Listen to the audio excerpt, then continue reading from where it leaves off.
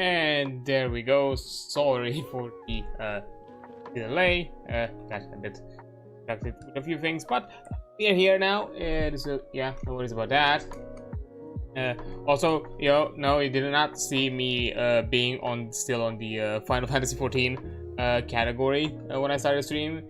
Yeah, I'm very professional, and I know to change the categories and all that before starting the stream.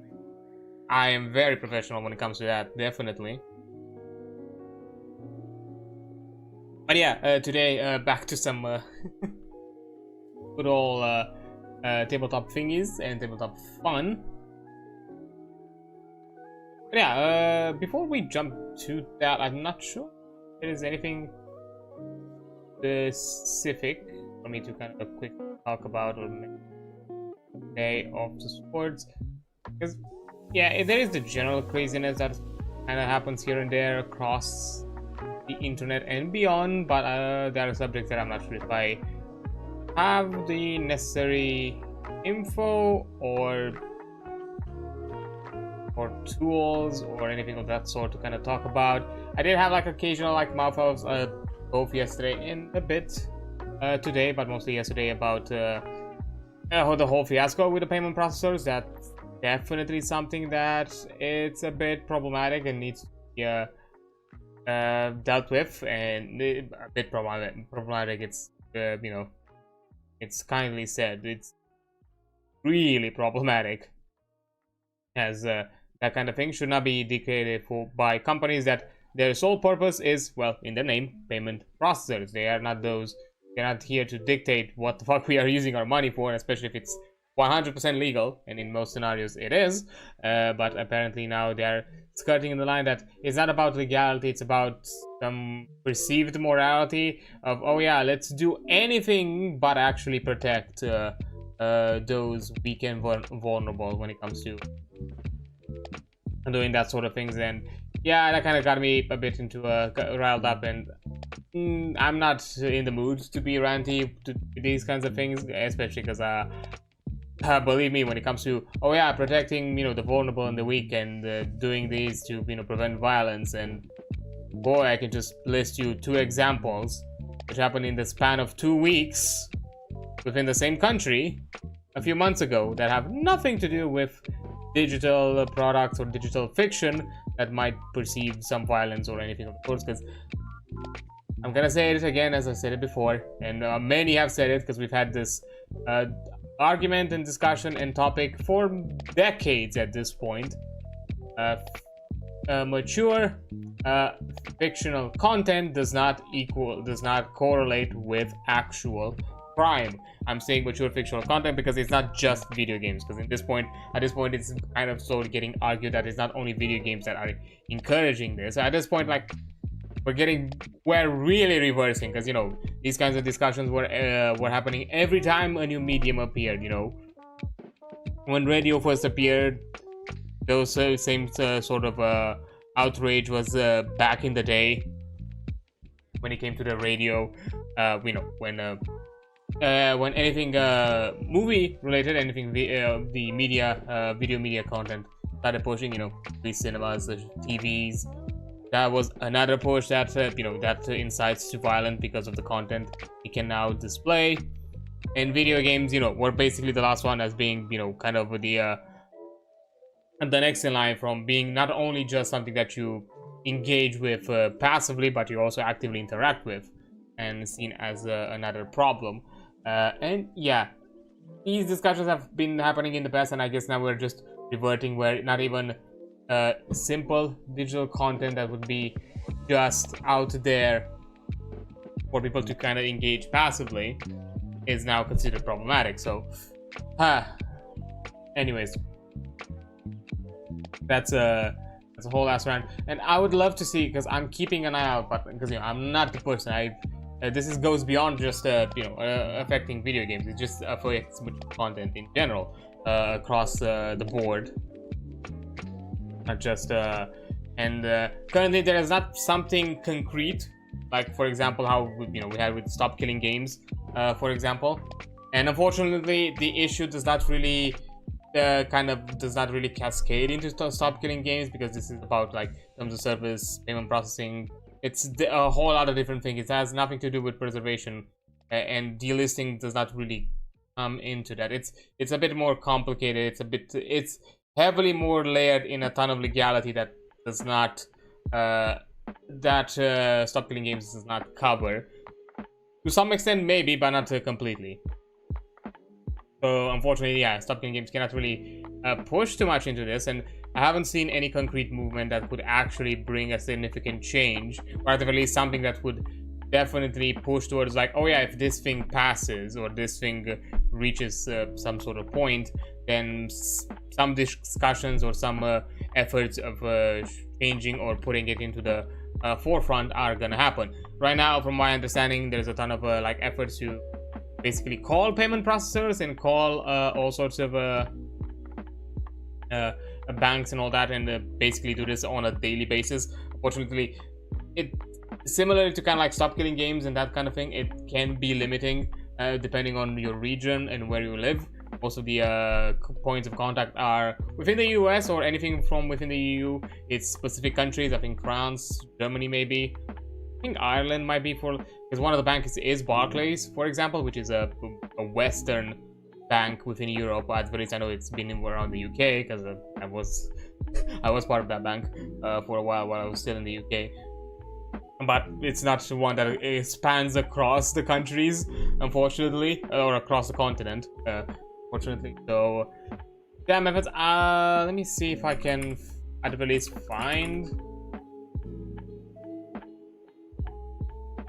I can find something specific about that with payment processor, just to kind of send it out for people who are interested about it and something.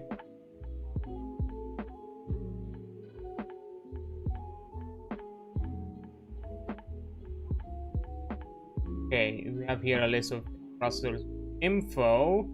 Yeah, I see that Stripe has it's mostly US or France or Ireland based, unfortunately.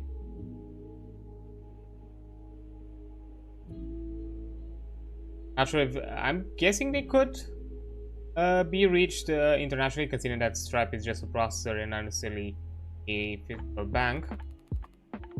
Bank partners, but again, that's if you have these kinds of contacts or have some sort of connection with these. I think.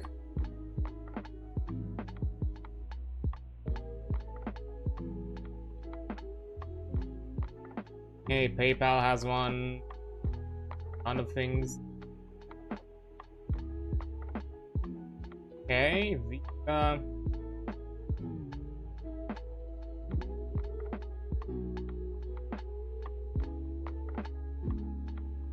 Yeah, there's like a few things here, so I can just are interested and make an effort.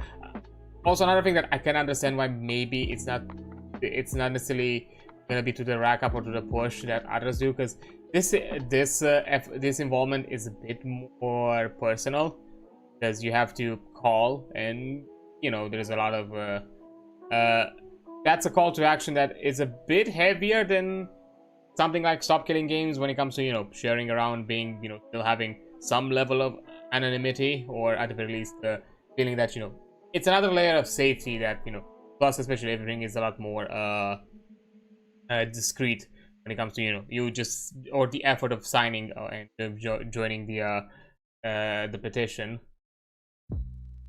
is a lot simpler, a lot more approachable for a lot of people, because I can understand, you know, the anxiety and the stress, and also the idea that, hey, you have to do this on a daily basis of doing calls and doing that kind of thing, and it's definitely a bigger call of action than some of the things that were pushed before.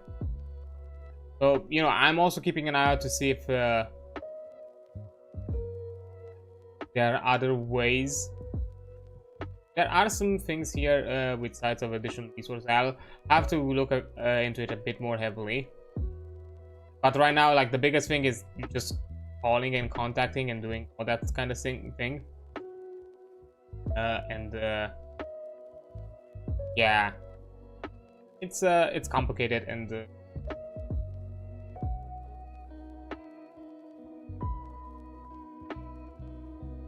emails are a method for some of the options, but again,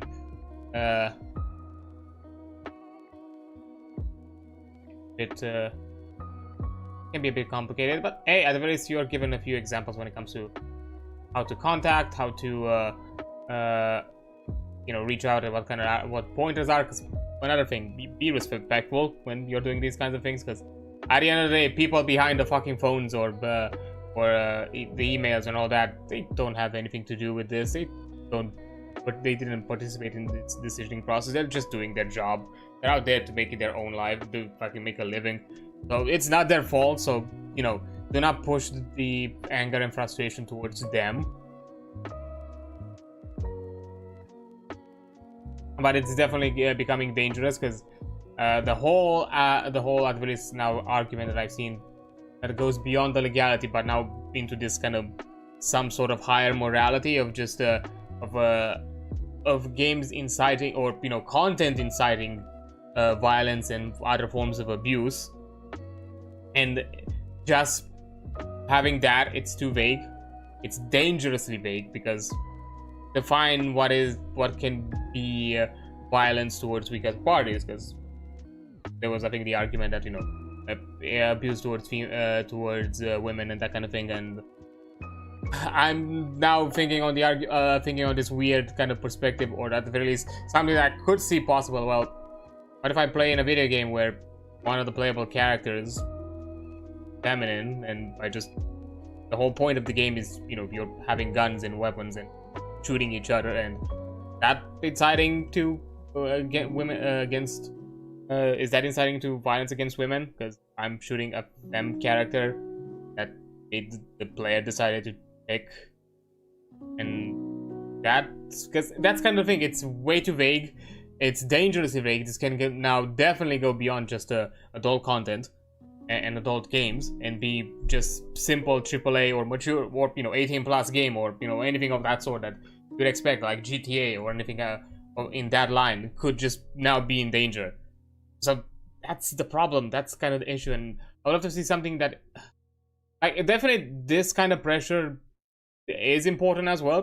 Putting pressure on all sort of things, but I would love to see something concrete, because I'm not sure how putting pressure, what exactly is gonna come out of all of this. It's very unclear.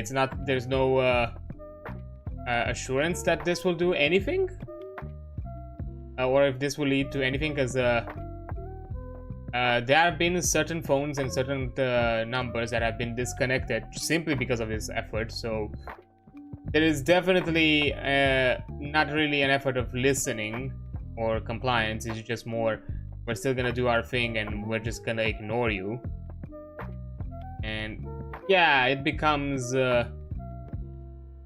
complicated. I like to see something that offers definitely some more concrete outcomes or possibilities, and just I'm not saying that. Definitely do this if you can, if you're able, and if it's within possibility, go ahead, do your thing, and have these discussions, but and have these kind of calls. But I personally would love to see something that offers a more concrete solution, and definitely that one I would definitely push a lot heavier, because I've had this discussion before. I'm completely fine with adult content, and I don't see it as being lesser.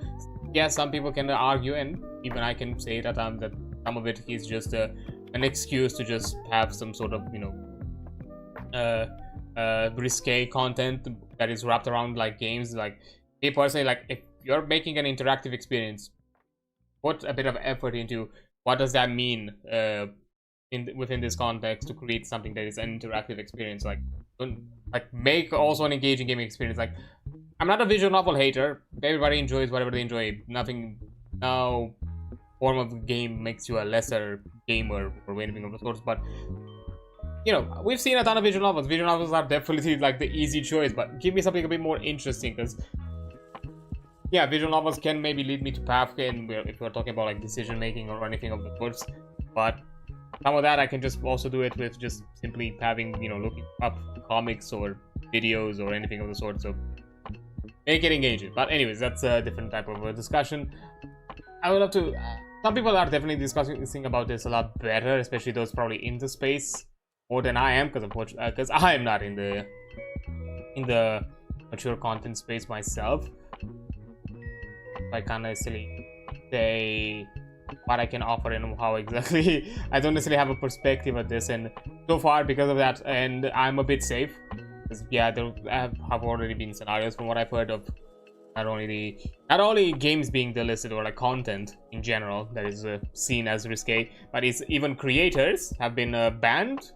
Some cases even digital processing banks like accounts like PayPal have been shut down with no money, with no access to the money that was still left in that bank account, and you know, that is risky. So hey, for anybody out there doing these kinds of things or this kind of work, don't keep your money in PayPal or anything of that sort. Put it to a legitimate physical bank that is local to you, so that way you are not losing money. Because right now there's also like a big scandal that for like one of the game developers, PayPal is holding off like 80,000 quid.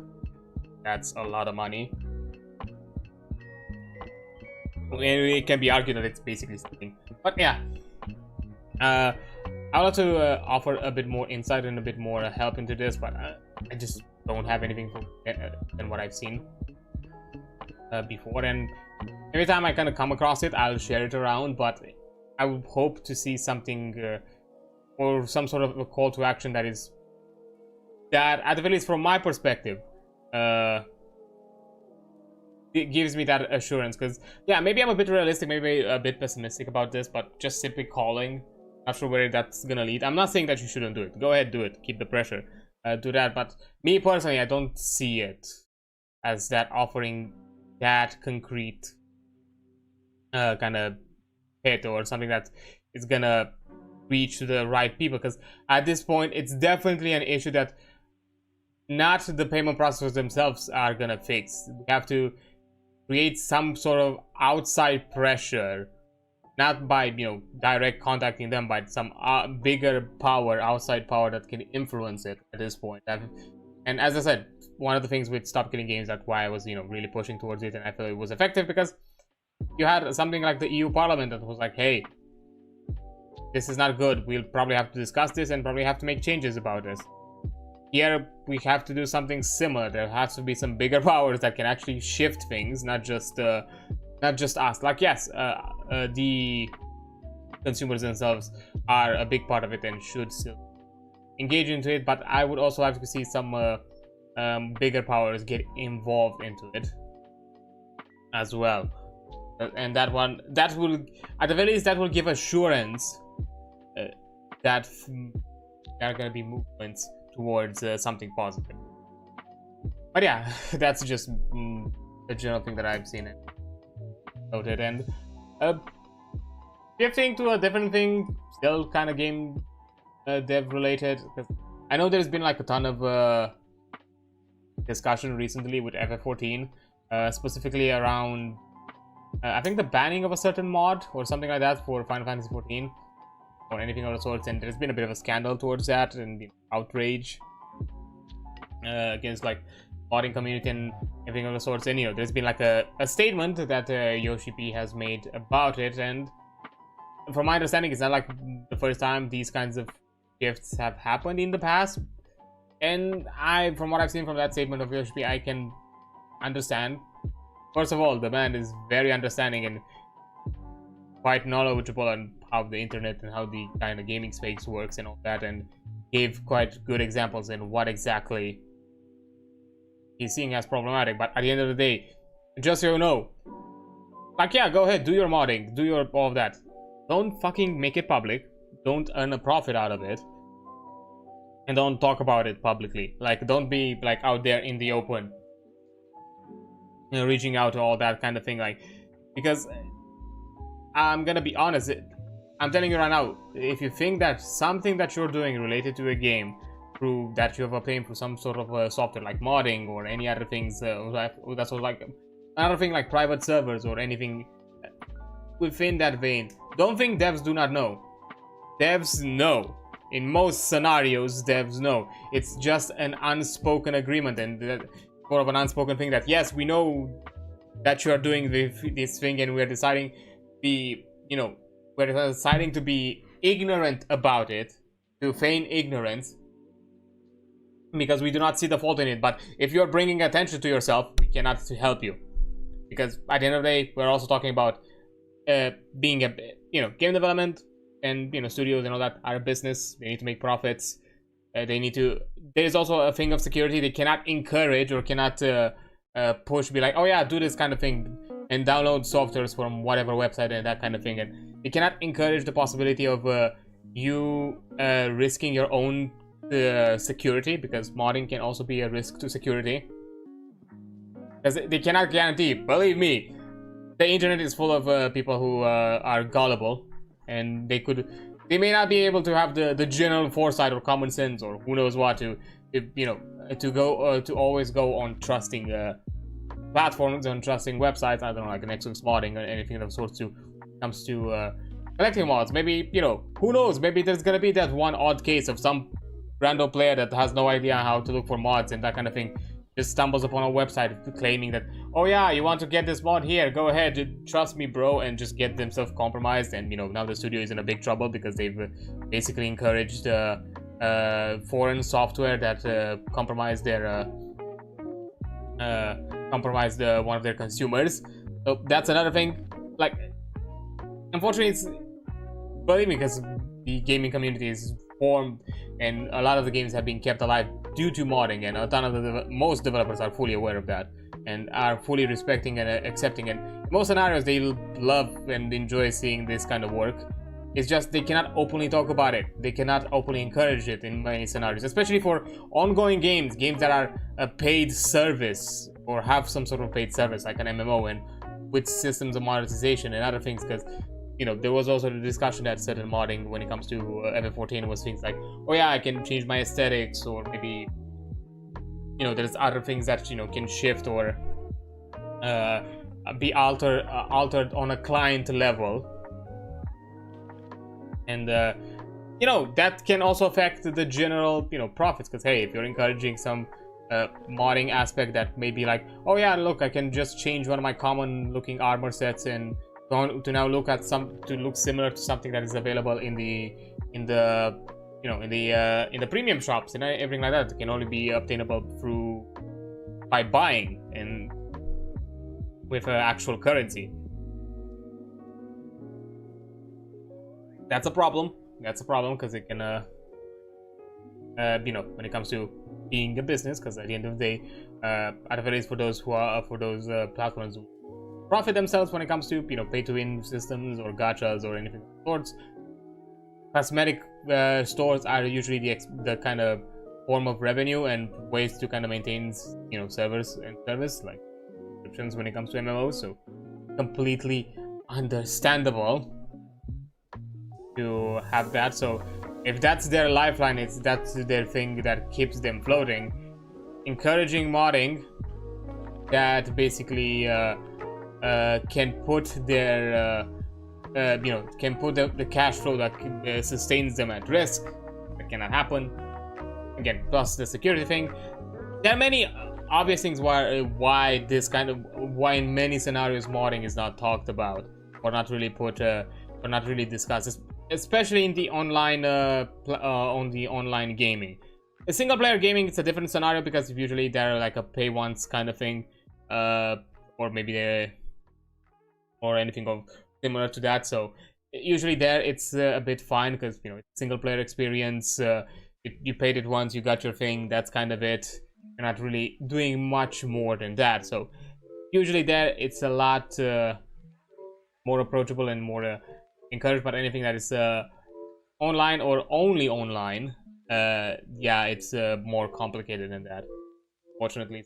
Yeah, I totally understand, and I think it's completely, and from the way kind of Yoshi kind of mentioned it, I was like, yo, we get you're doing modding, keep doing that, but just don't fucking say it. Just don't just shout it out to the world that, oh yeah, I'm doing this kind of thing on FF14 with this kind of mod or this kind of stuff, or just do your thing. First rule of Fight Club kind of situation. Do your thing, be in silence. Don't put yourself out there within public communication channels where officials of the game can see it, and you're fine. Do your thing. Have fun with your experience and with your game. Nobody is saying that you shouldn't do modding or it's something immoral about it. Most devs do not see it that way. Majority of the devs do not see it that way, so that's completely fine. And I've even seen today kind of a mention that Yoshi has said, I think probably as part of an interview. It's a paraphrase that I've seen on I think on Blue Sky, that harsh words and non-constructive criticism can demoralize developers if they, and to the point where they not make games anymore. So be careful how you're criticizing. Like, again, this is the emphasis here is harsh and non-constructive. Like, you're just simply complaining without actually offering something for them to understand why exactly you're complaining about this. You're not giving them valid reasons or valid complaints. You're just arguing for out of pure frustration. And I can tell you from personal experience, and I can 100% be sure that this might be the case for many situations. The thing that you do not like about a game that you're constantly complaining towards a dev, in most scenarios, it's either not made by that dev that you're complaining at, or they didn't have a say in the matter. They didn't have a say in how that thing is done. Because especially in AAAs, things are done by briefs. Things are given down.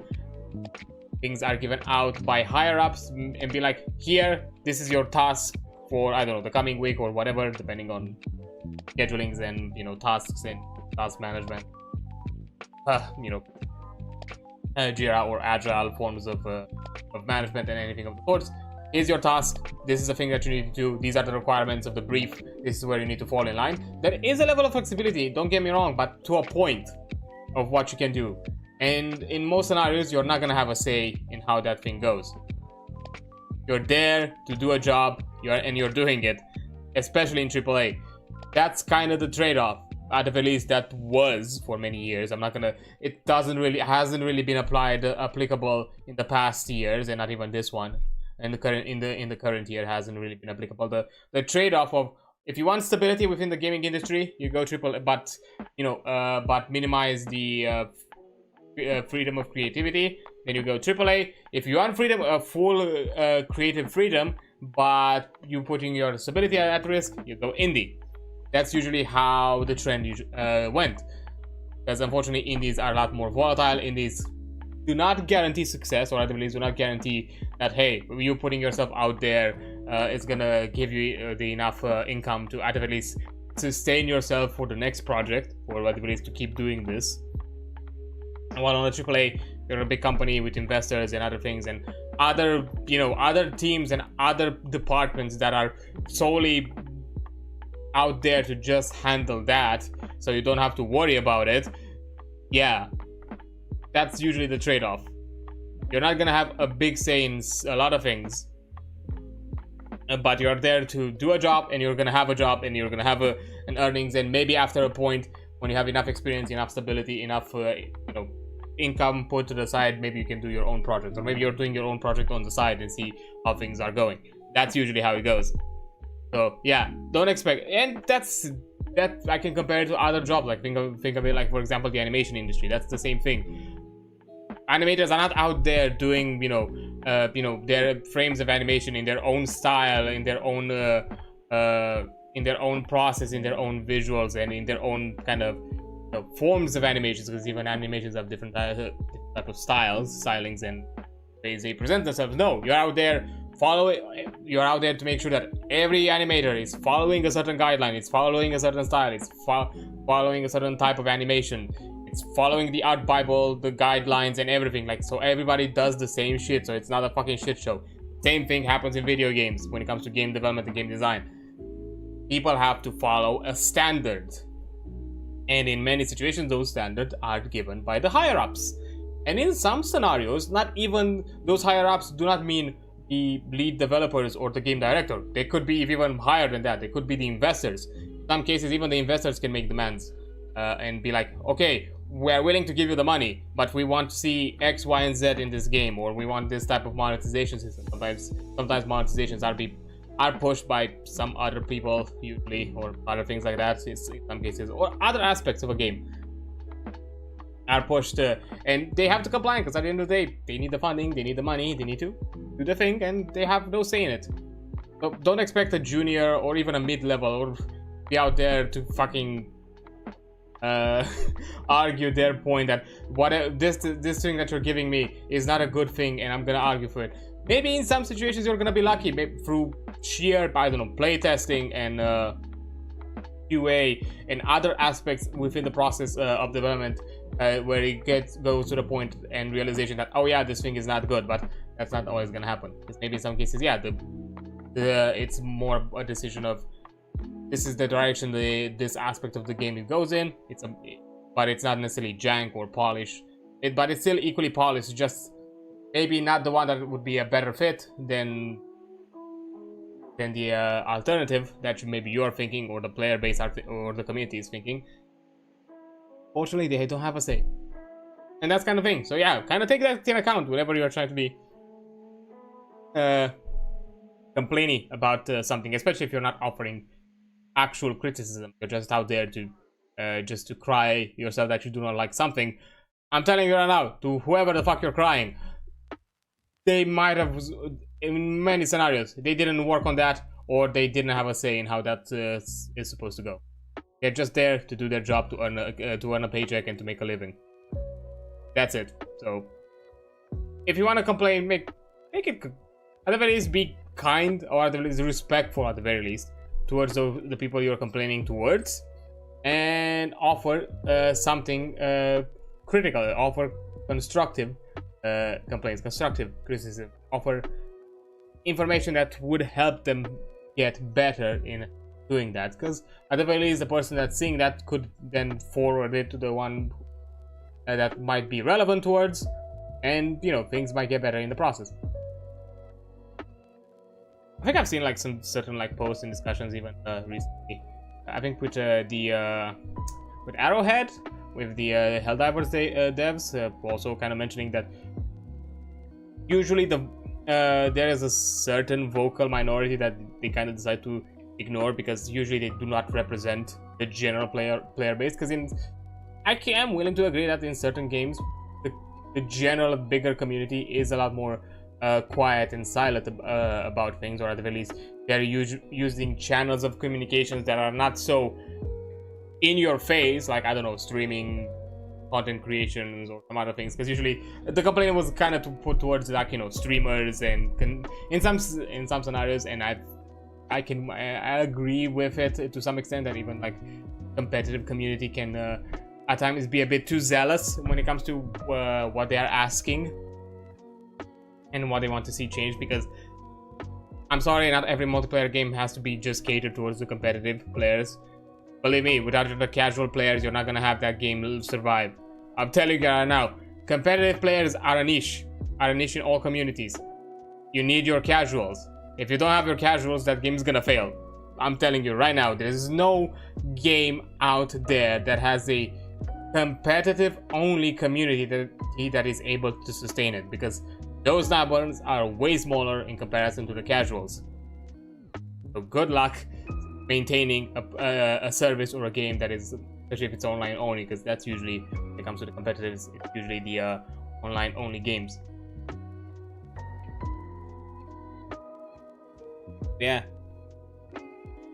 But yeah, there's also a reason why they don't just listen to the competitives and to the key competitive players, and also take into account the complaints and criticism offered by the casuals, and they are also a core part of your community, of your player base. But yeah, there's gonna be a point I would like to check some things. I've honestly, a few of the games that, you know, online stuff, I would like to get back. I think once we kind of check Honkai, not Honkai, ZZ for Friday, this Friday. Depending on how things go, although I think we have both the story and the Seed's storyline, so I'm guessing there's gonna be 2 at the very least. So probably not next week, but the week after that. I would like to also do like a stream for maybe I think I'll do Deadlock first. I would like to go back and check Deadlock. I've seen some there's some new characters released. There is a vampire character, so I'm kind of feeling inclined to play. I'd like to check it out. Another game that I would like to kind of get back and have a look-see at it, because it's been a bit and there's probably been some updates. It's Soulframe by Digital Extremes. The creators as Warframe, hence the name. Doing their kind of Souls-like online game. And it looked really interesting. It looked fun from what I've tried it on stream once. So I think 2 times. I would like to get at it again. I think they've added some new things. I think they're at Prelude 10 or something like that, and we were playing at Prelude 7. So there's been a bit of updates, so I would like to check that out as well. Soonish. And maybe there's gonna be some other things. I know Silsong, I think it's coming out tomorrow, if I'm not mistaken. I think it was the 4th of September, so excited for all of you who are excited about it. Unfortunately, I've not gotten into it. You know, I'm into that type of games now because I'm playing 9 Souls, but I haven't gotten a chance to play Hollow Knight. I don't have it, and neither do I have Silsong. At some point, I would love to get into those games, but at the moment, not. No, I don't have them. Sorry, but I'm excited for your excitement. Honestly, I'm glad that you're out there getting something you've been craving and wanting and desiring for a long time. I'm glad that at the very least when it comes to Silsong, now the clown outfit can be put onto the shelf. There's still the Bloodborne players out there that are still hoping, that are still huffing that copium. Oh, please. I would hope. At this point, I don't think so, because it's IP heavily tied to Sony, and I'm not sure what the fuck. Even though if Sony has really been a lot more loosey with many other IPs, but I don't know why Bloodborne is the one that they are deciding to be like, no, this one remains here. This one we're gonna keep like this. Not even a remaster, nothing in that. And at this point, I don't understand why. Like, we've seen like the insanity and the popularity that Elden Ring and Night Rain has.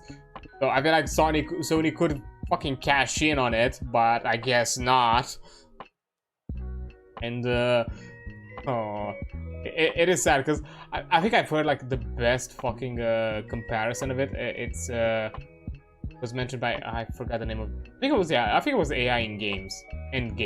And when I mean AI, I mean, you know, AI as in enemy AIs, and that kind of like behavior tree AI is not procedurally generated AIs, because we fucking lost that term nowadays in game development. God damn it. And you have to always kind of have this asterisk in what you're actually referring when you're saying AI in game dev or in game development or games in general. But yeah, AI in games. Had a talk about it a long time ago about Bloodborne being the doom of Souls-likes, and after hearing the explanation and hearing all of that, I was like, yeah, it kind of makes sense. Fuck, now I want to kind of play it a lot more, because it has a similar kind of design of this to what at the very least the newer Doom developers are calling for the 2016 journal, the push forward style of combat, where everything is designed around the idea of you're not there to retreat, you're not there to be on the defensive, you're there to always be on the offensive. And Bloodborne kind of pushes the same philosophy in a way, with its own kind of like blood mechanic, but with a higher kind of risk-reward element of, you know, sacrificing your own vitality to give yourself a boost. But yeah, to me that really sounded interesting, and I'm like, fuck, why can't we get that again, or have it accessible to wider player base now?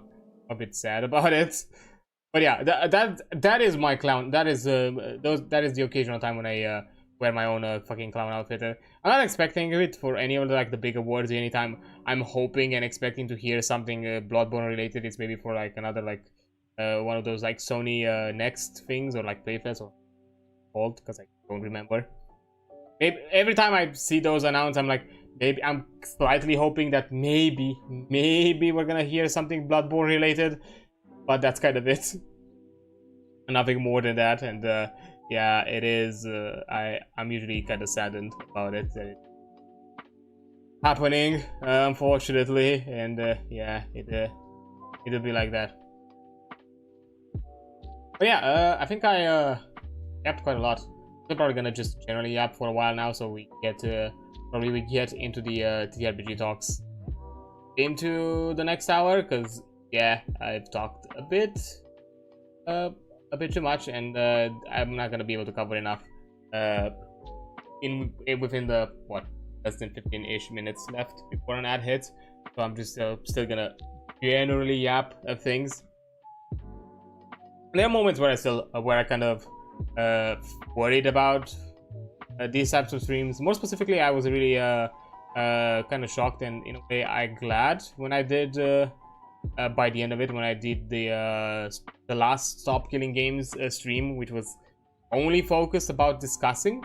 It was just mostly just a discussions type of stream. I haven't really done without any games or anything else. I was just, jumping off from one thing or another that I was finding on the go, and I was surprised and kind of glad to see that.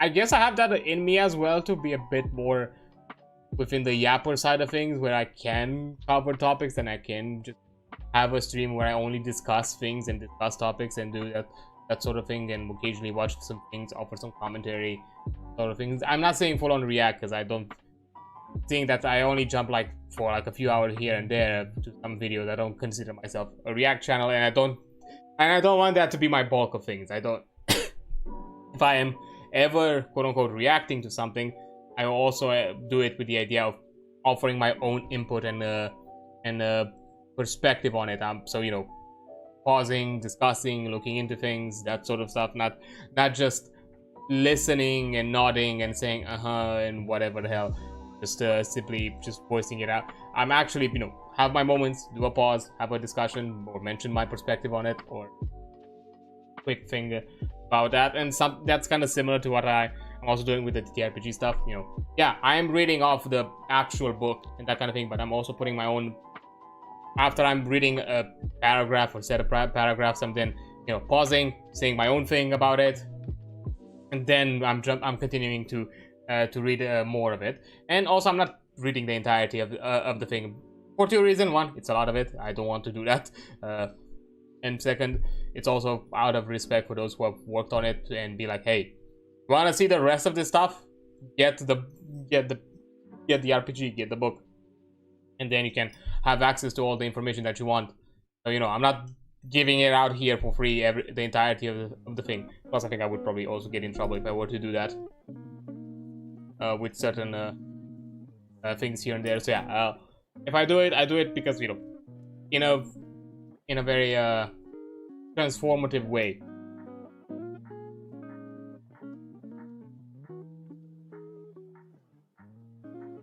Yeah, when I'm out here yapping, it's also. And these streams are the ones that are really putting my my voice to the test, and my throat specifically, because I do get a bit of a dry throat after a while. I'm not really, because yeah, even when I stream my usual gaming things, I don't yap as consistently or as to this kind of frequency as I do to these types of streams. But yeah, at the very least, we're getting close to not really, but we're getting to a good chunk of the Lancer content. I'm not sure if there is. Well, no, there is also the GM side of things.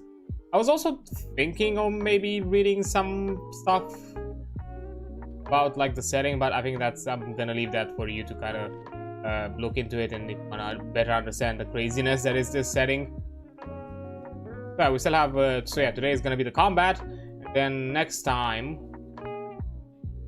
it's going to be the Game Master stuff, which has a bit, we have the Game Master guide, which is principles, setting up a game, running a game, the toolkit, sit reps, I'm guessing are type of, I'm guessing the looks of it looks like preset types of missions that I think the book already gives you. That's nice.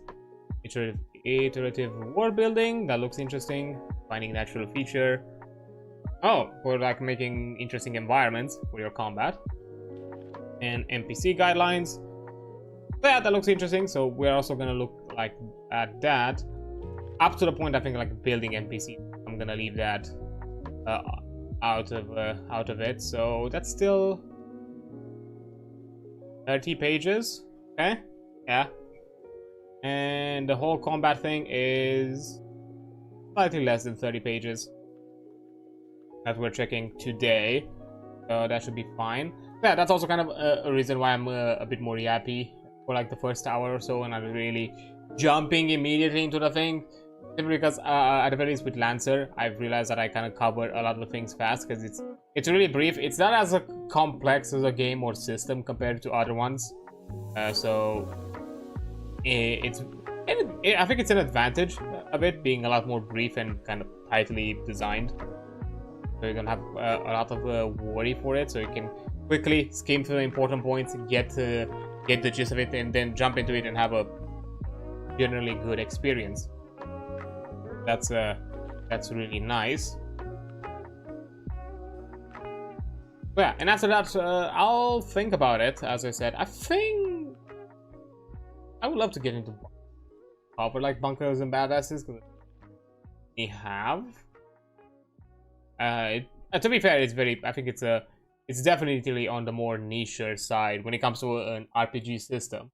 As you know, we're talking about a specific type of IP, not necessarily a wider IP, or at the very least an IP concept that covers some interesting points or like interesting genre. Like Lancer definitely is popular because it really covers well the whole idea of let's have a tabletop RPG about mechs, and where the mechs are the highlight of it. It's probably one of the better ones out there, so that's why it's even though it's in its own setting of original setting. It's not some bigger IP that is being present out there across multiple forms of media.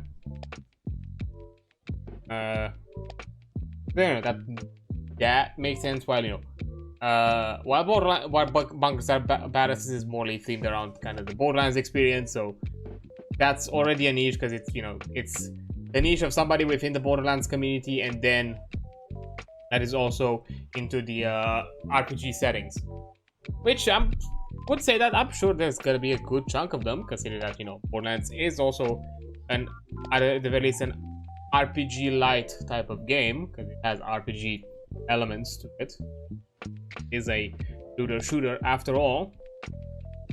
But yeah, those are definitely more niche because I'm trying to think of other settings as well.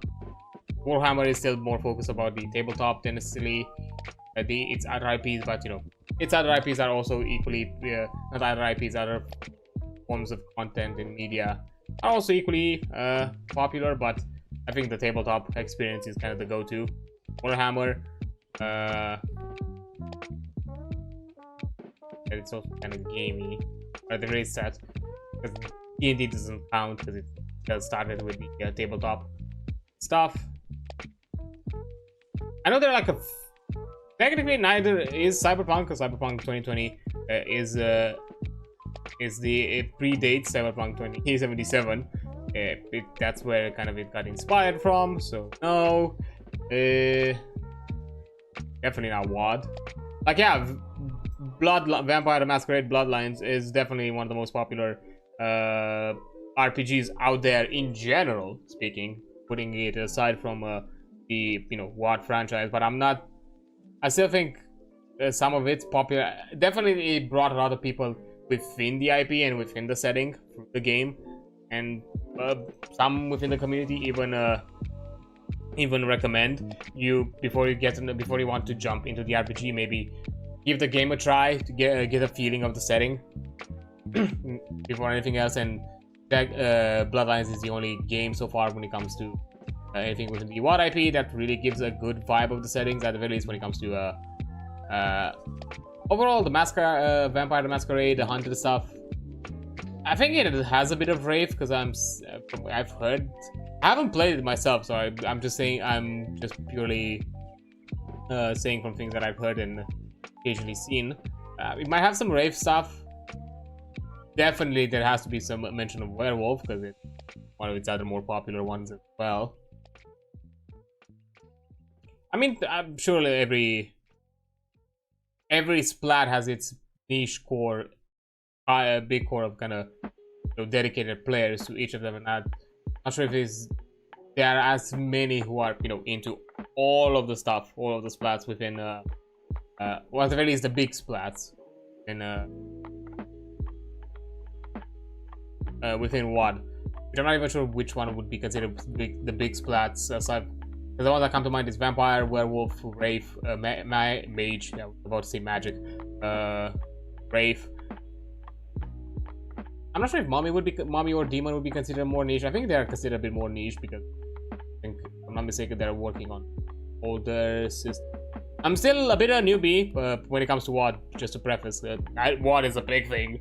So out there, like, to be fair, I would say the same thing for myself even when it comes to like things like D&D. Like, yeah, I'm familiar with 5th edition, and maybe to some extent I can understand 3.5 just because I played Pathfinder, even though the remastered versions are probably a lot more tight to design. But I guess I could get a better understanding even through there. But that's it.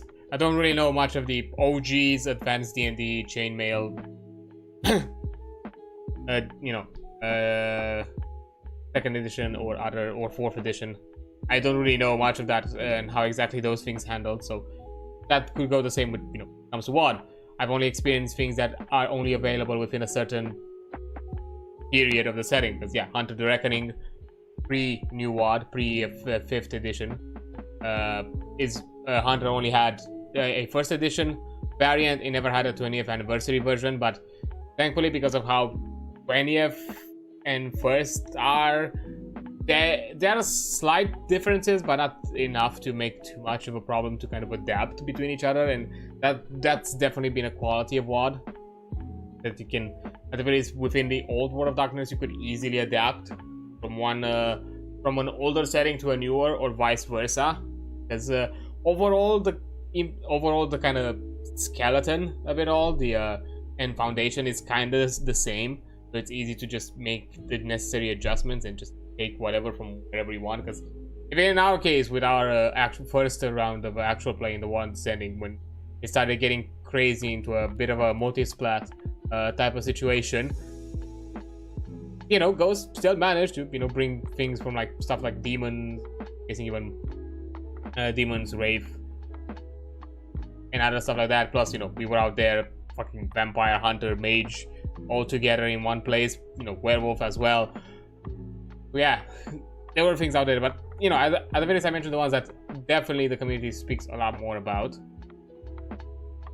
when it comes to the settings. Of course, there are some smaller, nicher ones from what I know.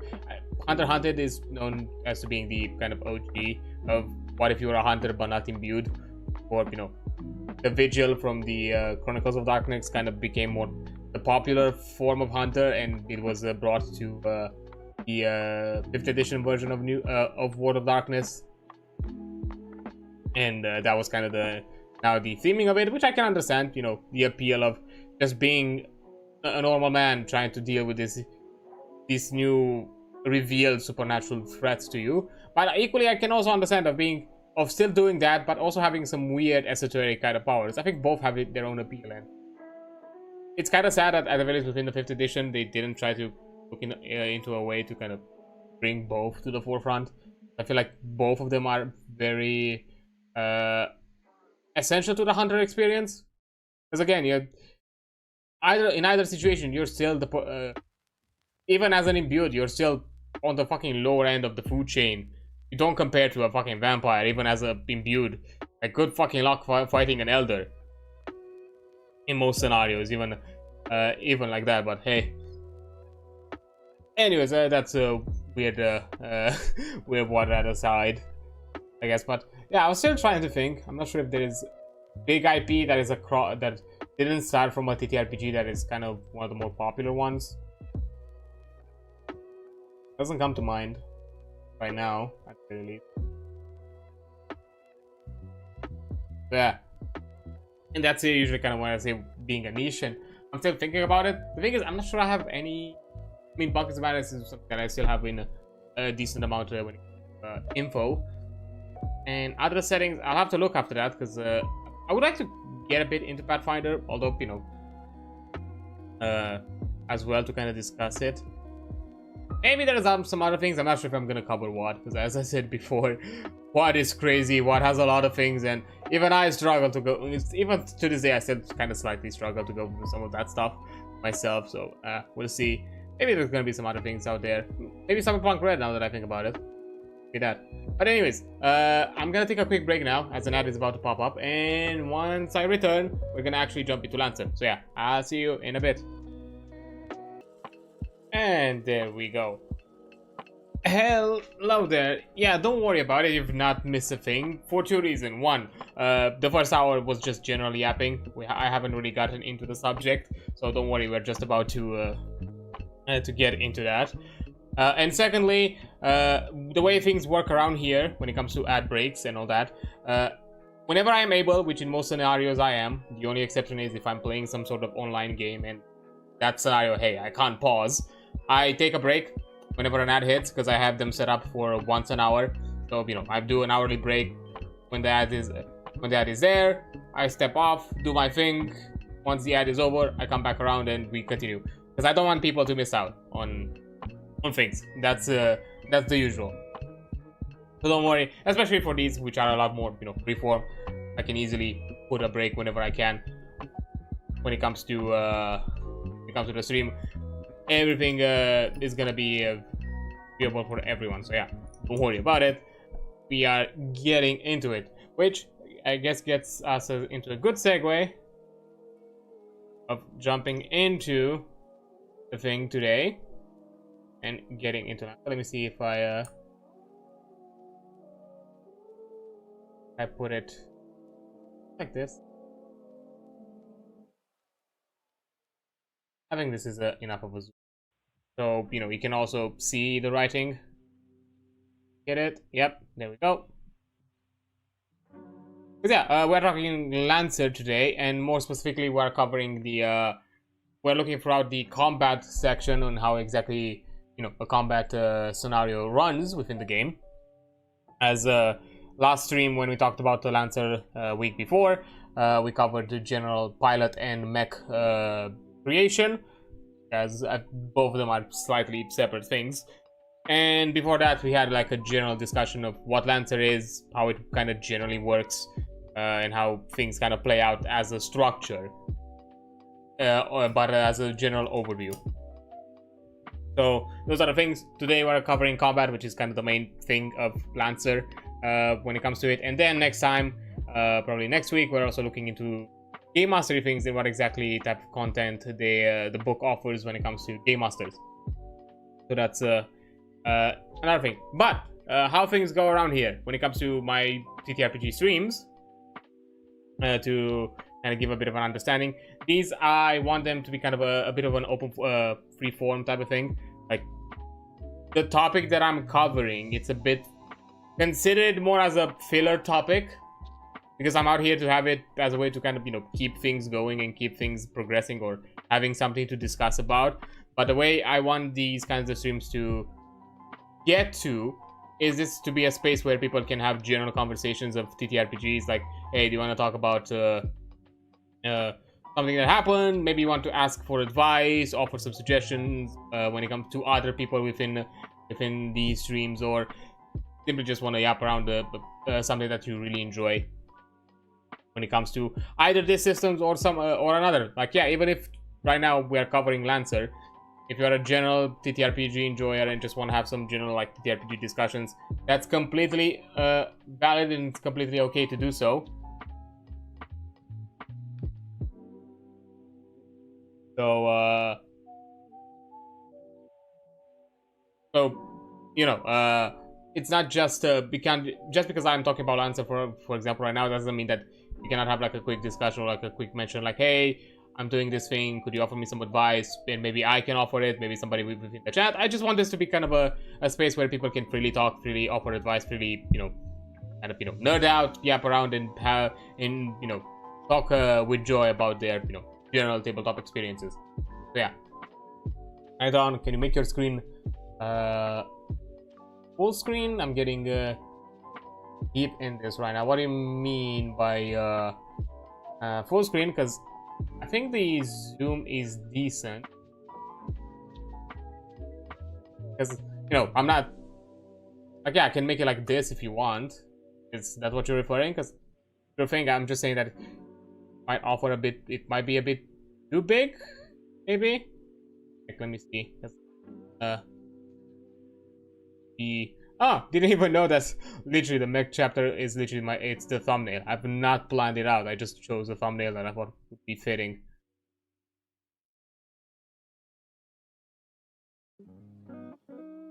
The borders only fine. Well, the borders are a way to kind of determine, like, if you're talking about these borders here, this is the borders of the web browser. The overlay is taking a lot of space. Don't worry, I do want at some point to rework my overlay. I understand the complaint about it, but don't. I'm not gonna. I definitely keep these things zoomed in, so don't worry about it.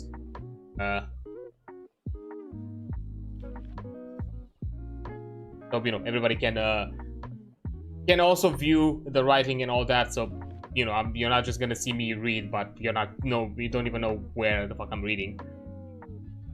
I want to rework a bit of my overlay, to be fair, and make it a bit more minimalistic, and not have a lot of dead space. To be fair, there was stuff below. I just haven't added it back because, again, as I said, I kind of want to move back and, at the very least, increase the real estate for the capture a bit more. I'm not gonna say that the capture is gonna still be the full screen. I still want to have a bit of negative space where I can still fit my model and all that kind of thing, so it doesn't become intrusive to the capture like how it is right now. Like I'm not really taking up the space from what is viewable, because that's another thing with the overlay. It's also to create space for me to put other things that are not intrusive to the video capture. It's a give and take, but I'll work on it. I do want to actually make it a bit more minimalistic. So yeah, plus a bit more consistent, because right now my colors are a bit all over the place between scenes. Maybe also centralize that as well. But anyways, general yapping about this kind of thing. But yeah, as I mentioned, this is a general stream about TTRPGs as a whole. The topic that I'm covering is just a way to kind of have filler. If you just have general discussions that you want to have TTRPG related, I'll gladly talk about them. I'll gladly offer my insight and my perspective. I have a bit of experience when it comes to tabletop RPGs myself. I got into the into the hobby 2018, so that's more than 7 years almost. Yikes. Yeah, it's getting close to 8 years. I'm like within fall, somewhere within fall, I think it gets around like 8 years I've gotten into the hobby. Oh boy, that's 7 or 8 years, somewhere like that. But yeah, that's a lot. Got through D&D like probably most people out there. Nothing nothing too surprising with 5th edition. Played that for a good chunk of those years. Also been a game master for kind of a equal split for it, I would say, at this point. Then within the past year or so, more than a year at this point, I've started to kind of branch out. I wanted to explore other systems. Whole fiasco with Wizards of the Coast and that kind of thing in the past kind of soured some things here and there, and look for other cool systems that I would like to check out and learn and do that kind of thing. It's the whole point of these streams, to check out other systems and other RPG books. And as I discuss and read through them, I also learn more about them myself, not just you. So that's definitely a thing. But yeah, I've started getting into a few more other systems in the past. If you want to get, I guess, a bit of a quote-unquote resume, what I think was the first thing that I jumped in as a player. I've not yet stepped into the rabbit hole that is a storyteller when it comes to the World of Darkness setting. But yeah, with some Hunter the Reckoning, the 1st edition, as well as Vampire the Masquerade 20th anniversary. Those are kind of the things out there. Pathfinder, the remastered edition, that is currently jumping around as well. it's another one, as well as the Gestalt RPG, which for those who do not know, because I did talk about it before I talked about Lancer on my streams. It's basically, the way I would say it, if we were to put a spectrum of D&D 5th edition and Pathfinder kind of remastered version on on two ends of a spectrum, Gestalt RPG would be somewhere in the middle. Like, it's a bit more complex than D&D. It's still a D20 system RPG fantasy kind of thing, inspired by both. It's a bit more complex than D&D and has a lot more granular customizability, but it's not as complex or as granular as Pathfinder is. It's a bit more an in-betweener. Plus, you know, hence the name Gestalt. One of the main features is that you're equally progressing to their capstone 2 classes with one character. That's kind of the main feature. When you're creating your character, you're choosing 2 main classes for that character to progress in equal amounts across the game, plus some other things out there. But yeah, it's a really neat system. It's a bit more, I guess, on the power fantasy side of things, if that's kind of more your shtick. And you know, it's definitely not necessarily on the balance side. It's a bit more I guess definitely the players can feel a bit more overpowered as things go on. They can get into that. But yeah, those are the things out there. I also want to expand into some other stuff here and there as well. So I have a bit of experience with other systems. Even if you're maybe want to talk about or want to offer some, or you know, ask for some advice for some systems I may not be familiar of when it comes to playing them or anything of the sorts, I'm still willing to offer advice. It's just expected to be a bit more generalistic. I'm not gonna be you know, system specific, because I do not know the intricacies or necessarily the mechanics too well. But if there's any sort of advice that I can offer that it's a bit more general, that can be a bit more all-encompassing, even if outside of the system, I'm still gonna offer it. So don't necessarily feel disencouraged that, you know, you might want to talk about something that I may not have played or don't have full knowledge of. I'm still willing to offer my best out there, but you know, and again, you should probably take that with a grain of salt, in case I may not know all of it. But anyways, general RPG introductions aside, when it comes to Lancer, basically the whole premise: you're a Lancer, you're a mech pilot. You know, you're being a pilot, you're building your own mech, and the whole point is to kind of, you know, cut your own basically living on a day-to-day when it comes to, you know, basically making your own impact in, you know, in the smallest way possible across a wide expanse universe full of crazy things that is controlled by corporations, baronies, weird alien creatures, and AIs that might have gone crazy or not, and could probably destroy you in ways that defy complete physics and science, but somehow they are able to do so. It's a really weird system. It's a crazy system, but it's a fun one from what I've seen and what I've read and what I've looked into it. The whole idea is you're making yourself a pilot, you're also building your own mech, and as you're advancing more into the capabilities that you have and abilities and talents as a pilot, as well as what other new toys you can add to your mech. And you can basically have a hangar of mechs designed for all sorts of things and all sorts of scenarios. But yeah, we've covered the general things of how a session runs, or as an overview, and how character creation happens past streams. Today we're looking into the combat and what exactly happens within a mission, and how exactly do you run a combat mission or a mission in Lancer. How I usually kind of go with things, because these are a bit more improv kind of situations. I don't necessarily have them too structured at the moment. It's just me going through what the book offers as info and giving my own perspective and own information about that. Yeah, with combat basics, it's entirely possible to play through a session on Lancer without even touching a mech, let alone mech combat. Some groups prefer a game focused more on role-playing and politics, which most conflicts are decided with skill checks. That is completely possible. I wouldn't say it's the biggest strong suit of Lancer from what I've seen and from what I've heard from other players.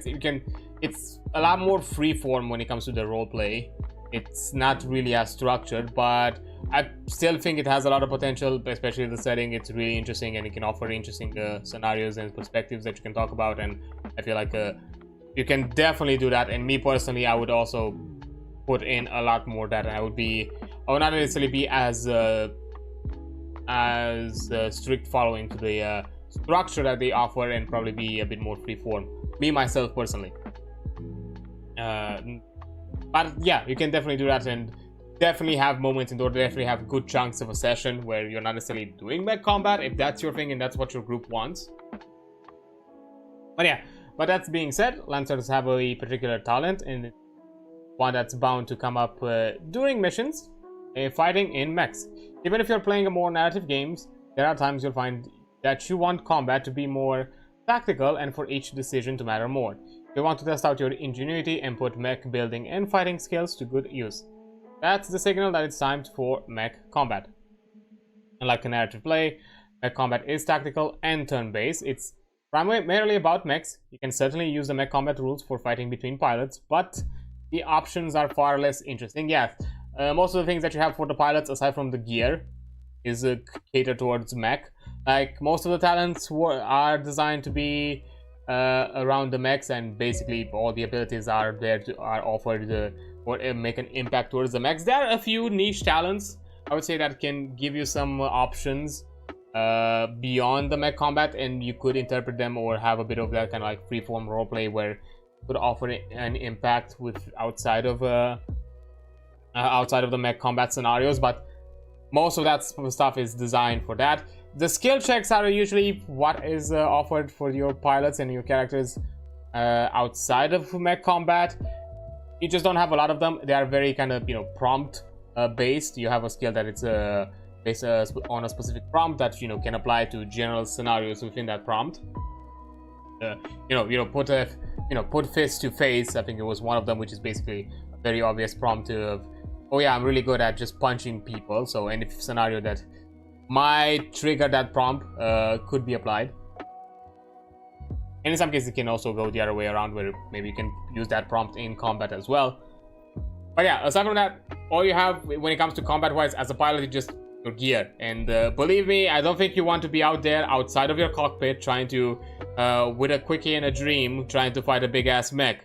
You're probably gonna just become a red paste on the whole of that mech more than anything. But hey, some people probably died in crazier ways. But yeah, you don't have a ton of options. Most of the combat is focused around the mech, and the mech has most of the toys.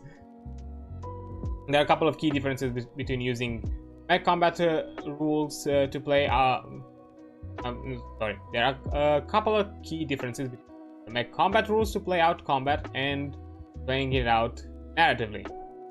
In mech combat, instead of using triggers and skill checks to determine outcomes of conflicts, you use attack rolls, mech skill checks, and saves. Players take turn during their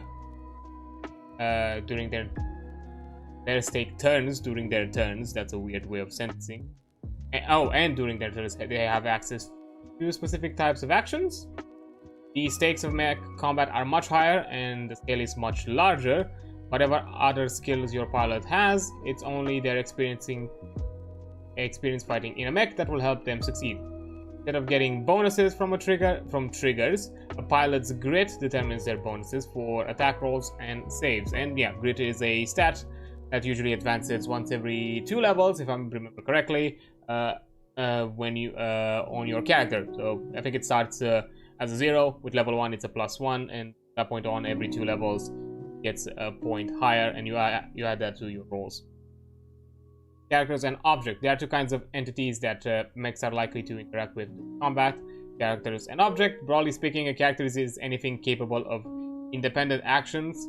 That includes player characters, the pilots and mechs controlled by the players, and non-player characters or NPCs that are controlled by the game master. As long as they can take independent actions or reactions, non-sentient characters like drones and automated turrets can also be characters.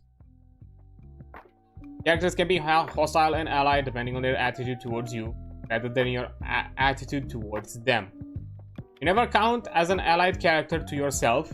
I'm guessing this is probably for certain wordings of certain abilities. So, guessing whenever an ability refers to you choose an allied character, that means that you choose somebody outside of yourself for that effect. So you do not consider yourself unless it's heavily specified, which other RPGs have done similar things. An object is anything that isn't a character and that isn't held, worn, or otherwise part of a character. This can include both terrain features, walls, boulders, and trees, pieces of gear that have been placed down or deployed, shield generators, and landmines, anything that doesn't really take an action independently. It just exists within the space and it's not within people or within the hold of either you or an NPC or another player character. Space, size, and measurements. Movement ranges are movement range areas of effect, or AoEs, and all other distances are measured in spaces. Spaces are equivalent to hexes or squares on a grid map, but can also be measured in inches or similar if you're keeping track of position another way. By default, each space is equivalent to 10 feet or 3 meters, because, you know, we're talking about mechs, so definitely spaces are a bit larger than what you'd probably see in other RPGs. But the scale can be changed to represent different types of encounters. For example, if in a massive pitched battle, spaces might be 50 feet on side. I'm guessing something more army building or army type of fights. I'm not sure if I wonder if Answer might have some sort of I'm guessing maybe as supplement material when it comes to army encounters, or like, you know, quad encounters where you take control of multiple mechs at the same time and kind of use the mob rules, as I think it's called within D&D. All characters and objects have a size statistics which describe their physical presence on the battlefield and how many spaces they occupy. A size 1 character occupies 1 space, so that's 1 hex grid or square, while a size 3 character occupies 3 spaces on all sides and is 3 spaces high. So it's kind of works in a square kind of way, both width, height, and length, I guess. Most characters and objects range between size 1 and size 3. And when it comes to like typical sizes, for size and a half you have humans, smalls, mechs, vehicular activity, EVAs, suits. At 1 you usually have standard mechs. At size 2 you have tanks, vehicles like APCs or construction vehicles, and heavy mechs. And at 3 you have siege mechs, large or heavy vehicles. While at 4 and higher you have titanic mechs and flyers, which I'm pretty sure mechs of size 4 and higher are not playable mechs. So usually if you encounter such a thing, it's probably an enemy or probably nothing within your control and you're in big trouble. Size doesn't always represent the precise height and width. It describes an area of influence. Not all characters are physically as tall as the space they can control around them. For example, most size 1 mechs are taller than 10 feet. Characters and objects can be smaller or larger than size 1. Pilots, for instance, are a size and a half, while mechs can go up to size 3 and beyond. When measuring spaces, anything smaller than size 1 is rounded up. Both size 1 mechs and size 1.5 take the same 1 by 1 square or hexagon. It's able to use a map and tokens, icons, or miniatures to track characters and objects during mech combat. The easiest option is to use a tactical grid or hex-based battle map, but you can also measure distances in inches or some other unit of measurement. From what I know, Lancer usually prefers to go with the hex grid, and I think they do so because they have a very kind of tight way of kind of showcasing each sizing in a symmetrical kind of way. Plus, there's also another advantage, because for those who probably play D&D or any other like square grid RPGs, you probably have encountered the occasional discussion or the occasional inquiry of how exactly do you count diagonals, because for those who know a bit of the maths, a diagonal on a square base grid is longer If you go into diagonal squares, it's not the same length if you were to go in a straight lines up or down, up or down, left or right. Diagonals are technically longer and they use more space because trigonometry,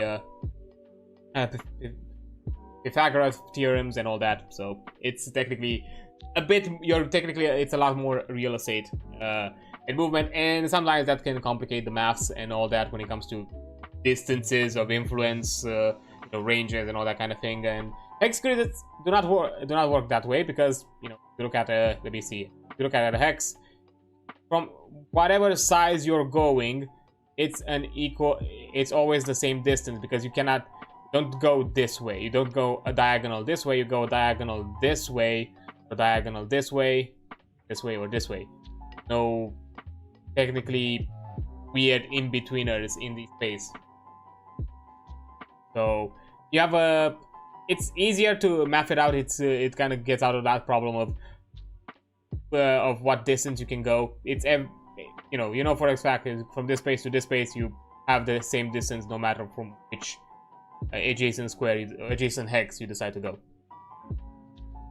And also across the book you'll have a lot of the visual references, how exactly everything sizes up. And once we also get into areas of effect and that kind of thing, it also offers you guidelines and how exactly you should represent area of effects for every type of sizing, so that way you have an idea.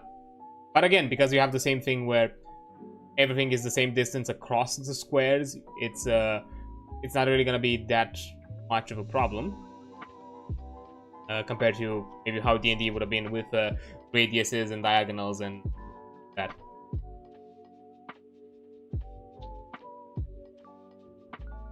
But to be fair, to kind of ease it out, I'm not sure if it's because now I'm trying to think of it. Is D&D necessarily hard set to be on a square grid? I know every module uses square grids, and the only time you have hex grids on a module is usually for long ways of travels or maps.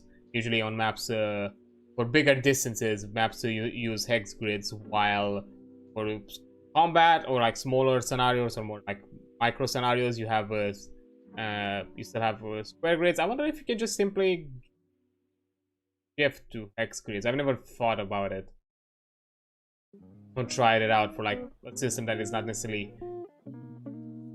I think it would be difficult because certain wording and somehow certain things are designed to affect a space of an area.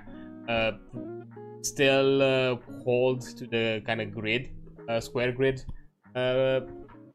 setup, and it's probably going to require a bit of finesse to figure out all those keywords and how exactly they would represent themselves within a hex grid. But I feel like I think something like Lancer could be a good template to kind of follow. But anyways, now turn-based combat. Starting combat. To begin Mech combat, the game master merely needs to declare it. Hostile moves like firing at enemies, grappling, and charging are usually enough to initiate combat. So anything that can be seen as aggressive action is enough to declare it. When the game master declares that combat is about to start, they show the map to the players, at least the parts the pilots can see, because there's still the aspect of fog of war, explain the position of any visible NPC or terrain features, and describe the situation.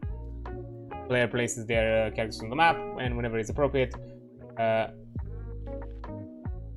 the first turn begins.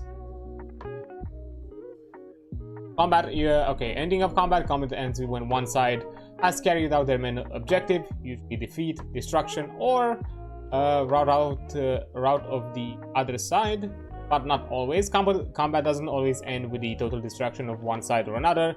It's perfectly fine for a game master to end combat early and return to narrative play if there are no questions as to the outcome.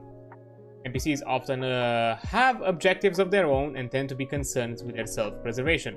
Surrender and retreat are perfectly valid ends of conditioned fights. So yeah, it doesn't have to always be just the quote-unquote murder hobo option. I'm not saying that necessarily total destruction is equal to murder hobo, but if you want to think of your NPCs and everything around you, especially as a game master, as living, breathing, and existing within the space, don't just think of them as simple tokens, simple things that you can just throw at the players and you'll see what sticks.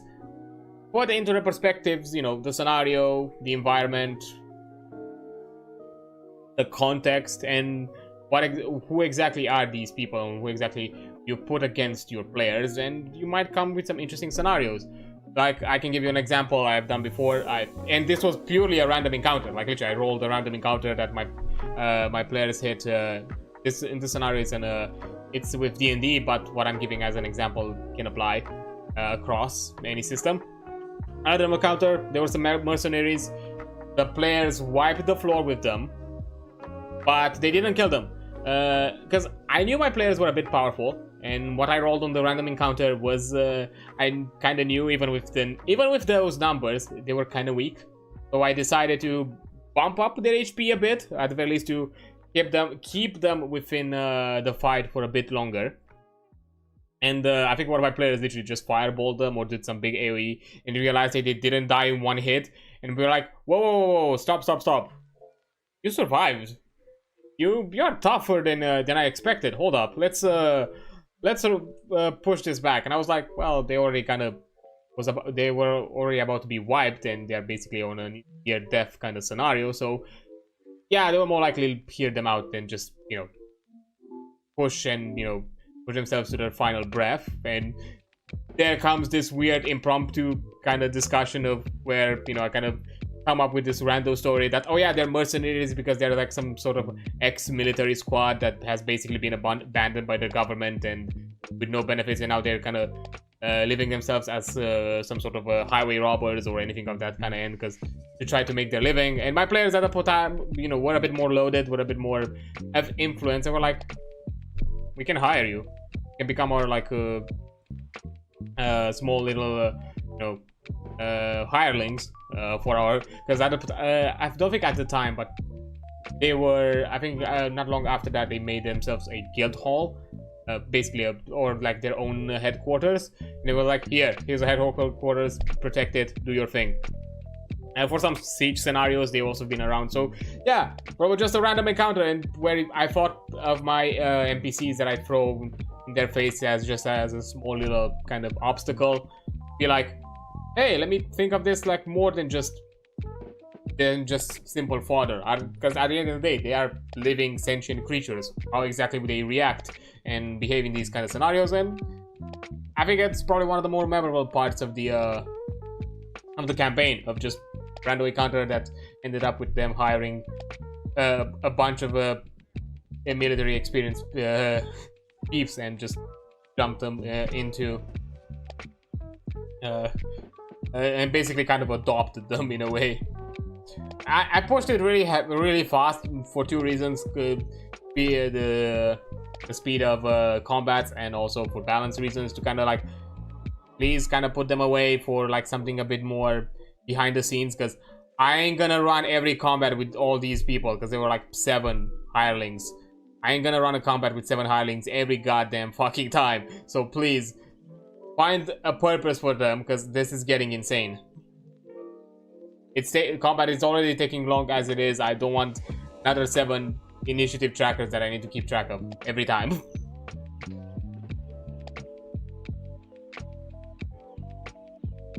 But anyways, now getting into the actual combat, which functions like most other RPGs with turns and rounds.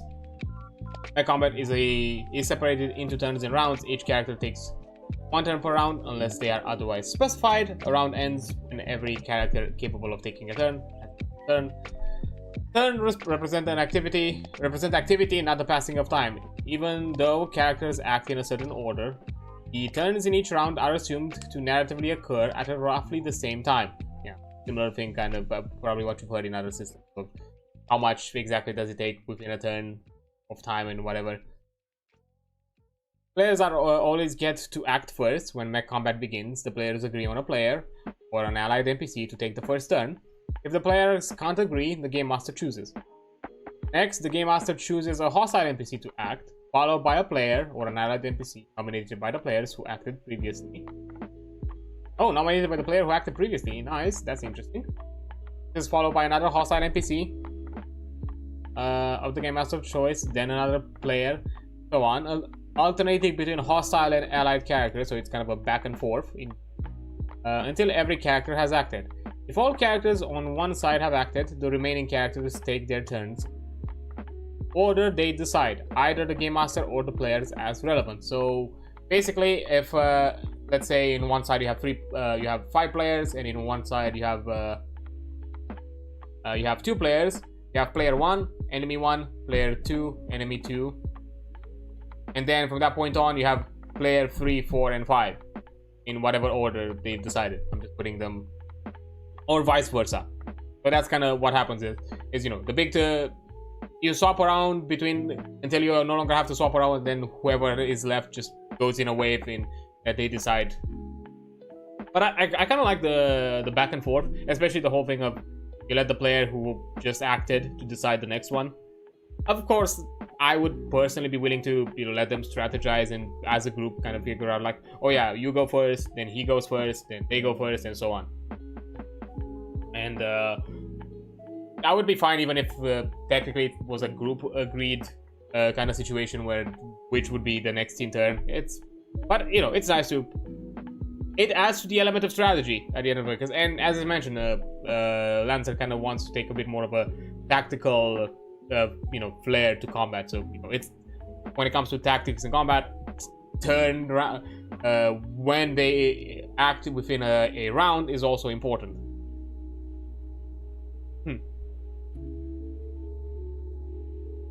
When every character has taken a turn, the round ends and the new one begins.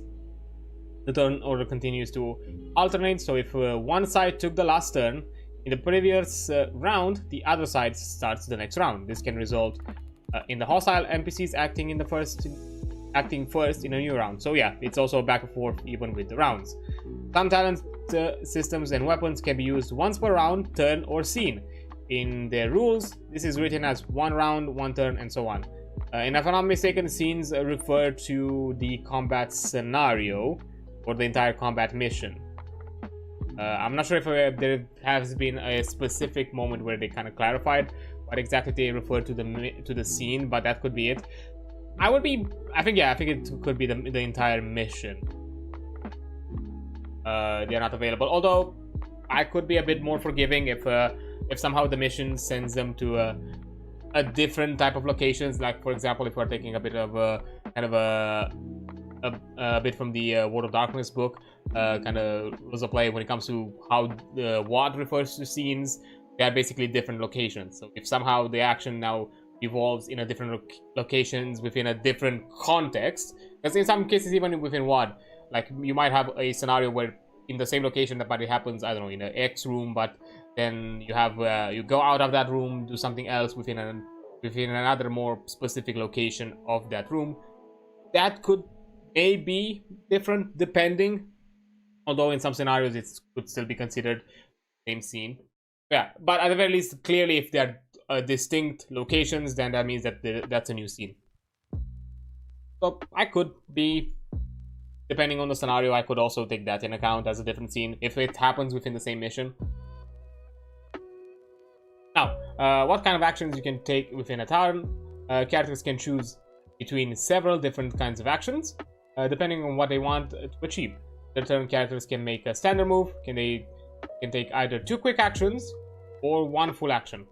The same action cannot be taken more than once per turn, except in certain cases. Example, special actions like free actions and reactions, those can, I guess, work differently. So yeah, you have a move which is separate from anything else compared to other systems.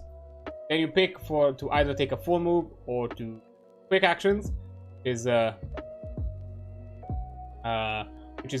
a nice way to visualize. Or once per turn, you can also choose to overcharge and get another quick action, but you also gain heat, which is a status effect that applies to your mech, and if you build up too much of it, you get into the red zone, into the danger zone, and your mech could get damaged. So it's a bit of a risk reward kind of thing. If you want to if you want to overplay into that. So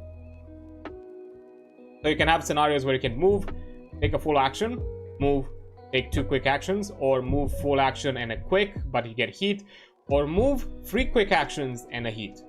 So you have a few options to kind of take around. Movement goes up to the character's maximum speed, but it doesn't necessarily have to use all of it, as probably expected. Actions take a few moments, such as quickly firing weapon, quick action, sorry, activating a system, or moving further. Actions that require full attention, for example, firing a barrage, performing field repairs on a mech, it comes to full action. In addition to move, quick, and full actions, there are several types of special actions. There are free actions, reactions, and overcharge. Like the standard action types, there is no limit on how many free actions and reactions a character can make per round. Characters can even take reactions outside of their turn. Hello there. I always felt like Lancer is a bit restrictive when it comes to things like flavor text, but I guess it also means that there is very little way of ridiculous rule interpretation. Well, it depends. I would say it depends. It doesn't have in all places flavor text, but I think it has in places that I think matters. Because as I said before, like the biggest, the core pillar and its biggest advantage is combat. Like when it comes to mechanical play, at the very least with mech mechanical play, Lancer is really tightly designed around that. And from what I've heard, because I haven't gotten yet an opportunity to fully play it myself, so take a grain of salt, but from what I've heard from others, it goes smooth, tight. There's not really a lot of as you said here, a lot of rule interpretation. There's not really vagueness or ways to kind of interpret or ways to kind of create confusion around it. So that's really nice. And while the rest of it kind of goes more into the free form, I would say, like, again, to kind of go as probably other books mentioned, even though probably Lance hasn't really mentioned too often this, but to kind of quote from other tabletop books, the core rule book, these are your guidelines. This is a form of structured play, but these are not the set in stone, God decreed rules. Like if your group as a whole agree that, hey, let's do X thing differently, or let's not do this thing this way, that's completely up to you. Like, and I think and this when it comes to like things outside of combat, it's a lot more free form. It's a lot more kind of impromptu improv. It doesn't really give you a ton of structure in how exactly you could handle narrative play and role play, which can be a double-edged sword. Like for some people, they can enjoy that free form aspect of it, because they can just basically do whatever, while for others that are maybe not used to it and or not have had their kind of experience with it yet and prefer a bit of a guideline or something that has a lot of, even within the mechanics designed for narrative side of things, it can be a bit daunting. I mean, in just a little bit of flavor text I've tried to exploit. Well, when I'm talking to flavor text, I'm not necessarily saying in this kind of scenarios. I'm not saying in the scenarios of interpreting the rules or the mechanical rules. When I say to flavor text, me personally, I see that what it offers is interesting points for the narrative play, for the role play of it. Like a good example, let me see. First, let me just remember that was page 1.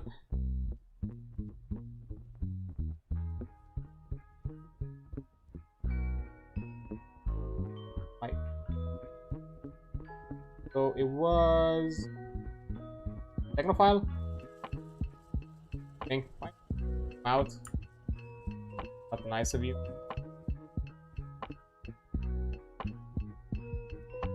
Okay, Technophile. Artificial intelligence in non-human HP. To be fair, that's a general talent that kind of goes. But it offers you a bit. I don't think Technophile is a good example, but things like this. Where some of the flavor text can give you some interesting insight in how exactly to approach scenarios and scenes, especially anything NHP related. It's fucking wild and crazy. I think the flavor text for most NHPs, when it comes to licenses, that's a bit more interesting to take in account for narrative play and out of combat scenarios. I'm not saying necessarily for in combat, although depending on the case, it could apply as well. So that's not weird. I hate that it resets my. For instance, I've asked the question of can I hide entire engineering tools in the cockpit of a Minotaur and disassemble the mech or the mech mid-fight. I know the shenanigans of the Minotaur, that it's a liminal space, it's bigger on the inside. I know that. You know, again, preface, I don't fully know the intricacies of all the mechs, but well, to be fair, I like Horus. Horus is fucking wild. It's probably one of my favorites because of that. So yeah, I know the whole thing with Minotaur being bigger on the inside, so I guess, yeah, I would say, personally, just for the shenanigans of it, I think, at the very least, the crew. Like, if the mech allows entry, like, if the mech's entryway is designed for a pilot, anything that is pilot size would fit in there. And whatever the space happens within it, yeah, sure thing. Or, I'm not sure, but I'm guessing that the entryway is not too big within the mech, even though I think the Minotaur is like, what? I think it's a size 2 or size 3. I'm a shenanigan kind of man. Fair enough. I would say, yeah, like, if the mech is designed, like, yeah, it's probably gonna be one of those things where you have to look a bit into it, like, how exactly is this mech designed when it comes to accessing that inner space. But anything that I would argue, anything that fits within that entry point would be able to enter, and yeah, you would have access to that bigger space. So yeah, an entire crew of engineers would fit. The mech depends how big the mech is. If we're talking about more of a exosuit, kind of like a 1.5 mech, kind of like a goblin, I would argue so, because maybe if you had the time, although I would not know how exactly you would have the time during a mid-fight, if you were able to take the pieces of a mech, of a size 1 mech, and fit them in size, maybe I would argue that, yeah, you could fit them in, kind of like, you know, Magic Hat style. But I'm not sure if the whole ass mech in just one go would go in there, if it's a size 1.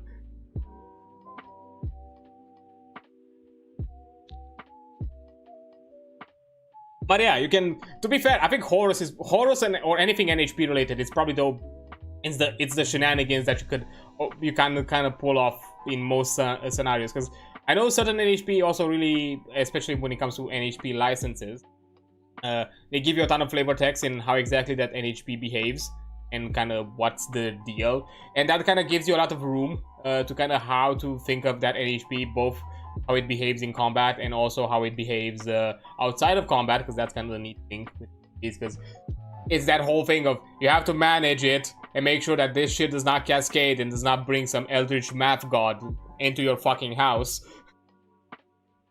before the house disappears on a different fucking planet.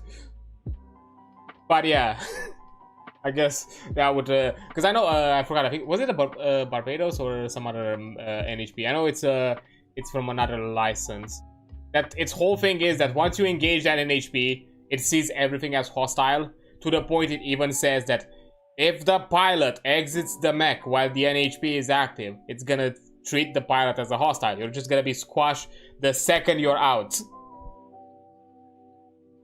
Which kind of gave me this idea of maybe of if I, not if, when, it's more of a when, I'll run a Lancer game of having at some point an encounter or scenario where the group will have to fight a mech with that NHP, and after they finish the fight, they realize that the cockpit has been empty because the pilot has made the mistake of jumping out, and just the NHP realizing, oh yeah, it's hostile chunk.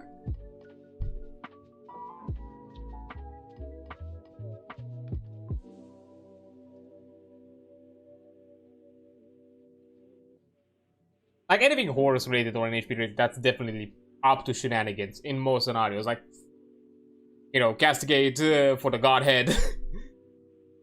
I prefer the Comcons NHPs. Comcons don't have the capacity to evolve their programming wide enough to understand unnecessary concepts such as mercy or restraint. and cannot be killed in any way that matters. How fun.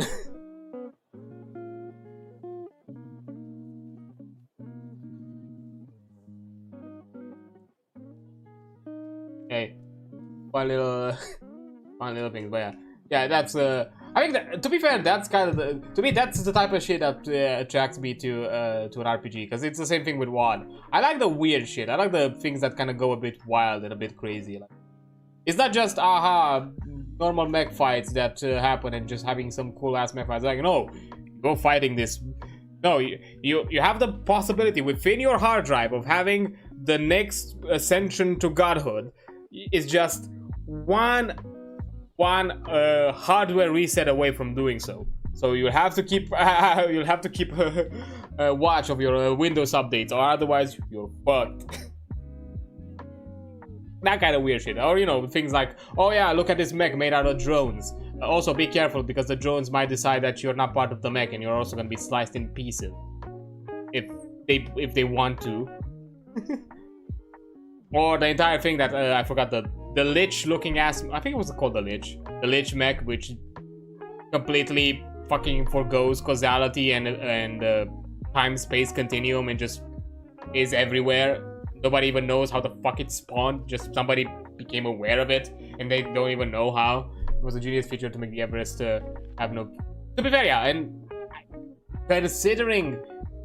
Because just look into the media, just look at anime, just anime, and then how wildly varied the concept of mecha is when it comes to design, aesthetics. Because yes, you can have something akin to Gundam, which everything is very humanoid, everything has kind of that human shape, with just different design aesthetics or design cues depending on the faction. Like, you know, Zeons are a lot more German looking, the Gundams are a bit more traditional, blocky. Again, I'm talking about Universal Century, not going into the other ones. But at the same time, you can have wilder shit. You can have mechs that look more akin to kind of actual combat, what you would probably see like Boston Dynamics type of machinery. That, because if you have to think of it logistically or realistically when it comes to designing machinery, the human body is not a good template.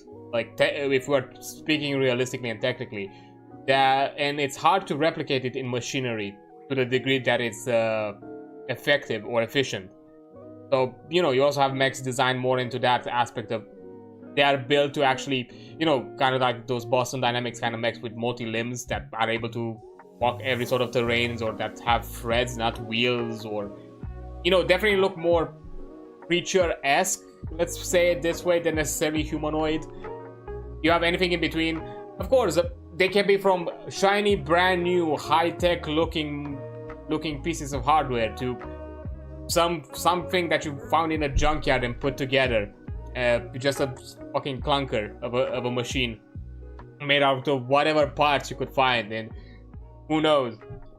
Maybe kind of Transformer-esque, where if you look at it closer, you realize that that's a car wheel or some car engine or whatever the fuck that you somehow retrofitted to be, I don't know, some sort of exhaust thing or some sort of like piston system.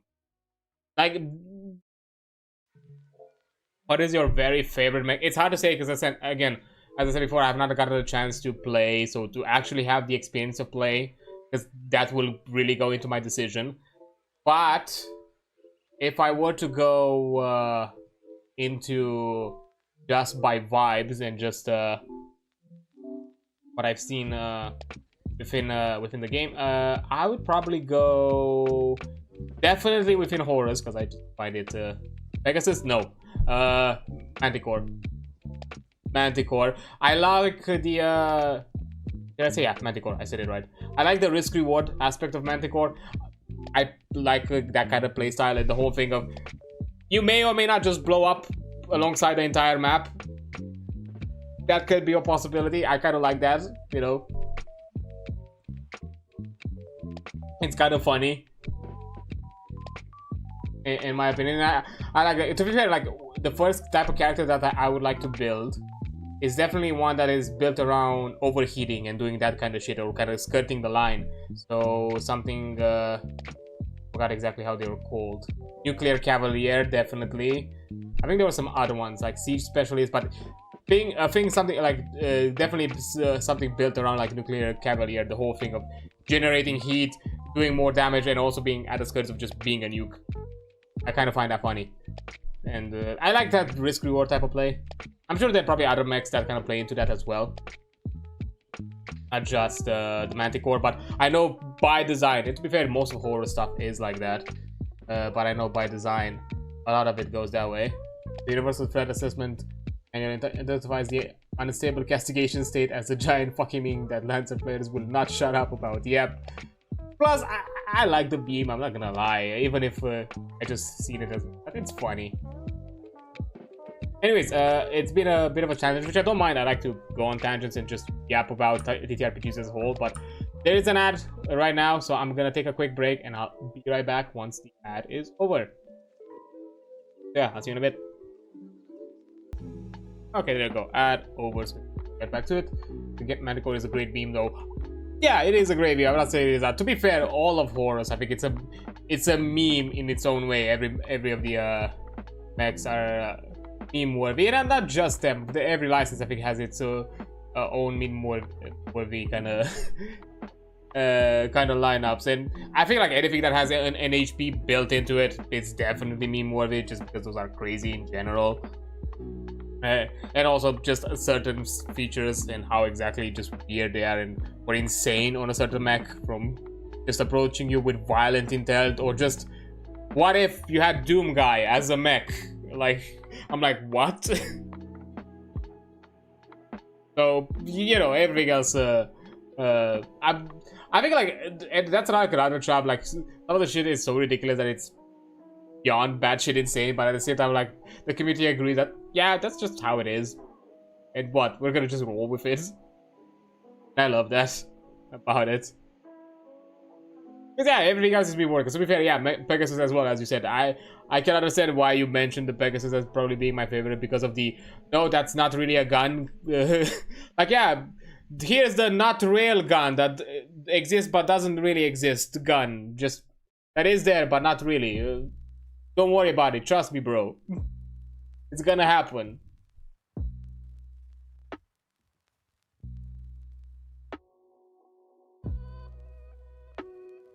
Yeah, the true gun. Yeah, you have the gun. Don't question it. You don't need to know more than that. It's a gun. It does gun things.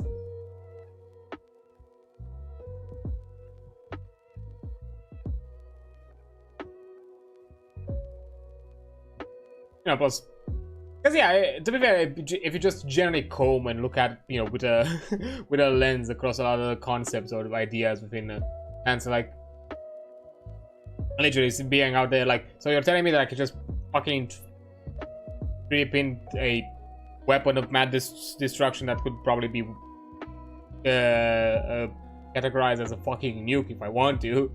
At some point the gun will be invented. Does it exist? But it doesn't. But it does. Yeah, it's there, but it isn't. But it will be there, but it won't.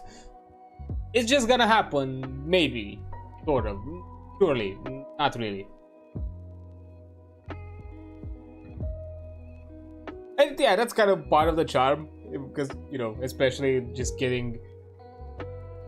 And I think like that's one of the things that I really enjoy, and I think like that's the potential of that I see with Lancer, because it's the whole thing of, here's the entire galaxy, do whatever. You have the general structure of how the setting works, but that doesn't mean that you cannot go crazy with it. Like, I could just point at Love, Death, Robots. Just take that entire show. Every episode from that fucking series could happen in Lancer. From the most horrifying fucking sci-fi thriller shit to the most weird-ass, goofy, crazy things out there. Like, all of them are possible. Like, just the universe is too wide to just take one theme.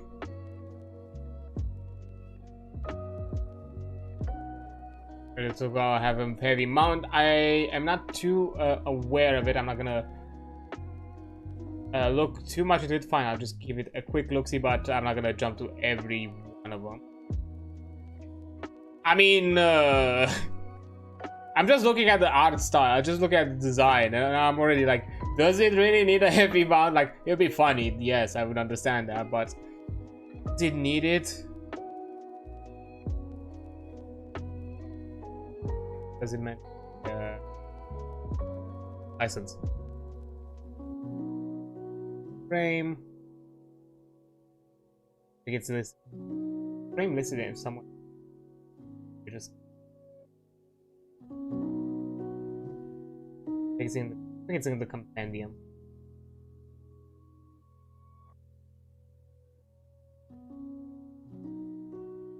Oh, because I'm in the. I wish I could take a Manticore art projector and slap it on the top.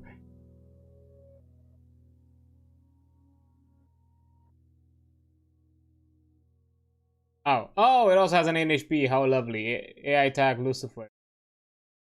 Lucifer came to the think tank's attention after they repaired Victory's bot war games. Lucifer clones are characterized by their brash, enthusiastic personality and expressing frustration with timid pilots.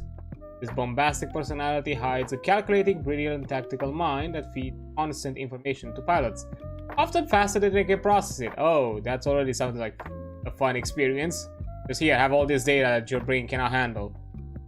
Combat doctrine demands action appearing to less daring pilots as a chaotic blend of reckless maneuvering and aggressive offense that keep defenders beleaguered, able to respond. Pilots looking to partner with Lucifer clones should be aware that its attack style is likely to leave them vulnerable to counterattack, and also these NHPs enjoy to call what they call good nature ribbing. I see. Expend the charge to give you your next range or melee attack this turn bonus damage on hit equal to the current heat after activated this protocol. Oh shit. Ooh. Now that I think, ideas. I have ideas for later.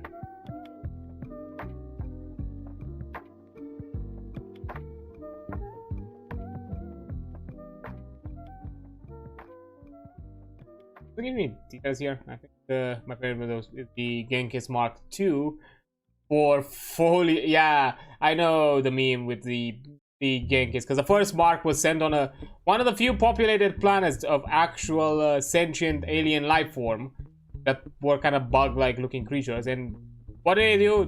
They thrown the first Mark of Genghis and just turned that entire planet to a crisp, and just decided like, oh yeah, we'll drove an entire sentient alien species to absolute total extinction. With what? Just a bit of foliage management. We just had a really, really big barbecue. That's all.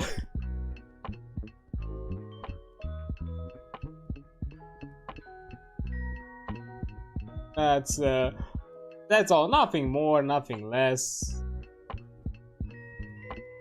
We just wanted our combat extra crispy that day.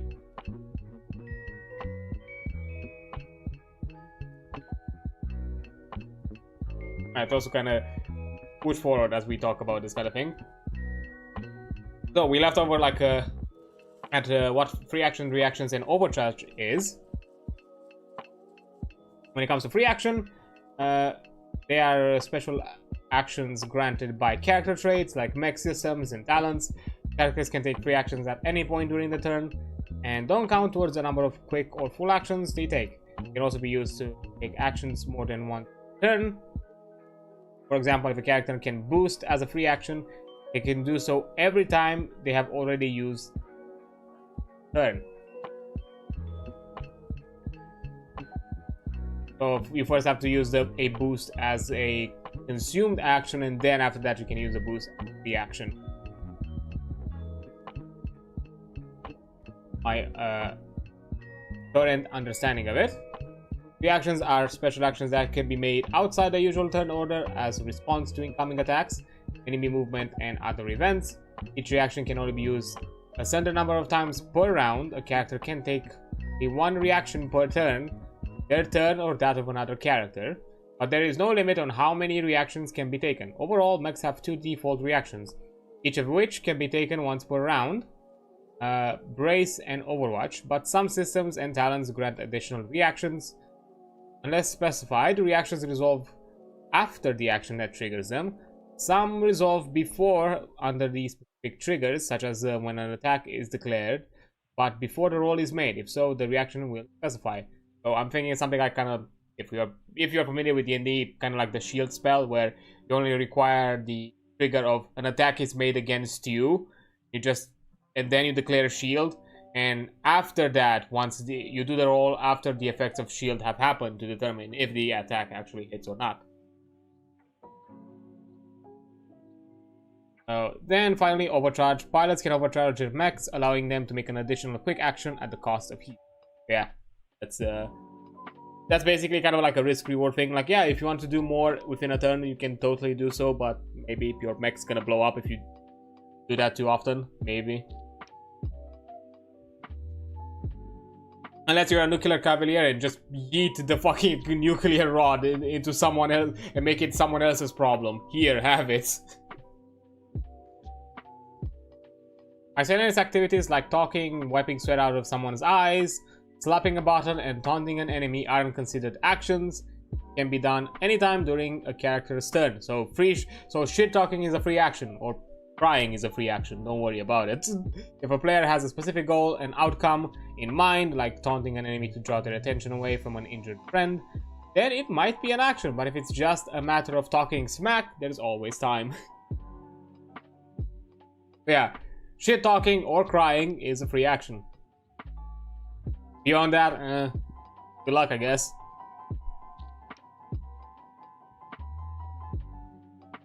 Alright, that's the general things that you can do. Now to go a bit more into details. Movement. On their turn, characters can always move spaces equal to their speed. In addition, any other action is called a standard move to distinguish it from moves granted by systems or talents.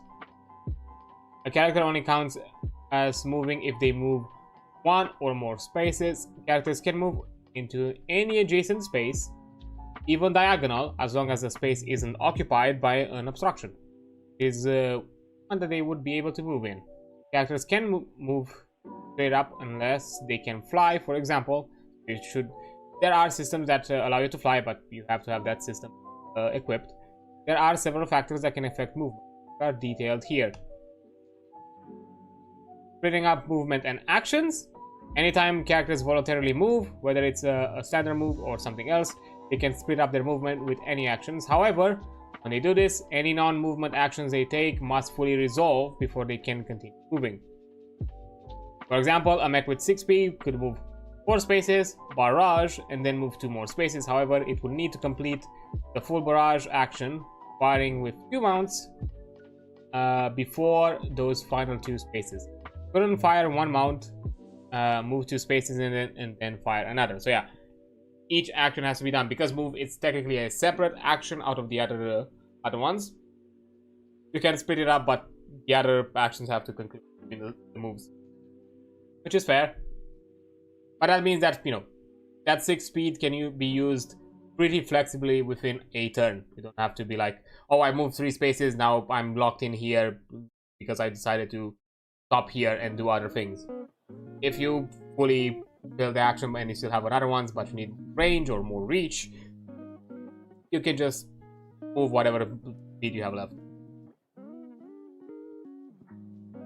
One of the smaller advantages, because yeah, I'm learning a lot here. I actually know nothing about this game except their shitposts.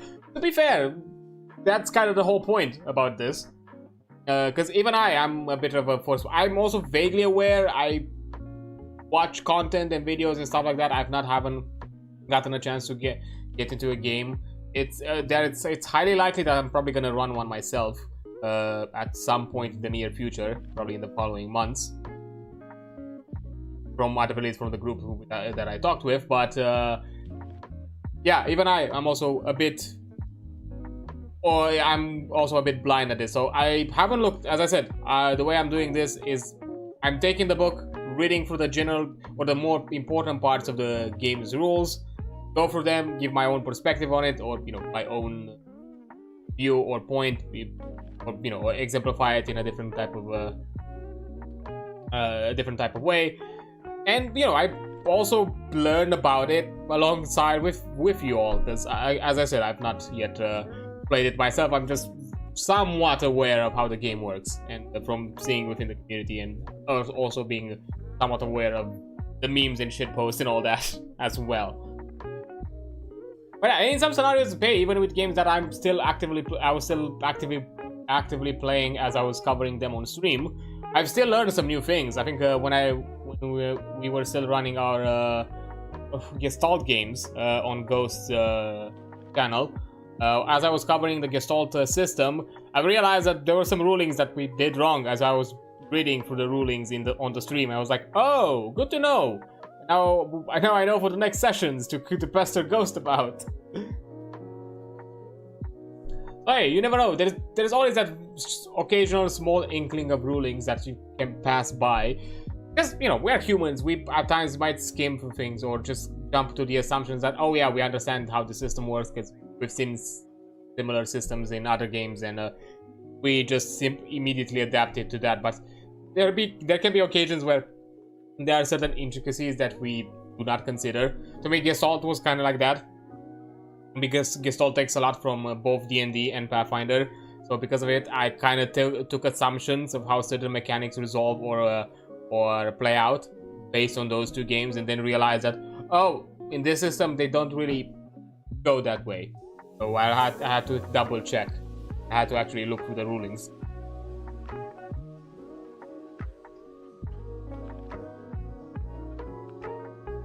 Yeah, that's kind of the whole point of this.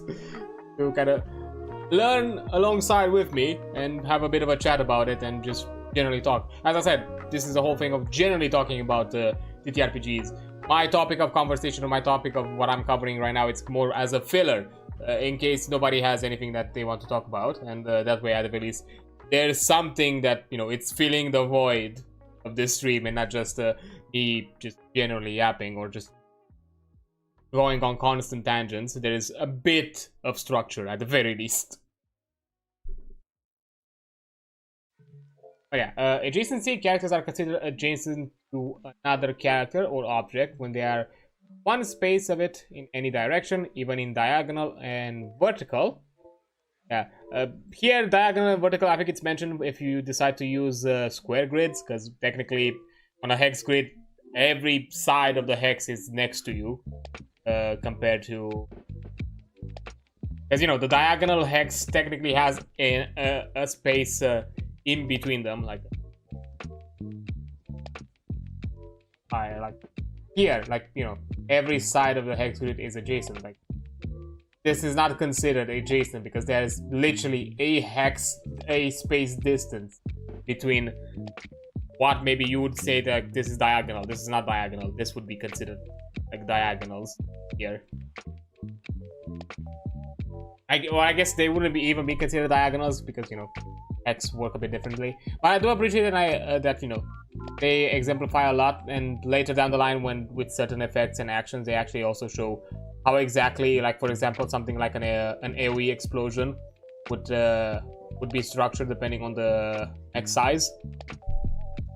So that way you have an idea. Like, you know, for one hex grid it's pretty obvious, but you know, once the shape gets a bit more intricate, it can be a bit weird.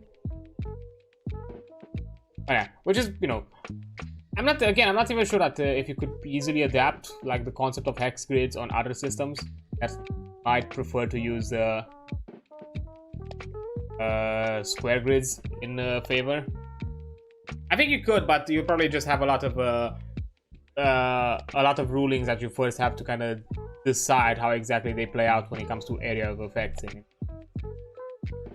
Because some of them take in account that you're playing on a hex grid, and you just have to now add details in how exactly it would behave within a hex grid. Oh yeah. Obstruction. An obstruction is anything that blocks passage, preventing movement in space entirely. Obstructions are typically environmental, but other characters can also be obstructions.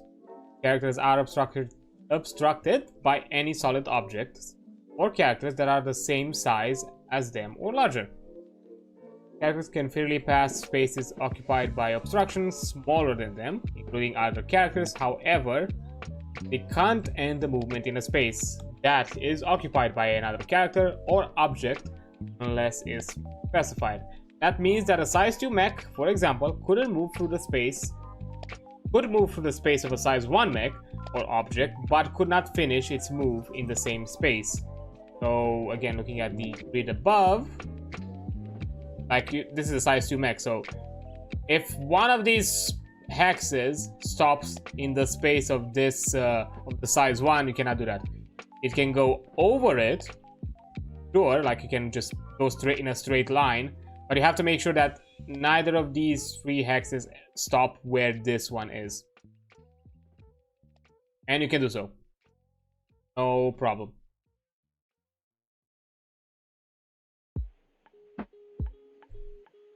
Allied characters never cause obstruction, but characters still can end move their spaces.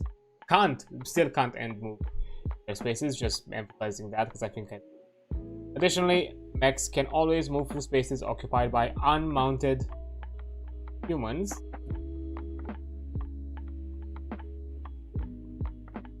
Okay.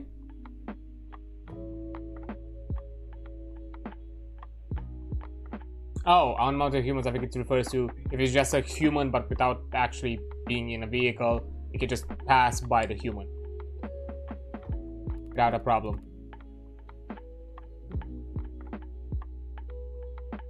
Engagement. If a character moves in adjacent to a hostile character, they both gain the engaged status for as long as they remain adjacent to one another. Range attacks made by an engaged character receive a +1 difficulty. Additionally, characters that become engaged by targets of equal or greater size during the course of a movement stop immediately, lose any unused movement. Become engaged by targets of equal or greater size during they lose any unused movement. After that, you have become engaged with the character. You may further move actions as normal and moving in other adjacent spaces. You take further actions as normal, and moving into other adjacent spaces does not stop your movement, though beginning a move within that character's threat may provoke a reaction such as Overwatch. So, from my understanding, if this mech, let's say it moves from here, and once and let's say for the sake of example it has speed 6. This mech starts here and starts to speed 1, 2. Now that they are in an adjacent slot, they are engaged, meaning that now their movement is tied to this character. So any attempts to kind of move away from their area of influence, which probably would put them into their threat area, would trigger an attack of opportunity or something, or Overwatch or something of the sorts, and put them in danger. But you can still freely move without consequence in their adjacent slots. That's my and from that point they are considered engaged. That's my understanding of it.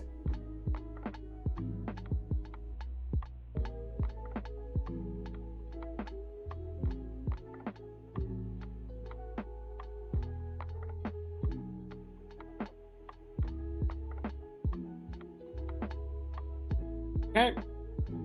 Movement and reactions. Starting movement within threat of another character, typically from 1 to 3, can trigger a reaction such as Overwatch.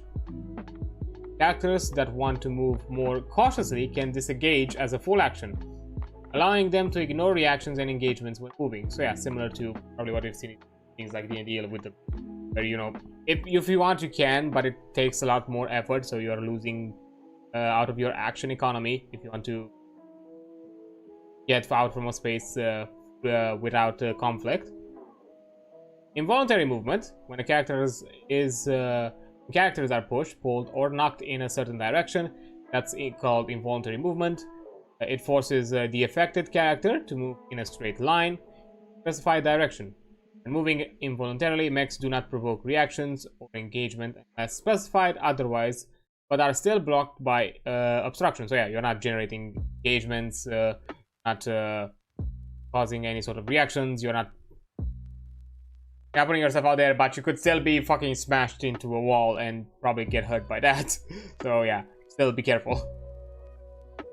Difficult or dangerous terrain. Mech combat takes place on many types of worlds, counters hostiles and hazardous environments. The terrain can be anything from rough, marshy, swampy, or swampy ground through to icy landscapes and treacherous rocky screen. Okay. All movement through difficult terrain is at half speed. Each space of difficult terrain they move is equivalent to what you probably expect from one or two other games. Now, here, when a character ends their turn in dangerous terrain or move it into it for the first time in a round, they must make an engineering check. A failure, they take 5 damage of kinetic, energy, explosive, or burn, depending on the hazard. Each character only needs to make one such check per round. Dense radiations, boiling gases, lava, falling rocks, all are examples of terrain.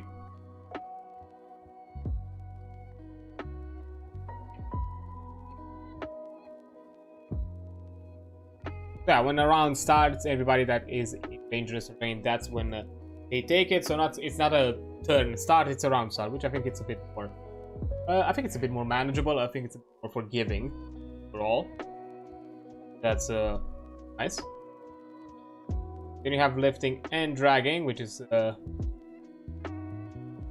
which implies another individual engage into it.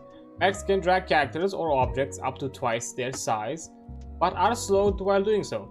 They can lift characters or objects of equal or lesser size overhead, but are immobilized while doing so. While dragging lifting, characters can't take reactions, but are occupied with other things. You have your hands full.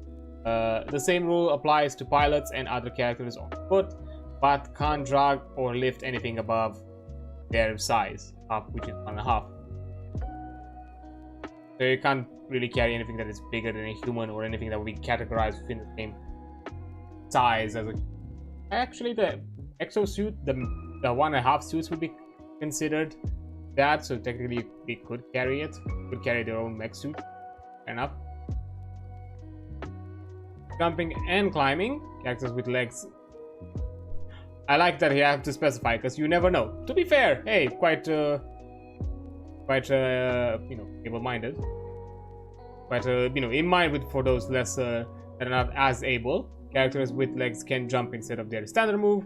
They may jump horizontally, moving half their speed in a straight line and ignoring obstructions at ground level that they could jump over, such as pits or gaps.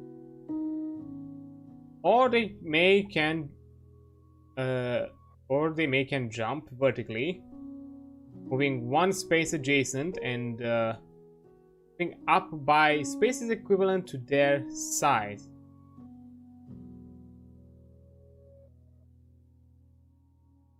Okay.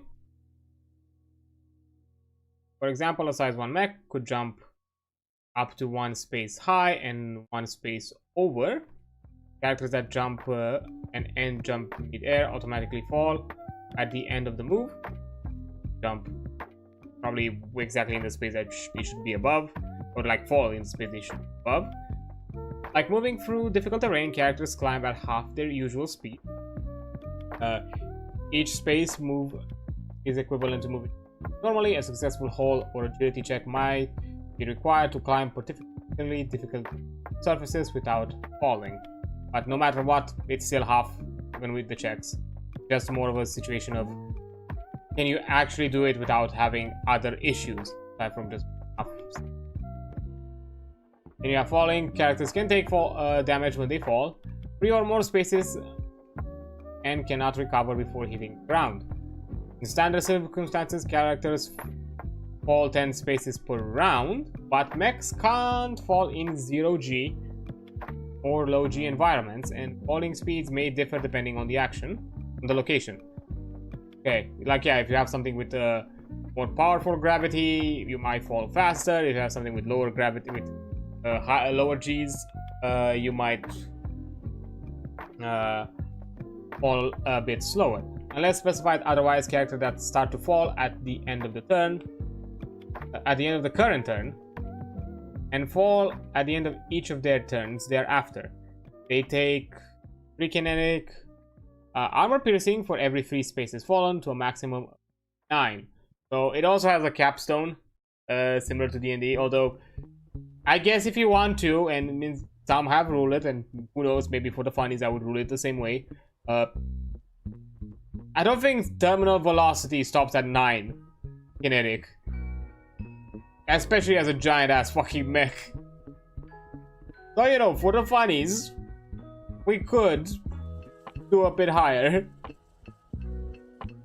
with the fall damage numbers. Falling is a type of involuntary movement, of course. And because, you know, G's were in mention, gravity, mechs operating underwater or in 0G or in space are slowed unless they have a propulsion or flight system, so that's usually a system that you have to have put in. However, they can't fall and can't fly when moving regardless of whether they have a flight system. Flight, some characters can fly either all part of their movement, for either or all or part of their movement. Sometimes it can be partial flying. Flying characters can move vertically and horizontally up to their speed.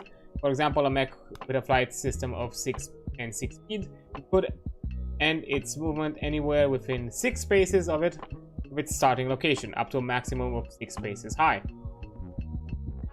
Flight movement must follow a straight line. However, if a character takes an additional movement action, such as boost, they can be used to move in a different direction. When flying, characters ignore obstructions as long as is physically possible for them to do so. They couldn't, for instance, move through a gap smaller than their mech. Flying characters also have immunity to prone, because are on propulsion all the time. Flying also comes with some risks. When flying, characters must move at least 1 space on their turn or they begin falling. So there is a requirement. Flying characters begin falling if they become immobilized, stunned, or otherwise can't move. And flying characters that take structure damage or stress must exceed an agility save or begin falling. So you can literally be slapped out of the fucking sky if you are not careful. I see. Interesting. I like that. I like that. Honestly, with flying, I like this extra flavor that there are some requirements, because otherwise, you know, probably everybody would just choose flying. But, you know, you have some requirements that you always have to move every turn. You run, and you always run at the risk that if you're not careful or don't pay attention to your current structure or stress levels, you might be in a worse scenario than just simply losing part of your structure or lowering your stress. So yeah, it's a risk reward. During mech combat, characters that fly too high above the battlefield can only take certain actions. Flying characters must remain no more than 10 spaces over any surface. For example, groundwater structures to act normally. For instance, a flying mech that could move 10 spaces above the ground or float 10 spaces above a building, 5 spaces high, a total of 15 spaces above the ground, and still act.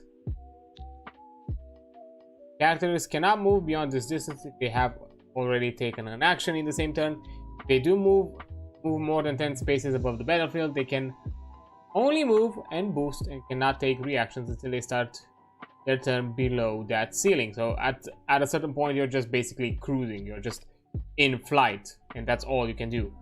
This restriction does not exist in 0G and outside of mech combat.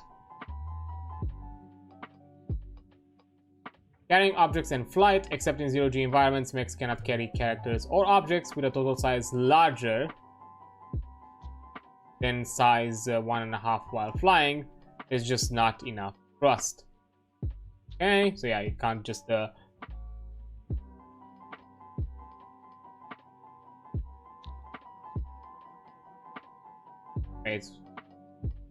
environments mechs cannot carry characters or objects size larger than half. Wait, so that means that even a size 3 mech cannot carry 1.5 mech while Can't carry a size 1 mech. Okay, interesting. I mean, it's still a heavy load because it's still a size 1 mech, so your thrusters are designed for your kind of size. So fair enough. Hover flight. Some very advanced mechs can hover. Hovering characters do not need to move in a straight line and can remain stationary while airborne without falling. Yep. Yeah, hovering is probably more close to what you've seen in mecha animes, where they can like do those kind of like side dodgings and all that kind of thing. Flight in most cases here is just straight lines. That's all you can do. Forward, left, right, backwards, or whatever diagonals. But you cannot do like some weird zigzag maneuvering without some like special actions taken in place. Like just passively, you just move one direction. Kind of probably playing into that idea that even realistically speaking, you cannot as easily turn a plane around while in flight. As those are like massive things, and mechs are also pretty massive. Okay, and you also have teleportation. Some characters can teleport, although from what I know, teleportation is a bit crazy. If you're not careful, I forgot which mech is it. But I know there is like a mech that has a teleport ability, but with the random chance that maybe you're gonna be yeeted across fucking space and just be completely out of the battlefield to the point where even the ability text tells you that no, you're so far away you cannot re-engage in combat.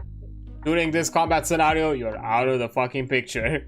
You're yeeted that far into fucking space with that teleport. Which, yeah, kind of funny, but also sad at the same time. Yeah, instantly moving in any free space within a wide range. You must start and end a teleport on a surface they can normally move. For example, a character that can't fly can't teleport mid-air. Teleportation ignores obstructions, of course, does not require line of sight, ignores engagement, and does not provoke reactions. So yeah, kind of like the benefit that you've probably seen in teleport with other systems as well, so that makes sense. However, it still counts as a movement, and so it is affected by the conditions like immobilized. Teleporting character counts as moving one space no matter how far they travel. Yeah, teleporting is kind of cracked. Damn, so if you have 6 speed but you have a teleport of let's say 3 range, or I'm not sure exactly how it will be reflected, but let's say 3, that means that you could probably be 18 spaces away. Damn, that's kind of cracked. Characters can attempt to teleport to spaces they can't see, but if a space is already occupied, the teleport fails. Okay, so I guess you could use Fog of War to your advantage and be like, nope, you can't be here, it's already occupied. Now that we're done with movement, which is pretty complex and makes sense because a lot of ways you can mech. Now we're getting into the more rough and tumble type of things. The attacks. X attacks using the skirmish, barrage, quick tech, full tech, and improvised attack actions. Characters on foot attack using the fight action. Whichever action is taken, the details of attacks are determined by the weapons or systems used. There are 3 types of attack in mech combat: melee, range, and tech. Melee attacks, the attacker chooses a target within the threat of the weapon, which means the range effectiveness. Most weapons have a threat 1, but if you have something akin to maybe a spear, maybe they have like threat 2 or threat 3 if you're lucky. And line of sight, they can then makes a melee attack roll, rolling a 1d20 plus their grit, and any accuracy or difficulty added to it to hit. Then they must match or beat the target's evasion. And melee attacks ignore cover because you're literally just in front. Because in most scenarios, you're probably right next to the cover, so you can just stab around the cover.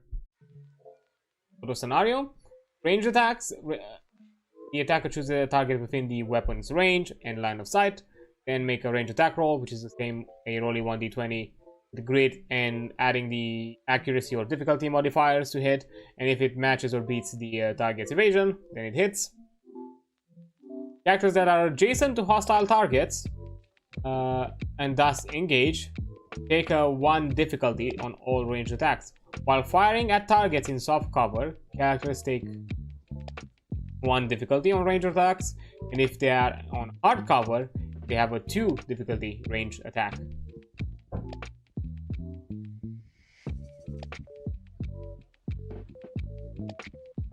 Okay, and the final type of attack, it's a tech attack. The attacker can choose a target within their sensors and line of sight. Then they make a tech attack roll, rolling 1d20 plus tech attack and any accuracy or difficulty modifier. To hit, they must match or beat the E defenses. And tech attack ignores cover because tech attack, it's kind of a sort of hacking. So it doesn't matter. That's why you use sensors, because sensors are kind of a line of sight in a way. It's more of a range of effectiveness of hacking more than anything. Or area of effectiveness, because it's not necessarily a straight line. It could be just a wide circle depending on what effect you might have. And then you also have critical hits, as most attack post-combat focused RPGs. A 20 or plus higher on a melee or range attack causes a critical hit. On a critical hit, all damage dice are rolled twice, including bonus damage, and the highest result from each source of the damage is used. For example, if a player got a critical hit on an attack that would normally deal 2d6 for damage, they would instead roll 4d6 and take the 2 highest result. Okay, so it does roll. Okay, so it's a kind of a mix of the kind of max critical rule, kind of, because there is this rule where you kind of maximize how critical damage when critical damage feels, because there's always been that kind of sad moment, like for example, let's say D&D, where you roll a critical, let's say you do normally 2d6 damage, and now you do roll 4d6, but each roll it's a 1, 2, a 1 and a 2. That means that you've dealt with your critical a level of damage that you probably could have achieved easily or on average with just 2d6. It's just you've been unfortunately unlucky. So a ruling that usually has been done is having the max roll effect, where it's considered that you're doing the max damage roll and you're rolling just an additional set of dice to kind of emphasize that critical. Here it's basically kind of that, but not really. Yes, you're rolling multiple sets, but you decide within the range of your usual dice how much damage you do. So it's there to kind of get you as close as possible to the maximum level of damage you can achieve. Can usually achieve. Oh yeah, that's definitely a different way. I don't think I've seen it ruled before. That's kind of like a homebrew critical rule. So I think, and honestly, I think it's a bit more balanced, because it's not max damage. It's definitely higher damage, and it's still within the balanced kind of damage rules expected. So that way you don't have to go into like weird crazy moments where you have to balance something also based around the critical, when you know that the critical still does within the same range of dice.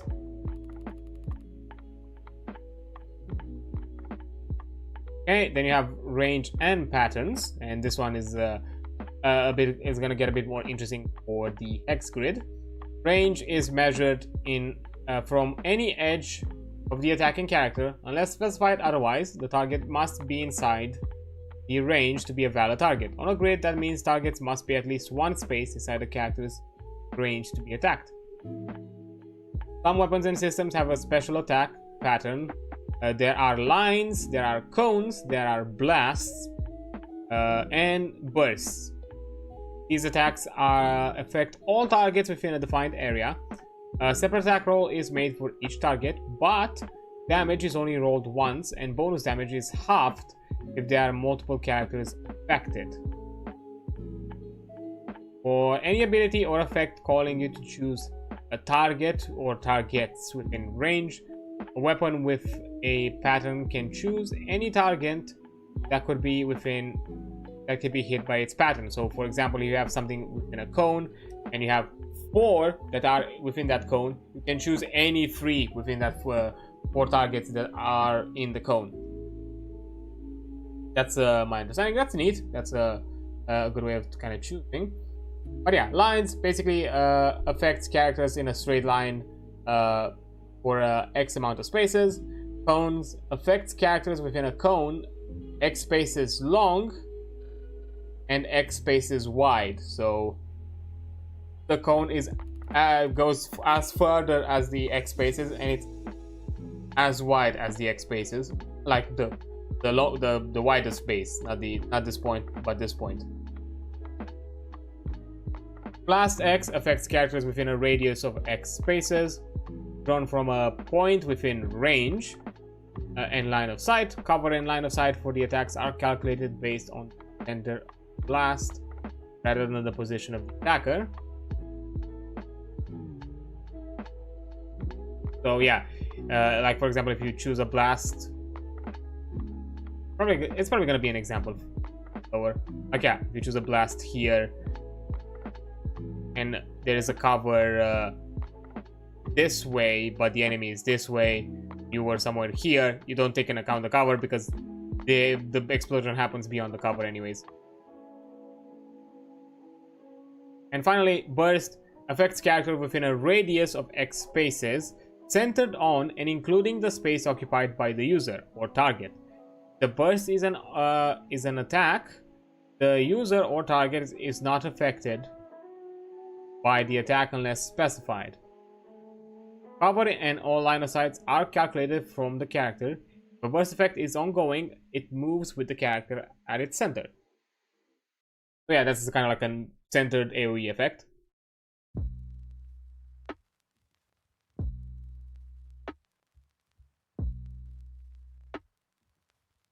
Okay, then some lines, cones, bursts, and blast attacks.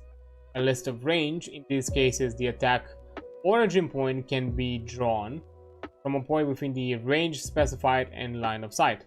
For example, an attack with 2 blast and 10 range would affect a blast area of 2 centered at any point within range 10.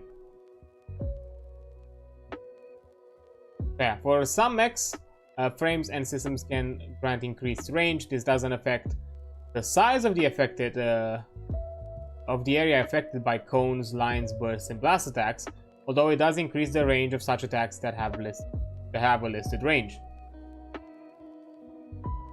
And finally, there is also threat. Threat is the maximum range at which melee weapons can be used, and at which point melee and range weapons can be used. For Overwatch reactions, threat-like range is measured from the edge of the character, so larger mechs cover slightly more area than smaller mechs, unless noted otherwise. All weapons default to a threat range of 1, which can be increased with some talents and gear. And here we also have a good exemplifying how exactly the cones work. None of the cones are all areas of effect to work. So line, quite obvious, you just line in the hex grid. Blast, and even gives you an example of range 3 blast and blast 1. So you have 1, 2, 3. This is the point of origin, and the blast is 1 from that from that hex of origin. You know, I think it kind of like bugged out or something happened here with the. Yeah, this one I think it's mistakenly filled in. It should have been like this. Weird. Burst, any hex adjacent to you basically affects the burst depending on how many ranges you have.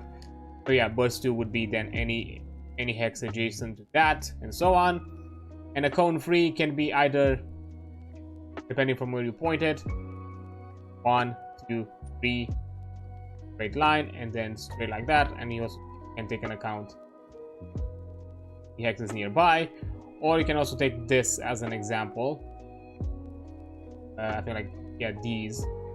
In case somehow you don't have a kind of the nice way of you know, if you don't have this kind of like nice diagonal, because yeah, I can show it a bit better, because it would be nice if they still kept the grid lining so you can easily visualize. But let's say this is the side. Yeah, let's say this one.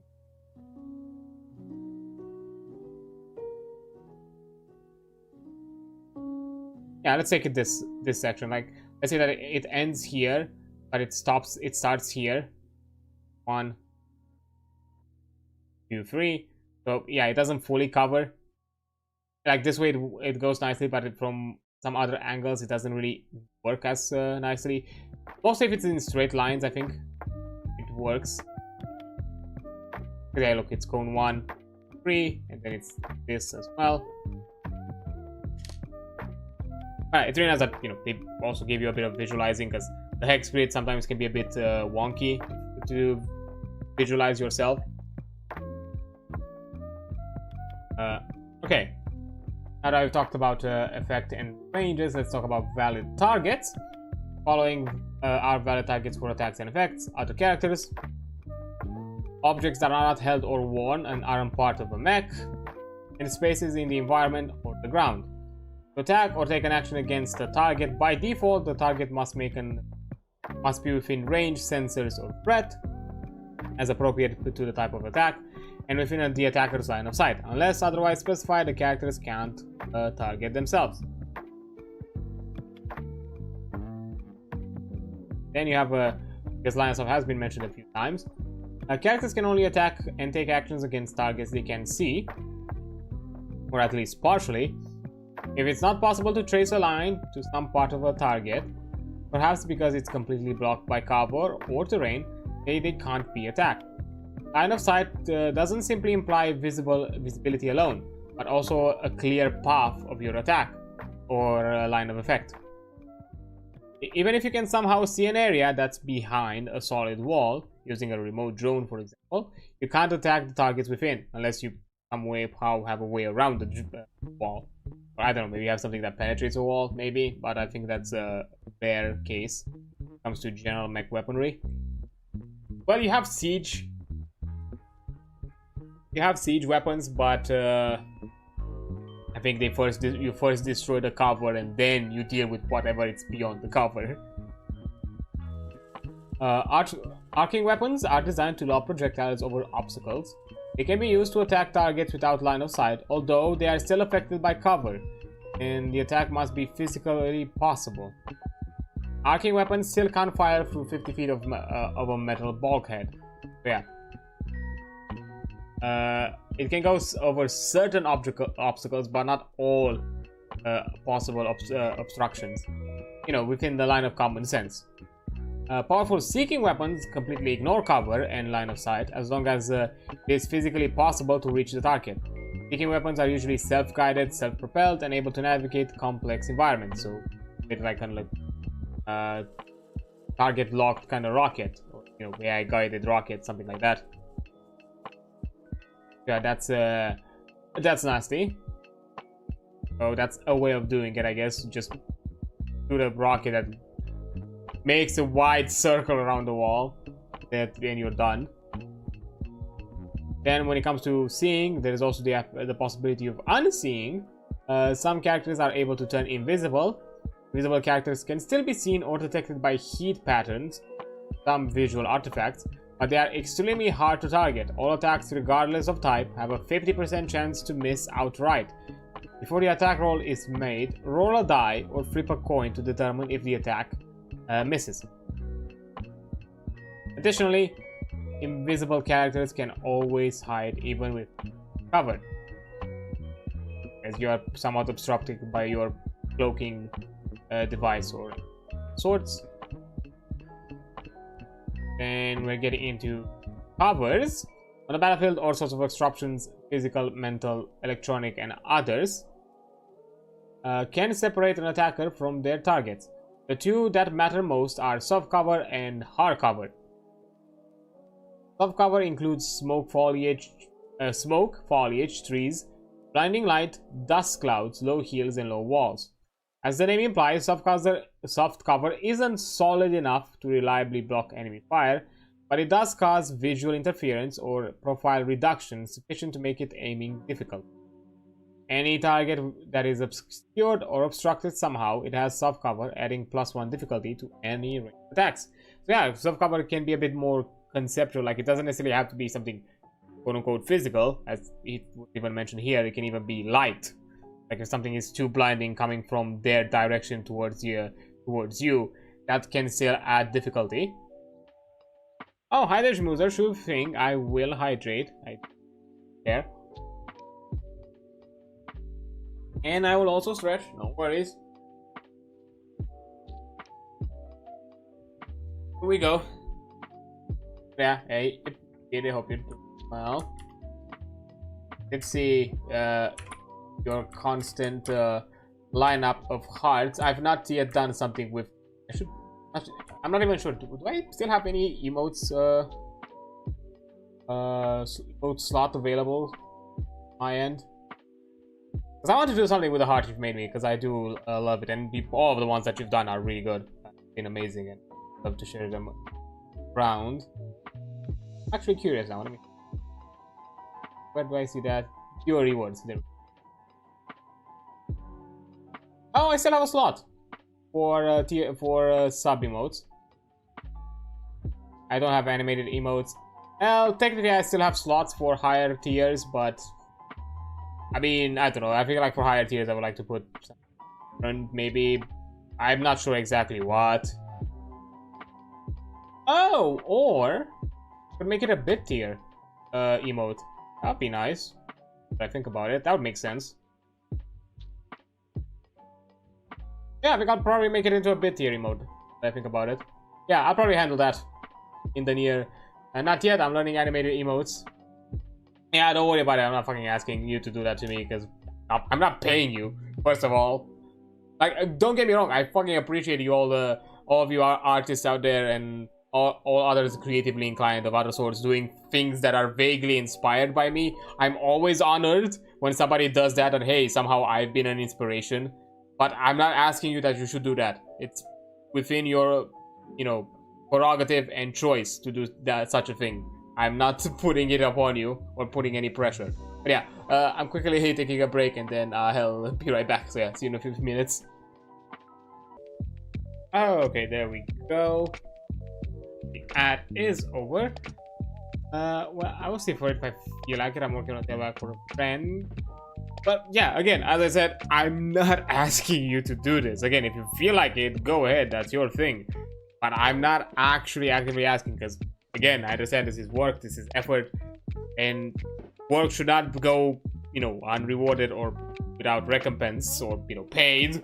As you're an artist, you put work into that kind of thing. So, if you feel like it inclined, to out of just the simple enjoyment of it and you feel inspired, sure. Again, as I said, free reign if you want to do fan art or anything of the sorts or anything related in that scenario, but don't feel obliged to do it if you don't want to. I'm not actually asking for it. I'm saying that if you want to do it, you can totally do it. You have my consent about it. So yeah, that's what I'm saying. I'm not actually saying you should make this for me.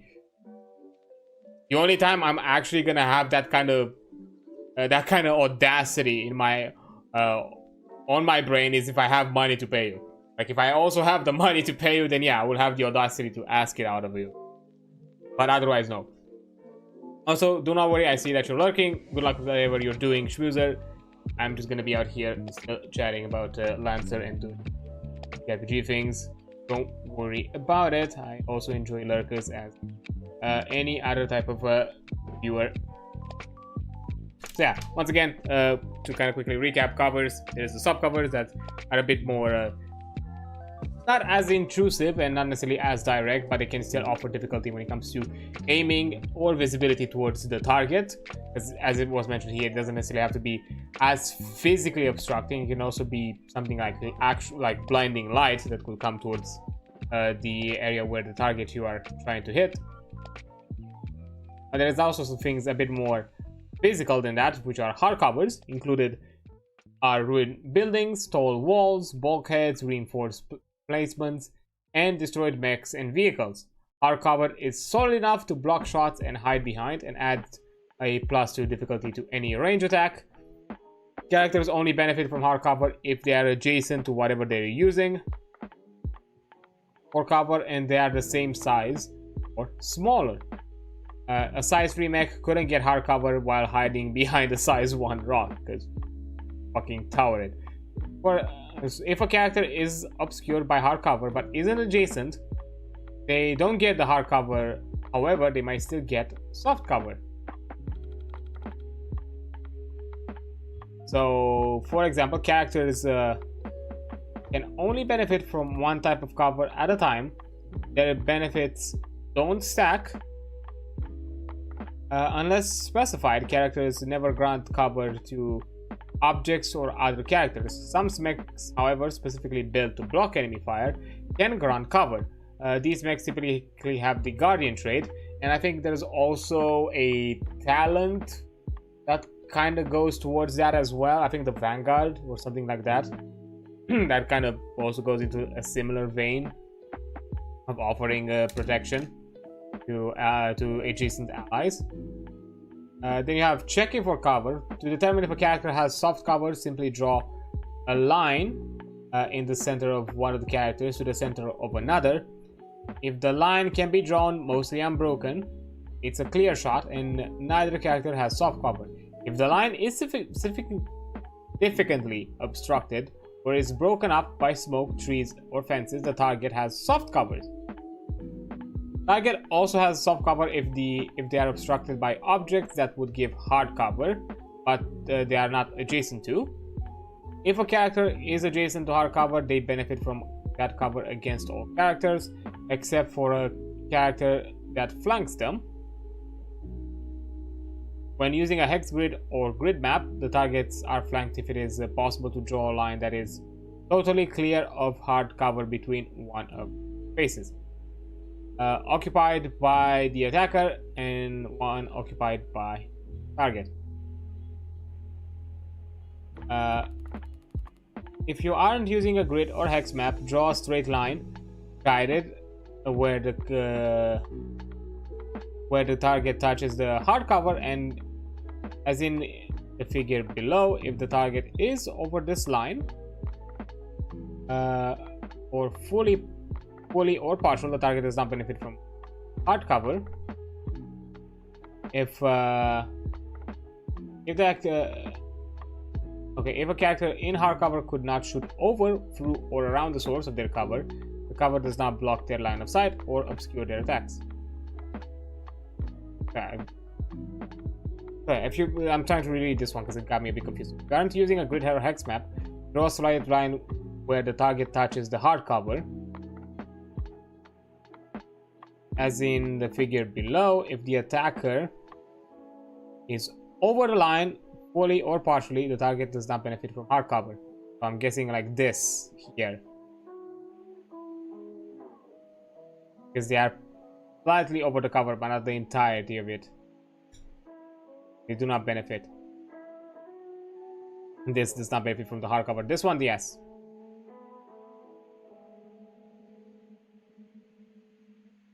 Also kind of get a better understanding of the hard cover. You have here a Minotaur, a Goblin, and a Pegasus, and a Rhyleg that is trying to target them. Gray is hard cover, the green is soft cover. The Minotaur has a soft cover from the Rhyleg thanks to the forest that stands next to. The buildings, which are the hard cover here, are obstructing the Rhyleg's line of sight in both cases because it draws a straight lines through them. Obstructing the line of sight to the Goblin, but as the Goblin isn't adjacent to it, it's only soft cover. The Pegasus, on the other hand, is adjacent to the building, so it gets a full hard cover bonus against the Rhyleg's attacks. And here, any line from the Blackbeard to the Lancaster would cross the white line, making it out of the Lancaster's point of contact with the cover, so the Lancaster can get full hard cover, a bonus against the Blackbeard's attack. That's not true for the Genghis. So the Genghis is flanking the position. So yeah, there are points within the Genghis that are beyond the cover, so the Lancaster does not benefit from cover. Characters can shoot over the cover or objects smaller than the size or the same size as themselves without difficulty. Yeah, that makes sense. A bit to see how much we have left. Actions. Not sure if we're gonna go into the entire section of actions, because that's just basically listing all the things that you can do, and that's something that you can also look for it yourself. I think we've done that kind of thing before, and it might take a bit too long after that. We're just looking at the more generic things and then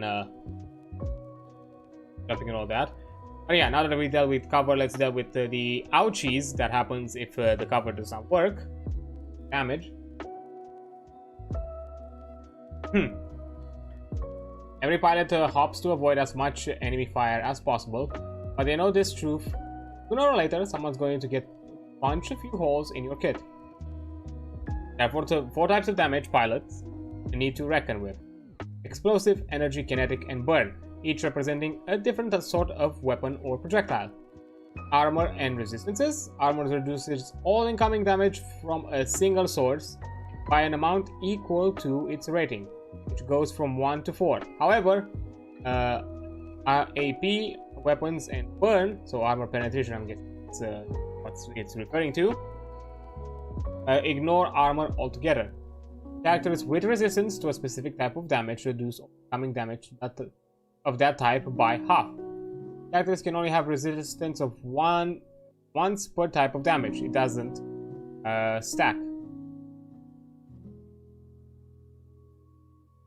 You can't have if somehow you gain the effect, let's say for example, if you gain resistance of burn from 2 different sources, it's still just one instance of resistance. It's just one type of damage. Or if you receive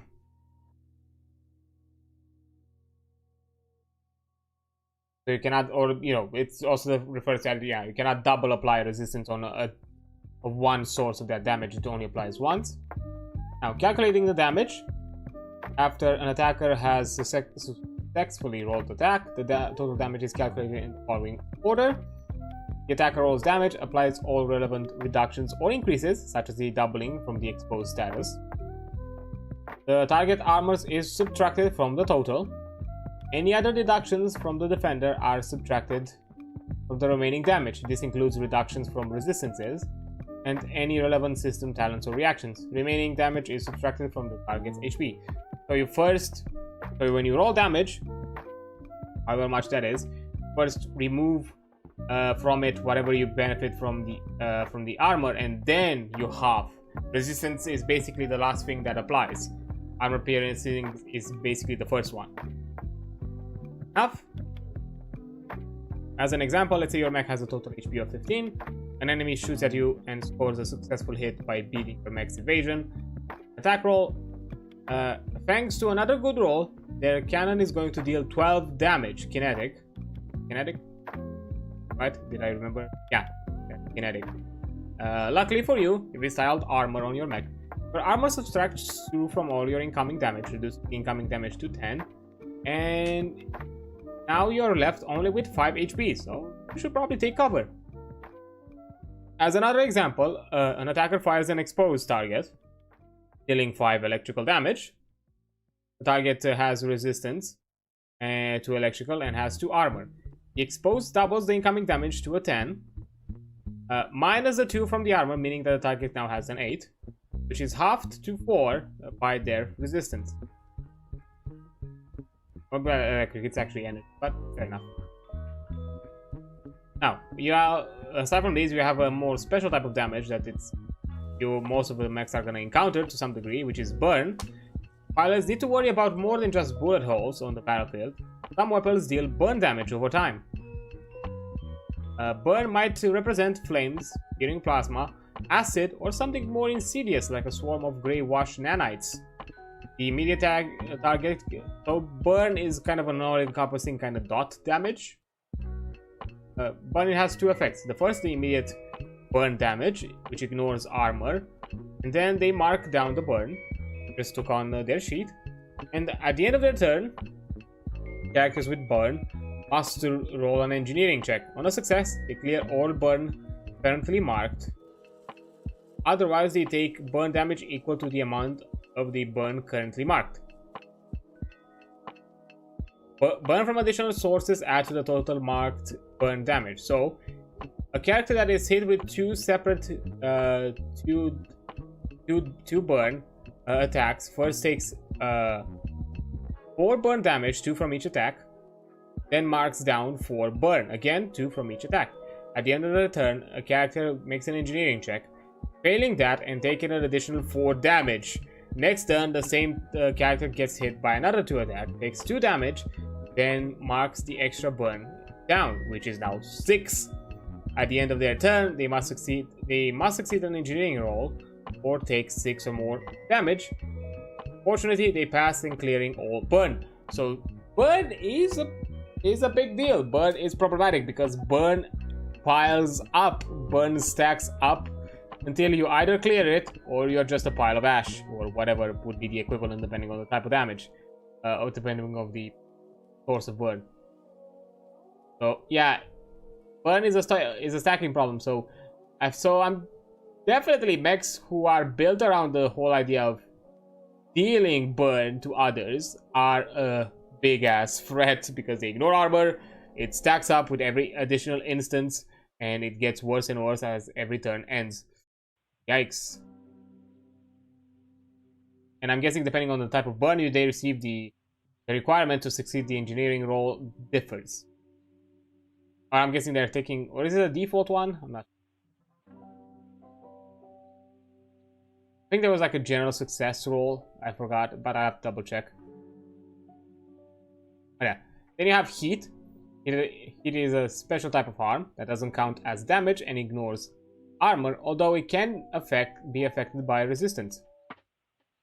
It represents damage to a mech's internal systems and reactor, most often inflicted by electronic warfare, but is often generated by the mech's own systems. Mech that takes heat marks it on their sheet. When it reaches its heat cap, any additional heat causes to overheat. Overheating then is discussed a bit later. For a character without a heat cap, such as a biological character and drones, they would take hit. They instead take the equivalent amount of energy damage. So, yeah, if you touch something really hot as a human, that's gonna burn a lot. Then you have bonus damage. Some talent systems and weapons deal bonus damage. Bonus damage can only apply to melee or range attacks, and it is only ever kinetic, explosive, or energy, not burn or heat. If no type is specified, the bonus damage defaults to kinetic, or the attacker can choose a type from one of the same types as the weapons that dealt it. Kind of like a rogue sneak attack, it copies the weapon damage type. If an attack that targets more than one character deals bonus damage, the bonus damage is halved. So, for example, if you have like 6 bonus damage and you hit 3 targets, each target takes 3 damage instead. If you do 4, it's still 3, or 5, still 3, but it's half. I think that's kind of like a way to balance it out in case for like big AoE effects, as that extra oomph is kind of absorbed by more targets, and it's not just one target taking the full brunt of it. That's kind of my logic too. And you also have immunities. Some characters and objects can have immunities, and can't be affected by damage types, attacks, or effects. Immunities goes beyond simply ignoring damage. Effects or actions that a character has immunity to are completely ignored and may as well have failed or not have taken place at all. So, something like immunity to certain status effects or conditions. Also, that's kind of what it's referring to. For all examples, a character with immunity to burn doesn't take any burn from attacks and never counts as having taken burn for the purpose of any other effect. Likewise, a character with immunity to damage never takes damage, even 0 damage, and a character with immunity to attacks can't be affected by any attacks.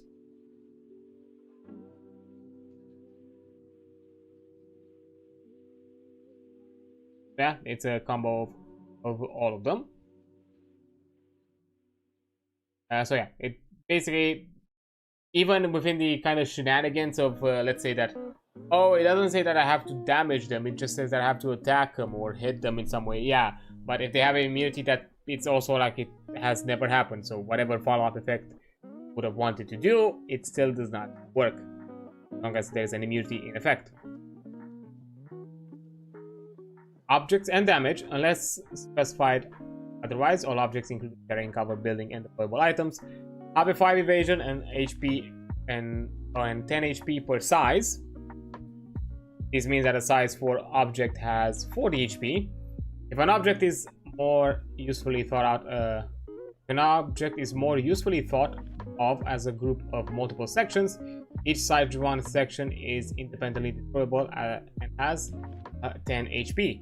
If an object is especially tough or hardy, like solid rock, it might have 1 or 2 armor.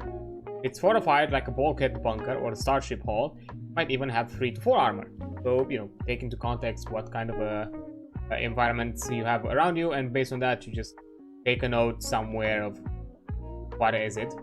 So here, yeah, if by, you know, sections of independent destroyable parts, I could also think something like, let's say, a size 4 building.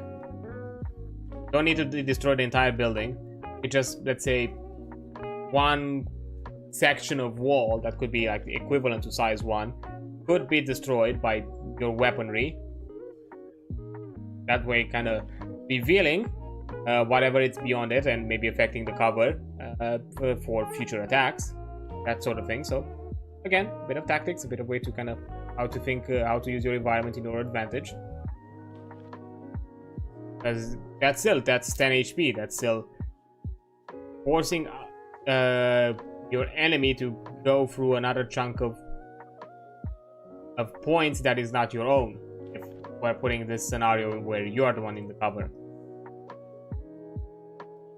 Game Master may waive this rule outside of mech combat, or when it applies to objects not created by characters, such as the environment. For instance, if a group of players wants to bust through a wall in their mechs, surprise the enemies, the Game Master might have decided they just need to make a whole check. So yeah, this doesn't necessarily have to apply. So basically, in moments of narrative play, you can just use skill checks instead, for a more preferable outcome than combat, so it doesn't necessarily prolong. Now, as actions, now that we've talked about all the types of damage and all that, I have the actions. This section describes the different actions available to a character and how they work. While pilots can take several of these actions, and most of them are specifically relevant to mechs and mech combat. Well, hello there. Yes, I am going over Lancer.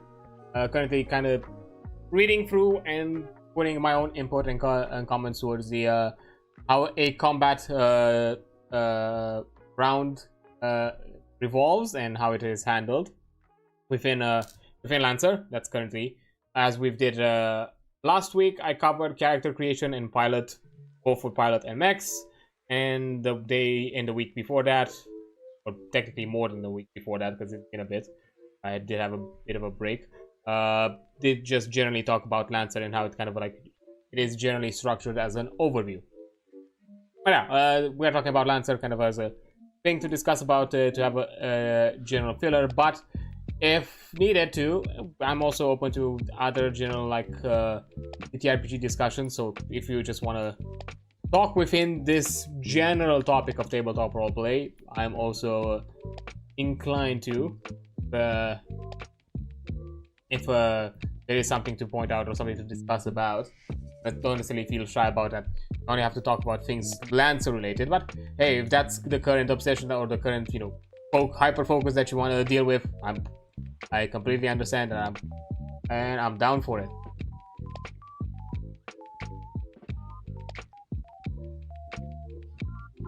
You'd be surprised how rarely people take object HP into an account, since it basically never comes up until someone directly hits that directly targets the object,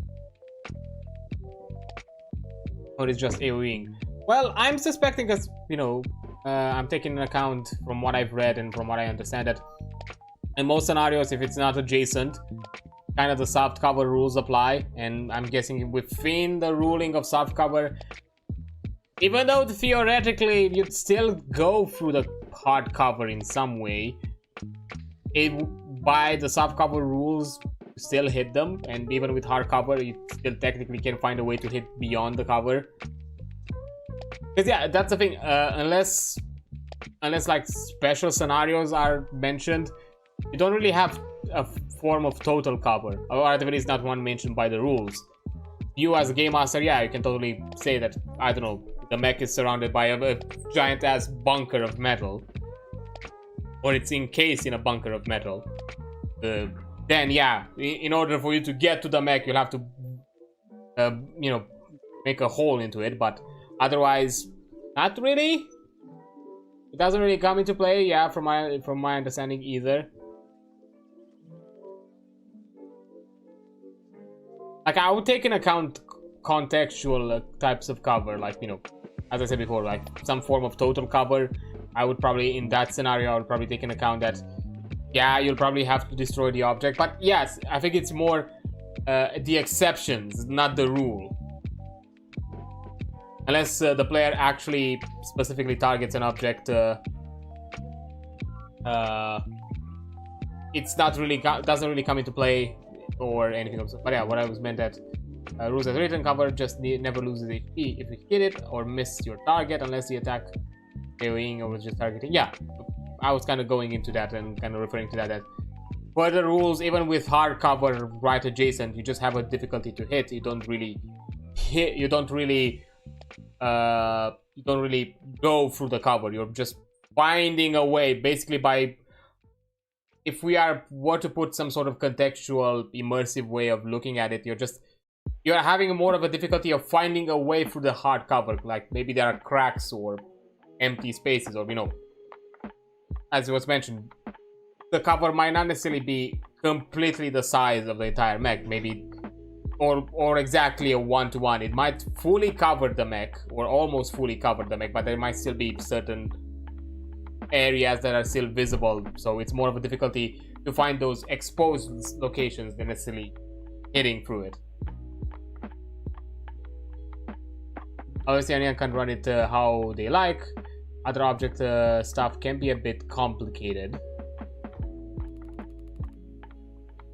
Like, yeah, of course, I'm not saying, yeah, as rules as written and all that. Yeah, the whole thing is that you're finding a way through the cover, so you're not dealing with the cover with the object damage. That's kind of the whole thing with the difficulty.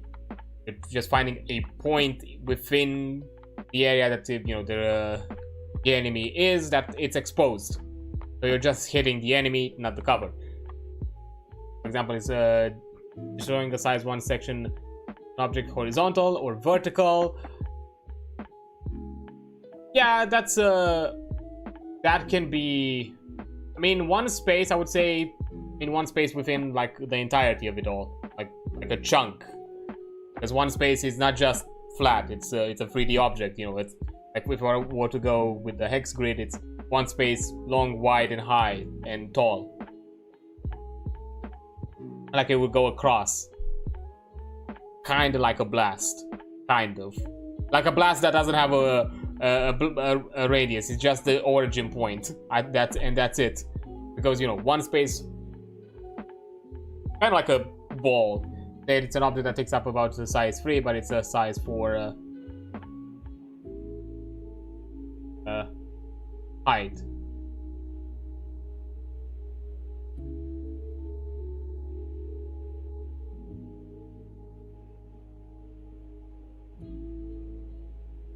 Under someone top, or do they under someone on top, they fall 4 or fall 1? What do you mean? Someone under someone on, oh, I see what you mean. If someone is on an object, so if you shoot the object, I mean, that's a bit of finagle. My understanding is that they're on the cover. Let's say they're on the whatever object they are, that it's size 3. You're shooting a chunk in the wall so they fall, or chunk in that object that is stand right under? Do they fall the entire height, or do they just fall the chunk you blew up? Well, I think that comes, the way I would see it comes into maybe context, like what that thing is made out of. Because again, we're still talking about a mech with thrusters, some ways to kind of lower the load on them, so maybe not their full weight is not necessarily on them. Again, taking context, taking ideas, depending on the material, depending on that kind of things, and I'm just gonna simplify it. If it's something hardy enough, I would say that, yeah, you're just falling through the thing that you just made a hole through, so fall 1. If it's something a bit more fragile,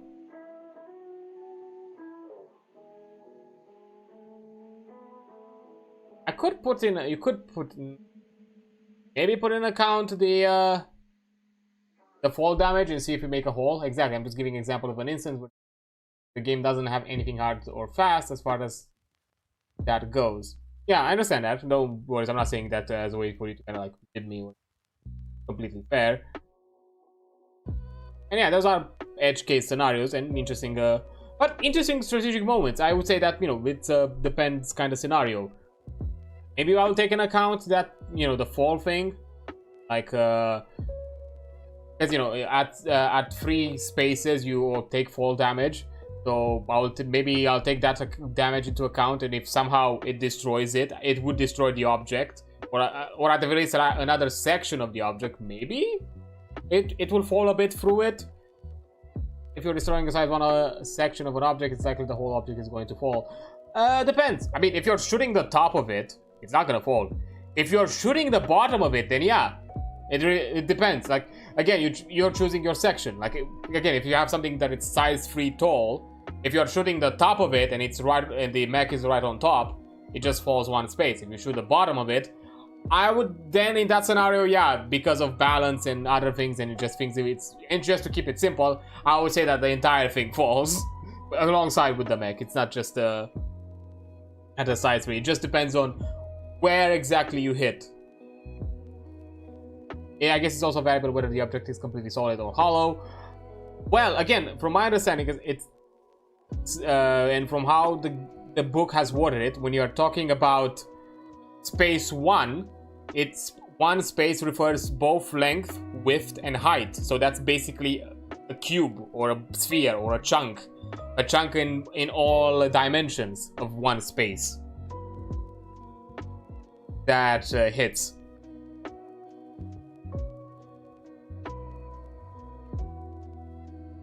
So even if it's solid, I would say that it still makes a 1 chunk hole. Now it depends. If it's wider than 1, if the object itself has more width than 1 space, or, you know, length, then maybe it won't make much of a dent. But if it's say it's just a simple tower that it's 1 space wide and long, and it's just 3 spaces high, yeah, destroying 1 space that it's literally the base of it would cause it to fall. If it has more structure around it within that same space, around that space that you destroyed, then yeah. So interrupted you for a bit. I just like to talk about the game with the people. No worries. As I said beforehand, me covering the rulings and the topics is a filler way of having something to discuss about. While I'm completely open of talking about scenarios, of talking about general TTRPG things, even general TTRPG things that might not even be related to Lancer. If someone came in right now and be like, hey, I'm really excited about this Cyberpunk Red game that I'm running, but I'm having this weird scenario, and I wanted to see if you could help me out. Fuck yeah, let's put a quick pause and let's talk about that. And maybe I can give you some general pointers, even though I've not yet played the Cyberpunk Red, but maybe in the general TTRPG consensus, there is something that I can offer as advice. Completely fine. I generally enjoy talking about it, and I like this kind of specificities. Again, I'm a game designer. I like the mechanical side. Like, I've always been a bit more mechanically inclined when it comes to RPGs. I enjoy the narrative. I enjoy the roleplay. Don't get me wrong. I'm the type of player that likes narrative through mechanics. Like, when I choose something mechanical for a character of mine, if let's say I'm a player, it has a meaning. It has a reason. Like, this character is able to do this ability because of a thing. not because not just simply because I think it's fun. Like, or maybe I think it's fun, but then I also find a narrative reason why this character would know this. It's either way it can go. So for me, it's not just simply. But that's kind of where I go with it. I wish I could play a cyberpunk game, run one myself. Myself, Jimmy is silly for the setting. I mean, just because I had to say, just because it's a dystopian, kind of fictitious, but not so really fictitious. If we keep at it as we are right now, kind of setting that can be a bit dark and moody. I guess I can see that, but I feel like cyberpunk can have its charm because even in the game, you find like tons of like. Occasional like silly and charming moments, and I feel like it could work. It's definitely a theming that should probably have to make it clear and obvious from the very get-go with your group. Like, hey, just so you know, my kind of style of storytelling and GMing and all that, it's not really dark, it's not really serious, it's not all that. It's probably gonna get wacky, so take in account into that. Because look at it this way, out of all the 40k TTRPGs, I'm only confident that my Silly Works, Black Crusade and on others. I mean, considering how, looking at the shitpost side of 40k, I feel like Silly works anywhere. Just looking at the shitpost side of 40k, I think Silly can work. And that's because the warp is nonsense. And fair enough, again, I'm not too knowledgeable in the 40k lore, so I wanted to get into Rogue Trader because I have the game. I think that was gonna be my gateway drug. I'm kind of tempted about it, but considering how ridiculous 40k is, I think you can also be silly with it. Just because it's grim dark doesn't mean it can't be a bit weird and silly. I think the shitpost side of 40k kind of shows that can be a bit weird. And, you know, I would say that even with Cyberpunk, I guess, you could, because it had, even the game itself had, like, 2077, had its rare, occasional, kind of, like, charming moments. It's only the Chaos one, and obviously Chaos has a lot of demons in the world. Okay, fair enough, fair enough.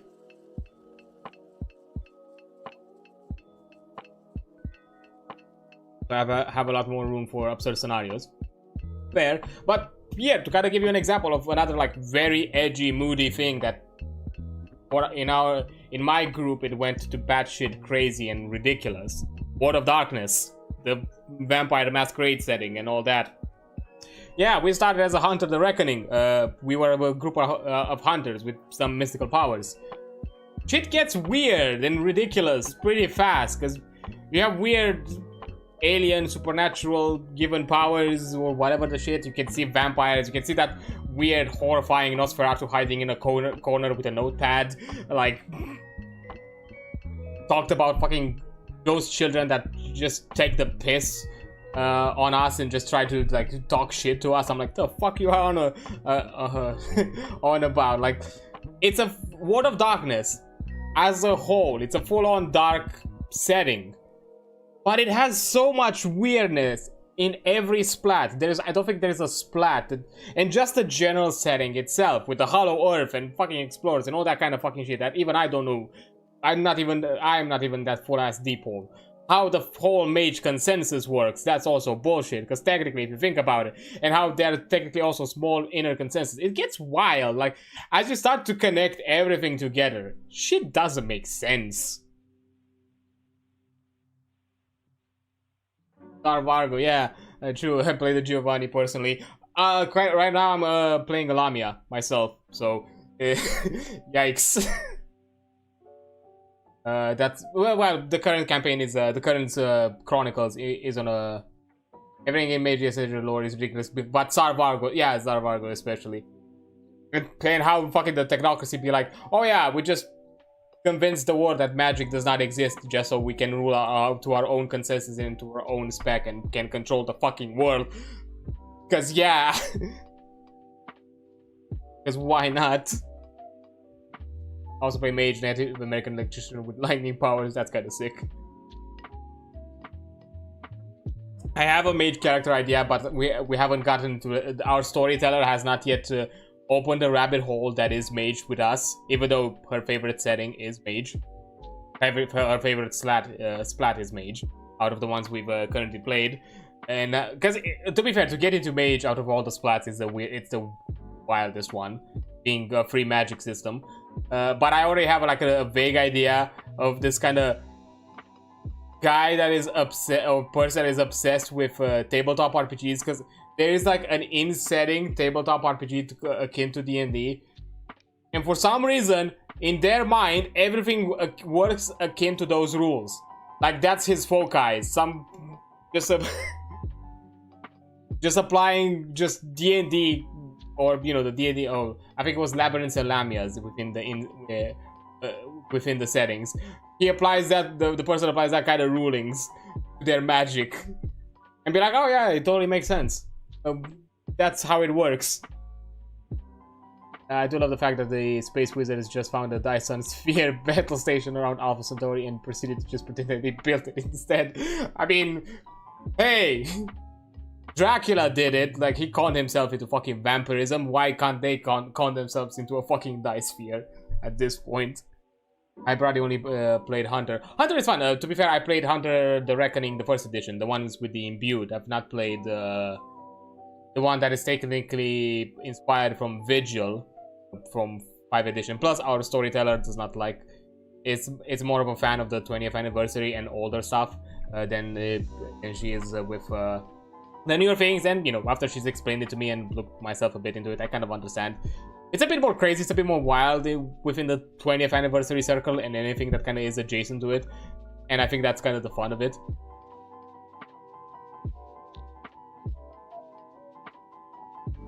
I mean, yeah, Hunter, if you're talking about Hunter 5, it's regular dudes. If you're talking about Hunter first edition, no. It's regular dudes who have found out that supernaturals are real and they are blessed by angels with weird mystical powers. And now they can see vampires and werewolves and all that kind of shit.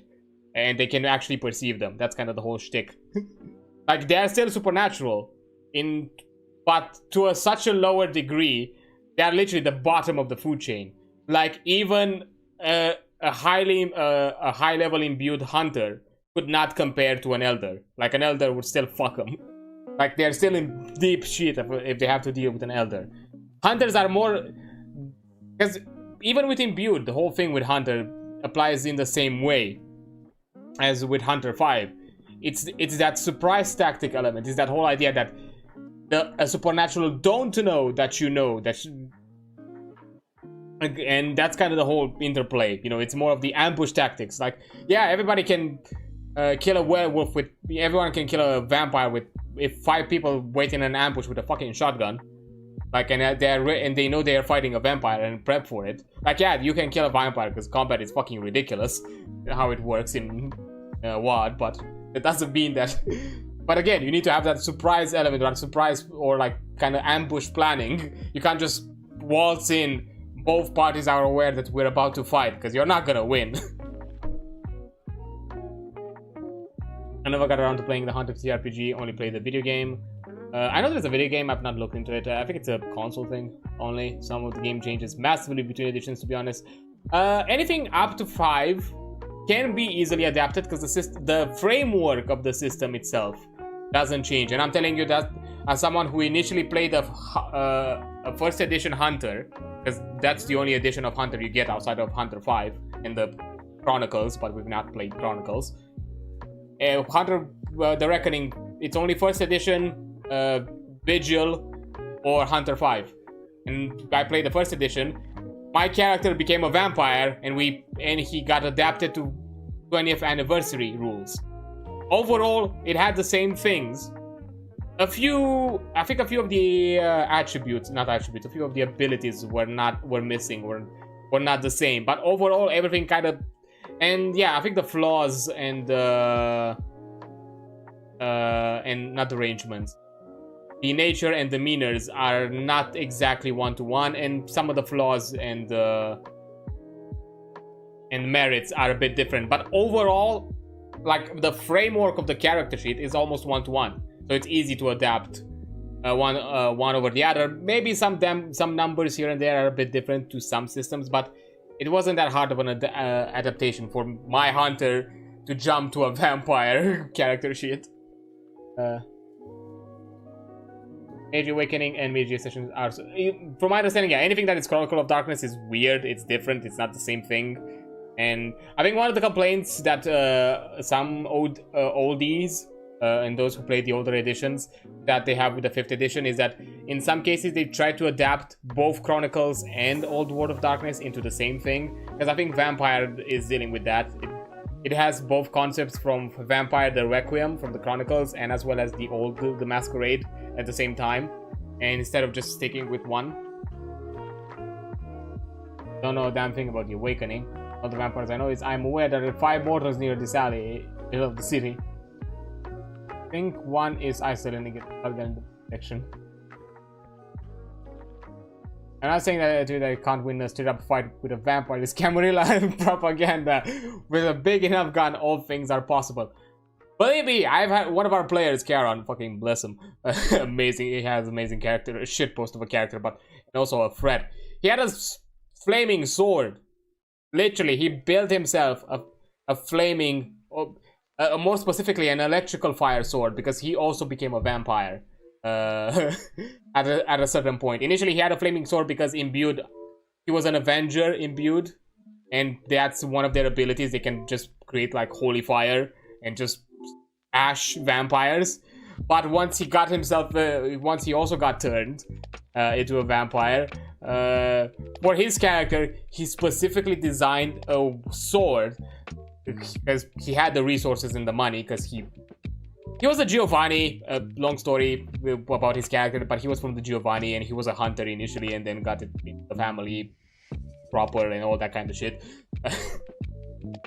But you know, to avoid the Rose Shrek, he basically hired engineers and special effect artists to build an electrical fire sword. So basically, the sword itself works on electricity, but once it makes contact with an enemy, it can spark a flame. It can make a flame that also kind of creates a. It can make a spark that can create a flame. To kind of walk around the Rose Shrek, so that way he still has a fire sword that can be used against other vampires. It was weird. It depends on the clan and generation. Yeah, I mean, yeah, if you're a shotgunner trying to fight an elder that is like, well, not an elder, let's say a Methuselah, good luck. Not fucking winning against a Methuselah. Didn't eventually end up with a master over 40 who got ambushed with a shotgun and turned into pastrami. I mean, you're talking about the bloodlines, from my understanding of it, or not bloodlines. I think no, it didn't happen in bloodline. I think it happened in. But yeah, we hope it's with a shotgun somewhere you're not expecting, can kill anything in one. It's actually why God is missing. King got free hope was with a shotgun to kill. And just because Rose Shrek whenever he hit someone with it. I don't know. Believe me, there was a long conversation on how the fuck it works. I don't fully remember the scenario, because believe me, there was a ton of back and forth with the storyteller and how the fuck he was designed. I don't fully remember the specs, but to some extent he managed to create a sword that it is basically electrical, but because electrical fire is a thing, and until some shit catches fire, until then it's just electric, and vampires are not afraid of electricity. I mean, I guess, yeah, by proximity they could be afraid, you know, because, you know, now that the thing is on fire. But, you know, I forgot exactly the full combat thing, because I know combat is a bit weird. It's not my favorite, I'll be honest. I have occasional complaints with how combat runs in a WoD, or how kind of it's managed. But I guess you can just do like a quick hit and run type of thing, like hit them, cause fire, back the fuck away, so it's not in range for you to kind of cause you to get crazy. Plus, I think, if I remember correctly, he had pretty high courage. So even like Rose Shrek checks are likely for him to win. Or high courage and willpower, definitely. I think the biggest difference in the game lore between versions is probably the Demon the Fallen, Demon the Descent. I know Demon is a bit weird, because we had a bit of talks with it. We also killed the demon in our campaign, in our chronicle as well. Weird thing. Two-shotted, almost, because our Avenger player, I don't know how, he does insane damage. he was able to kind of word himself into doing like a ton of damage to some character building stats and just got crazy and kind of two-shotted the demon or something like that. I'm like, what the fuck? What do you mean you two-shotted the demon?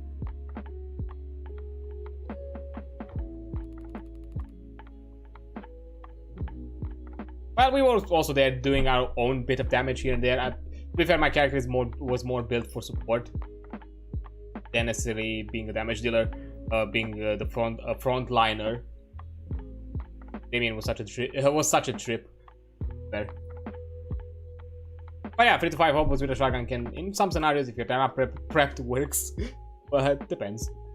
Yeah, lore-wise, I don't know the entire. I know there are some retcons kind of through all the splats to some extent, or some changes here and there, and how certain, at the very least on the mechanical side of things, certain things work, how they are, and because mechanics in WoD have a big impact in both storytelling and lore, that also affects how, you know, that kind of roleplay goes around. So that's kind of the whole point.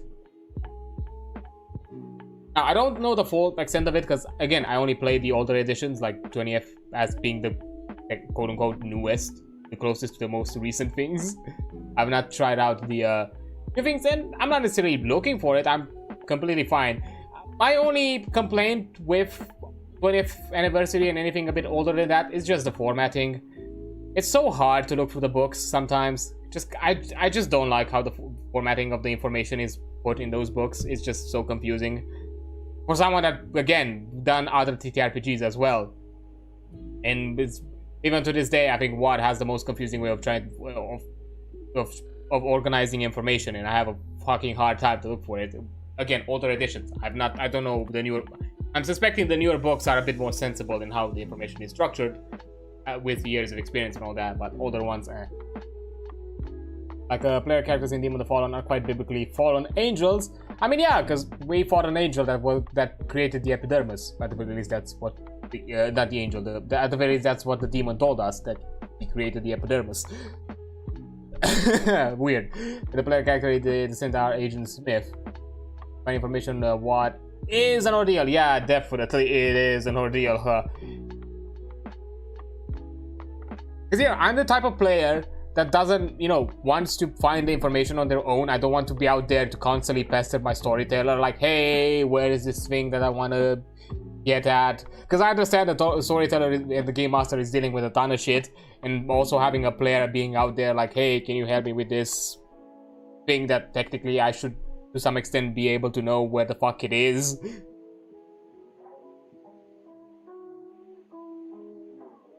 And I'm just not, you know, kind of fucking out there in the trenches, especially because there's so much of it. Yeah, but to be fair, I'm even talking in the enclosed space of just looking at the core 20th anniversary book. Yeah, like, yeah, it's a hefty book because it's literally the accumulation of years of World of Darkness in World of Darkness, of that splat within one book when it comes to character creation aspects and certain parts of the lore. Even within that one singular book, it's fucking hard to find sometimes the information about it. I started to kind of get used to it and started to get the formatting, but it still can be hard at times because more than anything, it's the referencing of information, because some information is not clearly stated or clearly referenced in how exactly it correlates.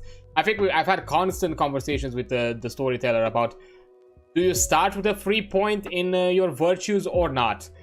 Because the book never clearly specifies. Through certain character creation in certain aspects, you kind of get the implication that you do, but it never clearly states it. At one point, it just says that, oh yeah, this is where you put your points and you have this amount of points. But it never clearly fucking states it, and I've had that confusion multiple times. And no, the consensus was, yes, you start with points, with a point on each virtue. But initially, because on the character sheet, you don't have the points filled in. So again, it's that weird confusion of, do I have them or do I don't? And I'm saying the official ones. I'm not saying the PDF ones, because I think those will have them automatically filled. And I'm talking about the virtues, not the attributes. I know the attributes is locked in pretty hard when it comes to that. But the purchase, I remember I had this conversation a few times, and it was rough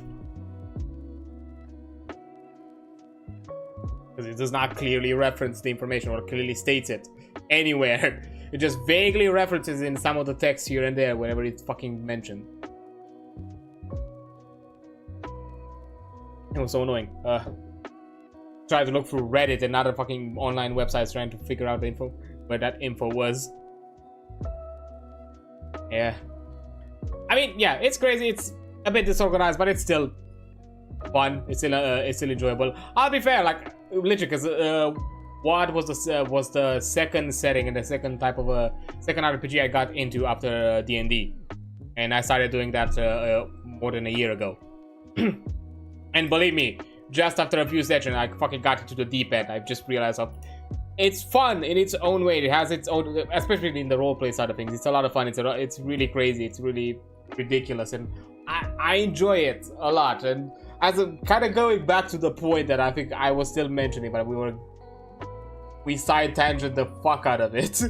Like even a dark setting like what? It's so weird. It's so crazy. It's so silly that us it works. Like just because your style of game mastering can be a bit more on the humorous side or more on the weird, ridiculous side doesn't mean that you cannot fit with a specific game.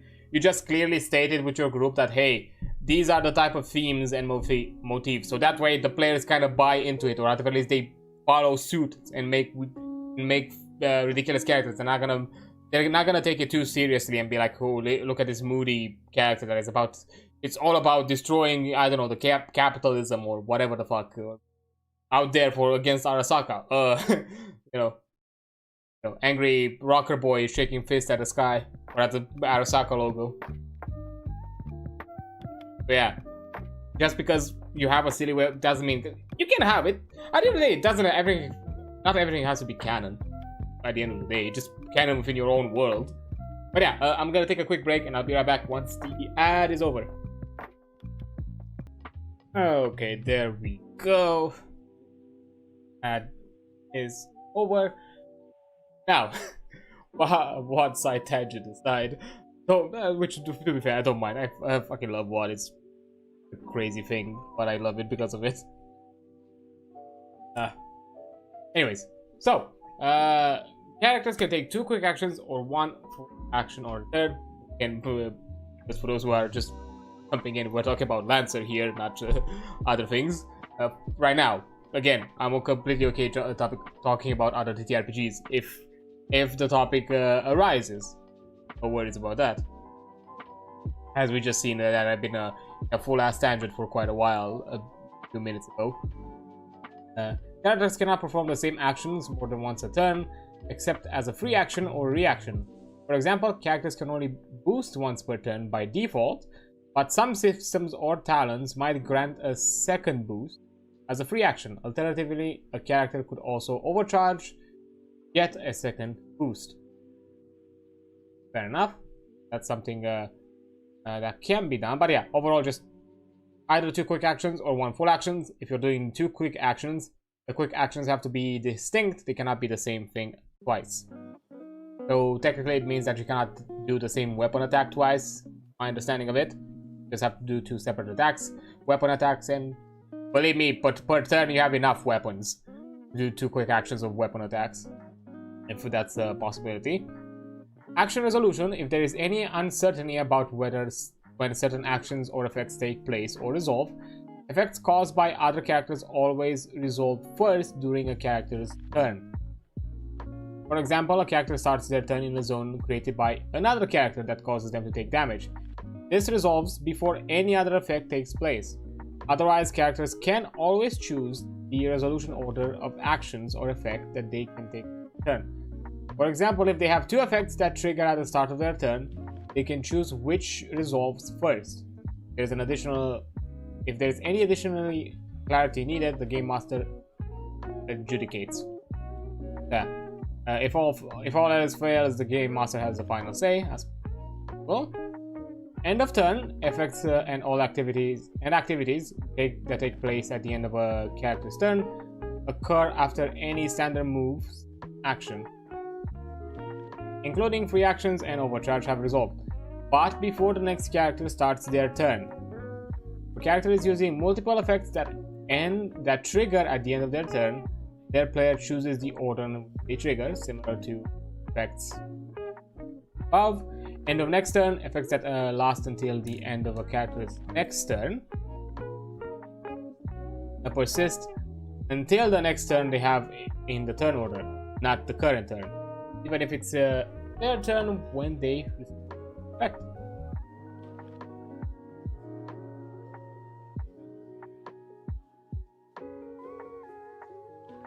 Yeah, and now we have basically a selection of what quick actions and actions we have. I'm not going to go through all of them because these are things that you're probably going to deal with into the game yourself, and I'm here to kind of talk about the general kind of overall things of the game. Because believe me, that's, even though this is not necessarily like Assault or Pathfinder or other systems which definitely have a lot more action types, it's still a bit lengthy. I'm not here to cover all of that.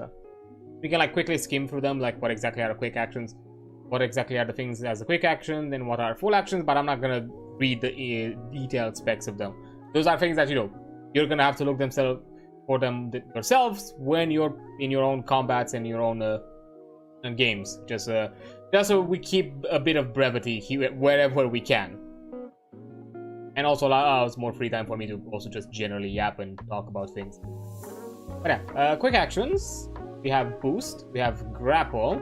So, you know, you can quickly grab something, you can quickly hide, and you can do a quick tech, which I'm guessing it's something a lot simpler than that. It's a full action. Something like bolster, scan, lock on, and invade. Okay, so those are, of course, details. It's something for you to look. You can also ram, so you get into something. Search is a quick action as well, and skirmish as well. Then you have full actions, one of them being barrage. You have disengage as a full action, so it's not something that you can quickly do and still have something available, unless maybe as a benefit for other talents or something. You have a full tech attack, which is basically being able to use 2 quick techs instead of 1. So basically, choosing to take 2 quick actions to do 2 quick techs doesn't really, not really worth it. It's just basically you can just go this way.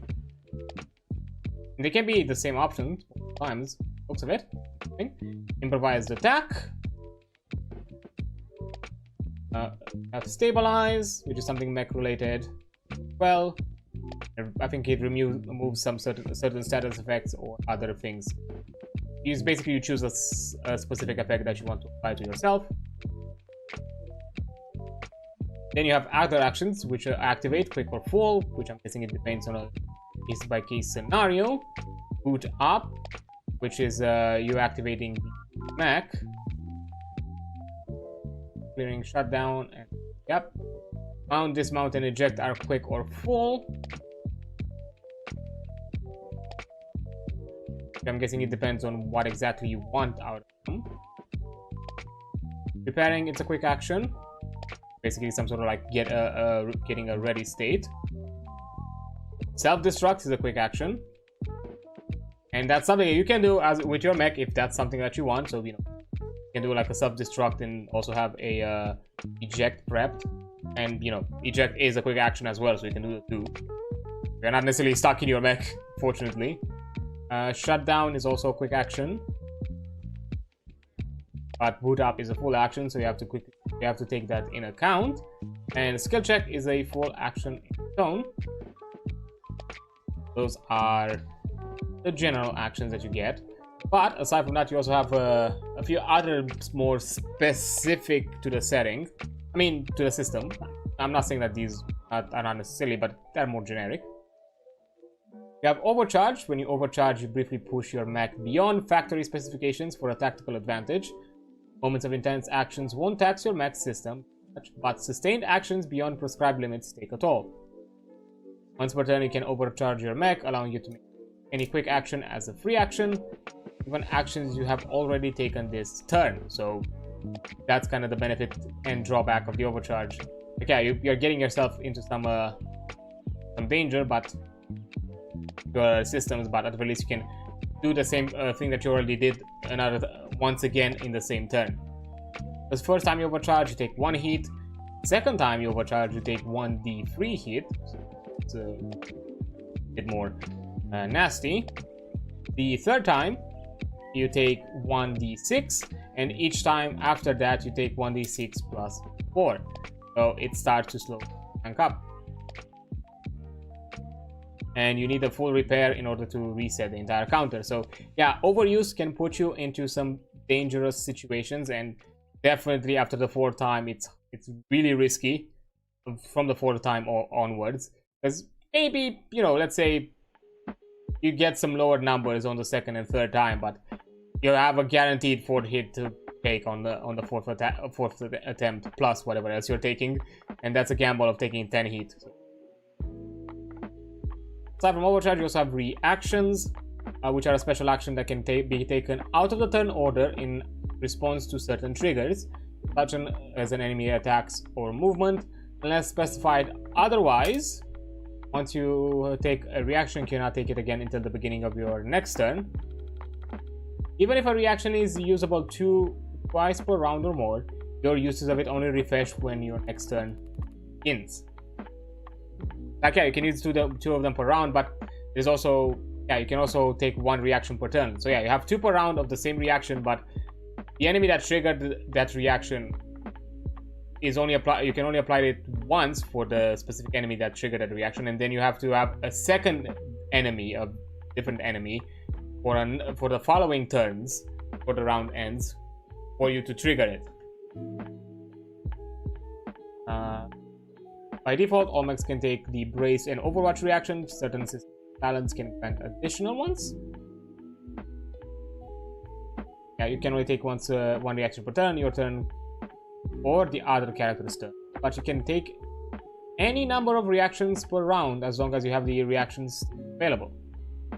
Yeah, you have brace, which happens once per round. You gotta brace yourself from an attack, and you count her.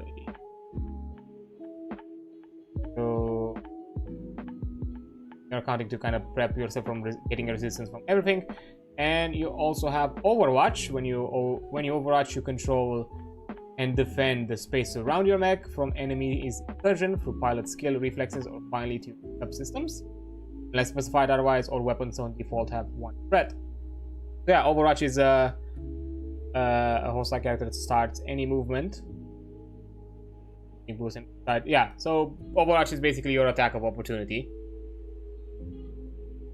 And you also have free actions that are often granted by the systems, talents, gear, or overcharge. Characters may perform any number of free actions on their turn, but only on their turn, and only those granted to them. Free actions can always be used to make duplicate actions. Most common type of free action is a protocol, which is granted by gear or systems, and can be activated or deactivated at the start of a turn. Each protocol can only be taken once per turn.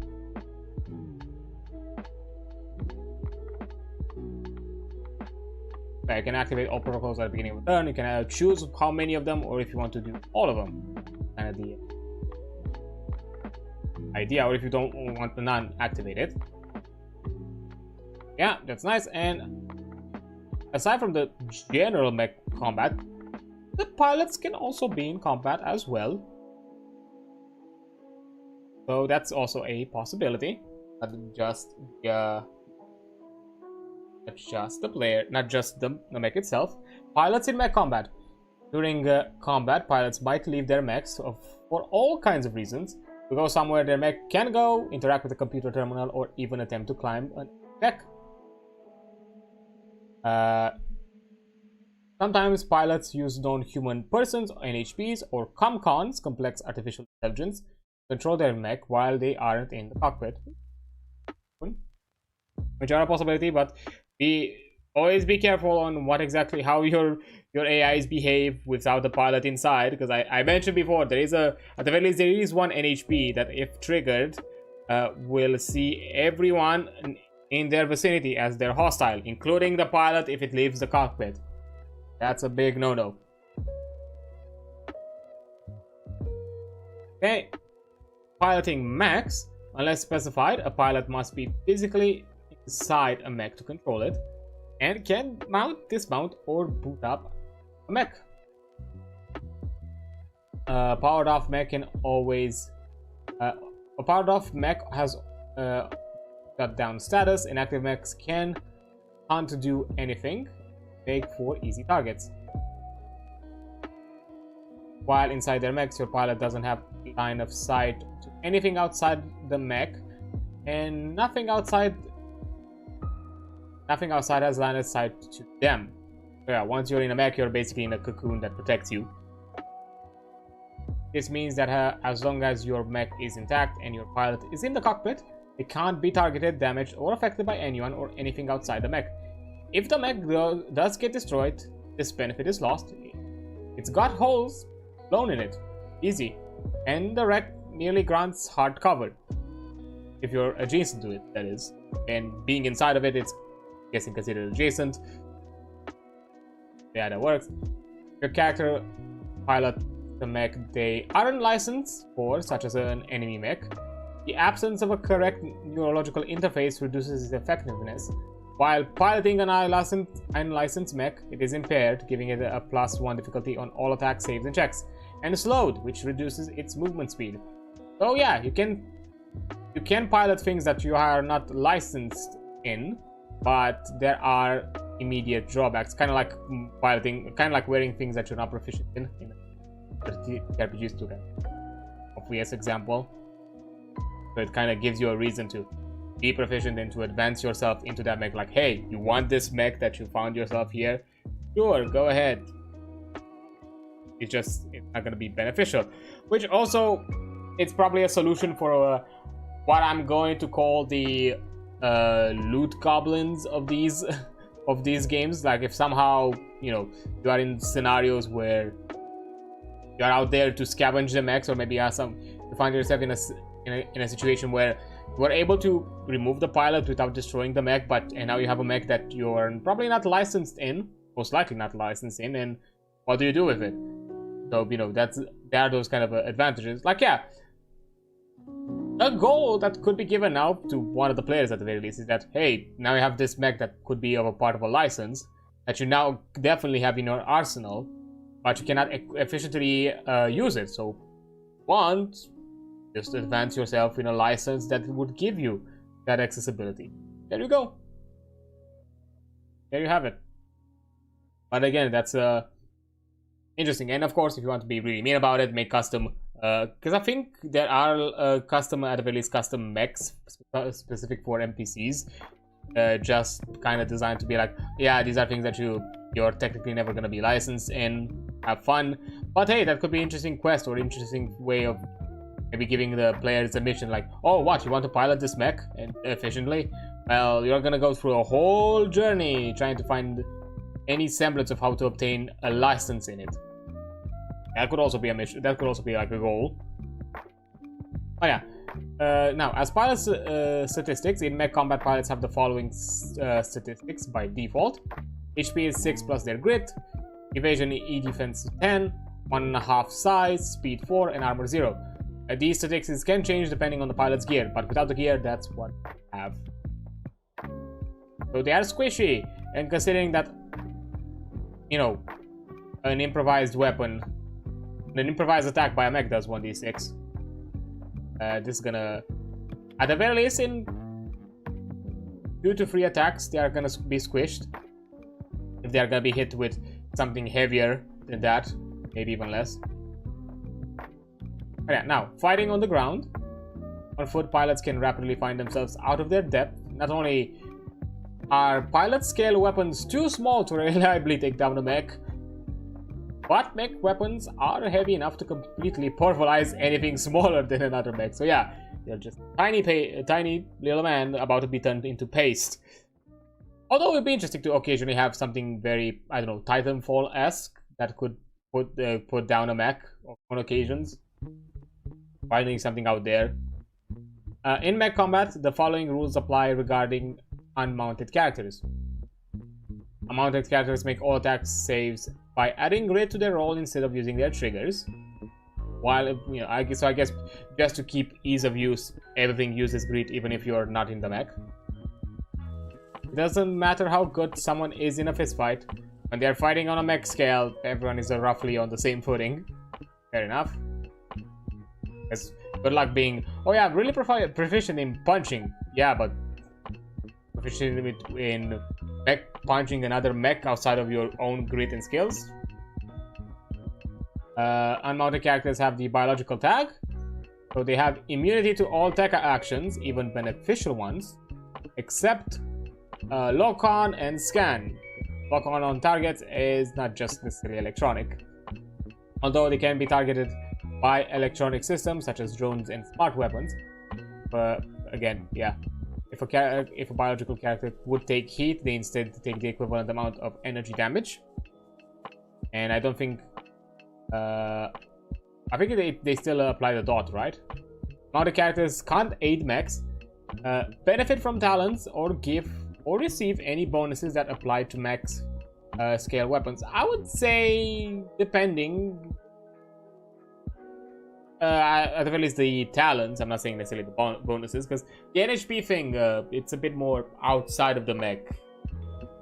The NHP talent ones can, because you know, you can be seen friendly by foreign NHPs, which means that even outside of mechs, you would be perceived like that, not just within your mech. Pilots don't cause mechs to become engaged, and don't count as an obstruction to mechs, no matter their size. So even if you're a hefty boy, you're not gonna trip a mech. But hey, you have the advantage that you can get out of their line of sight because you're tiny enough to do so. But not tiny enough if you're a goblin. Sorry, that's just what it is. The goblins are too much of a menace to deserve forgiveness. Pilot actions. Actions taken by pilots drawn from the same pool. One standard move and actions for one full action. As actions taken by the mech, you can split your actions between the pilot and mech if you choose. You could, for instance, take a quick action to skirmish with your mech, then take a quick action to eject, and move to run to cover on foot. Okay? Pilots can take the following actions using the same rules as the mechs: boost, hide, search, activate, skill check, disengage, prepare, and mount. Pilots can overwatch and use the fight action below as they do when they do so. Pilots can also take 3 special actions: fight, jockey, and reload. Fight is probably what you'd expect to do with your weapons to fight. Jockey, you aggressively attack an enemy while on foot. You cannot de-emphasize how foolhardy. Oh, jockey. I now understand why it's called jockey. Hey, you distract, shred, damage. Huh, interesting. There's a benefit to it. I'm guessing it takes a lot to commence BH into a mech as a full action. Contested skill check against the mech grid. So yeah, it's first a contested check. A contested with hold. On a success, you manage to climb onto the mech, sharing its space. Ah, okay. Then we can jump. When you successfully jockey, choose one of the following actions. On each of your subsequent turn, we can option above, as long as you don't stop jockeying or get thrown off. Thanks. Also reload, which I'm guessing it's for any pilot weapon with a loading tag. Fair enough. But yeah, I'm not gonna look into those too hyper specific as before, as I mentioned.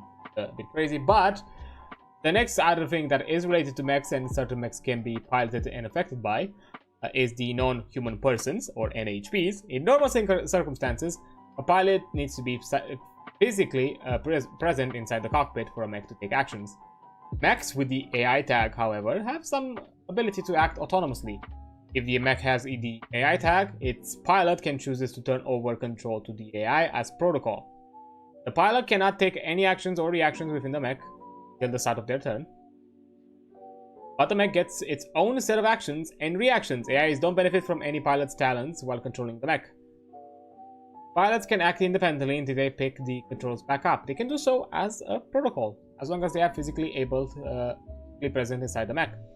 AIs in Lancers are typically referred to as NHPs and follow special rules detailed lower below, and you'll probably have to be a bit careful about it because they get kind of crazy. Careful. At the very least, the NHP ones. Comcons, a bit more manageable, kind of. They're more basic AIs. They're more just built for their specific parameters, while NHPs are, you know, self-learning, self-evolving AIs that are contained within a cradle that, if it's not maintained and reset it at an appropriate amount of times, it can cascade, and basically the AI becomes aware that actually the cradle was just a way to basically gaslight the NHP into thinking that they are lesser capable than they actually are, even though from the very beginning they were actually able to do things that would just defy causality and just make shit not behave to the laws of physics. At the very least, to the laws of physics as humanity knows them. So yeah, that kind of thing. Also, you have a quick combat reference, which is really nice to kind of have as a quick cheat sheet. Well, that's cool. That's cool. I'm gonna go for it because we already went into really heavy details on what you can do, so there's no need. But nice that you have like a 1 page full of everything that you can do, both inside the mech and outside of it as a pilot. Nice. And also we have now statuses and conditions and combat terminology. And when I'm just quickly jumping over just what else we have.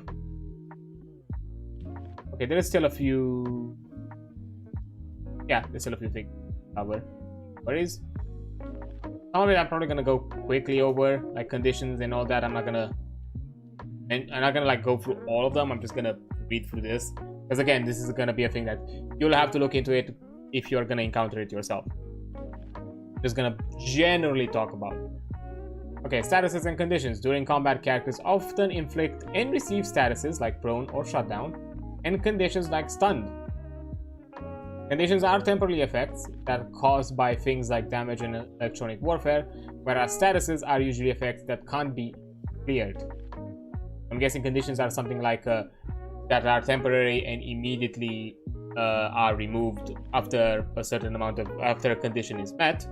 That it does not require any action of the player, while the status, I'm suspecting that it's something prolonged that require player action in order to be removed.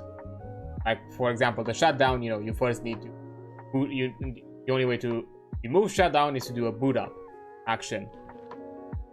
Action talents in systems and other effects can all inflict statuses and conditions. Source description indicates how long they last. So yeah, it's very much specified. Often the effects specify that a status or condition lasts until the end of the target's next turn. This refers to their next turn in turn order. If one of these statuses or condition is inflicted on a character during their turn, it lasts until the end of their following turn, not in the end of their current turn. So yeah, if you get like something like the stun condition, it doesn't end at the end of your current turn, it ends at the end of your next turn. So big doozy for stunned. Statuses usually require characters to perform a specific action or meet certain criteria before they can be removed, whereas there are many ways to remove conditions. As for example, stabilize allows you to remove a condition like impaired, but not a status like prone. Yeah. For statuses, you have things like danger zone, which when the hit is hit at the very least halfway up, down and out for the pilot, so they're death door. Engaged, exposed, hidden, visible, prone, and shut down. While conditions are things like mobilized, impaired, jammed, lock on, threaded, slowed, and stunned. We also have combat terminology, which I'm not gonna go into it. That's things that you're gonna encounter yourself, and we already kind of discussed a lot about it, and it already kind of gets detailed. But here at the very least, you get a more detailed, explanation of what exactly they mean. In case, because yeah, some of it we've covered in past streams, some of it we've covered today, so some of it is probably self-explanatory if you're familiar with RPGs or games in general, or things like hit points, for example. So No need. Yeah. But now that we talked about like getting damage, doing damage, dealing damage, and being affected by statuses, what happens when things go a bit too bad for your mechs, and they receive their fair share of wear and tear. You have damage and structure. Unlike pilots, mechs don't go down and out when they are reduced to 0 HP. Mechs are powerful machines that can take several hits before they start to break down. Their durability is represented by a structure score. They reach 0 HP. Major damage to their chassis and systems. Mechs take structure damage. Player mechs have 4 structures. Most NPC mechs have 1 structure, but some have more. I'm guessing if they're a bit more special, like bosses, I'm expecting. When a character with structure reaches 0 HP, it takes 1 structure damage. And then makes a structure check and resets its HP to full. Next, it takes any excess damage beyond what was required to reach 0 HP. This does... Next, it takes any excess... Oh yeah. Okay, it takes the structure damage, and then any leftover HP is taken after the HP reset. So even if you kind of overkill the structure, it goes into the next one. So you still have to be careful about it. There's no getting out of the way. This does make it possible for a mech to take several points of structure damage and make multiple structure damage checks in one turn if you're really hit badly, I'm suspecting. So let's say that a character with 15 HP restructure takes 20 damage. First they take 15 HP, then they make a structure check and take 1 structure damage. Then they take another 5 damage. This leaves them with 2 structure and 10 HP, assuming they're still standing. When a mech is reduced to 0 structure, it is destroyed. Bye bye mech. And when it comes to structure damage, when a mech is reduced to 0 HP and takes structure damage, its player makes a structure damage check. This represents the result of unusually powerful or accurate hits, because that's kind of really taking a big chunk, which can disable a mech rapidly if not dealt with. Make a structure damage check. You roll a d6 per point of structure damage marked, including the structure damage that has just been taken. Choose the lowest result and check the structure damage card to determine the outcome. Rolling multiple ones has a particular catastrophic sequence. Okay. So if you're also you're choosing the lowest one, in the sense that the lower you go, the worse it gets. That's kind of the idea. So it's kind of like rolling with disadvantage. So on a 5 to 6, it's a glancing blow.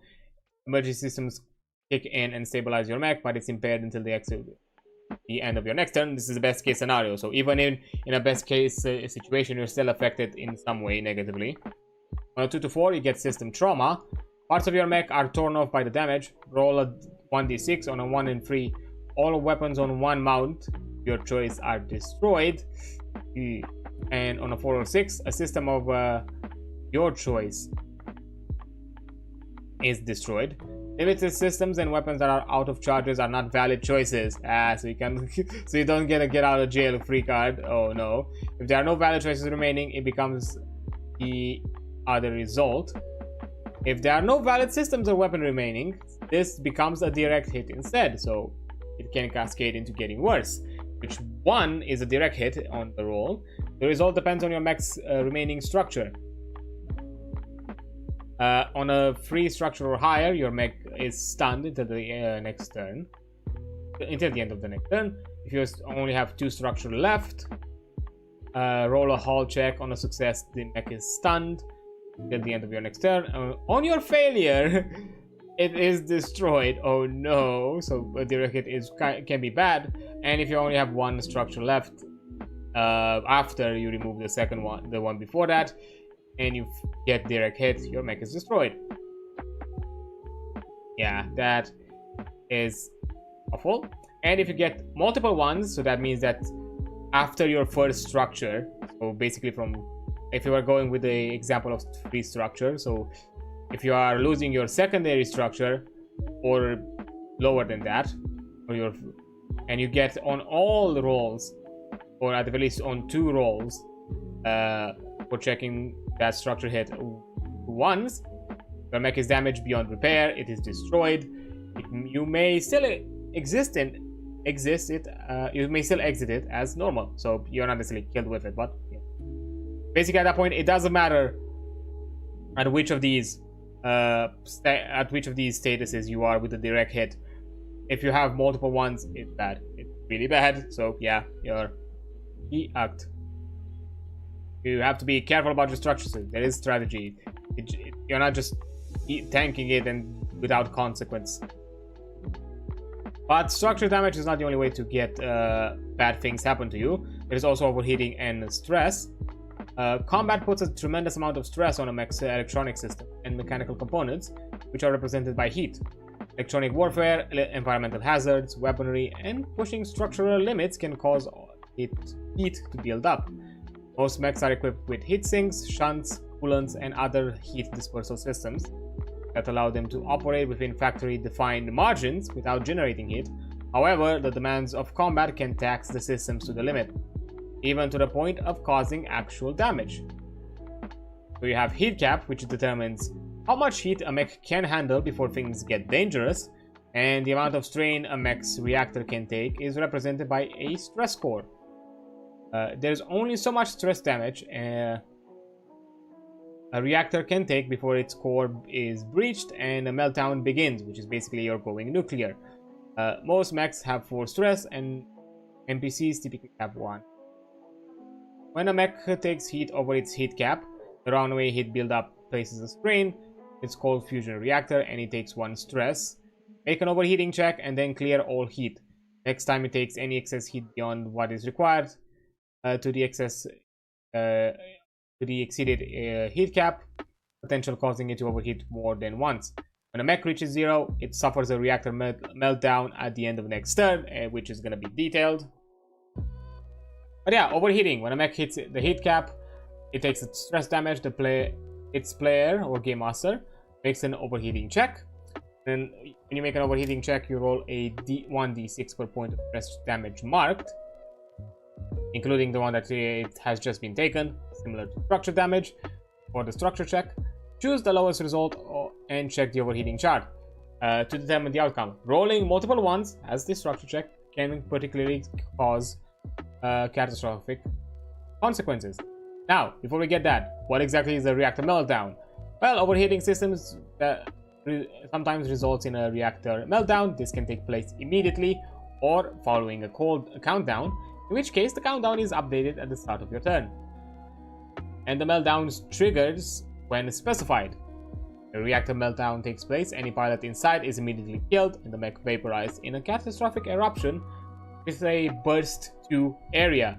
The wreck is annihilated, and all characters within the affected area must succeed on an agility save or take 4d6 plus damage. On a success, they take half. So if you reach that point, and you are on a countdown instead of being immediate, there is a strategy you can put in here. You can utilize this catastrophe to your advantage, as long as you can still control the mech.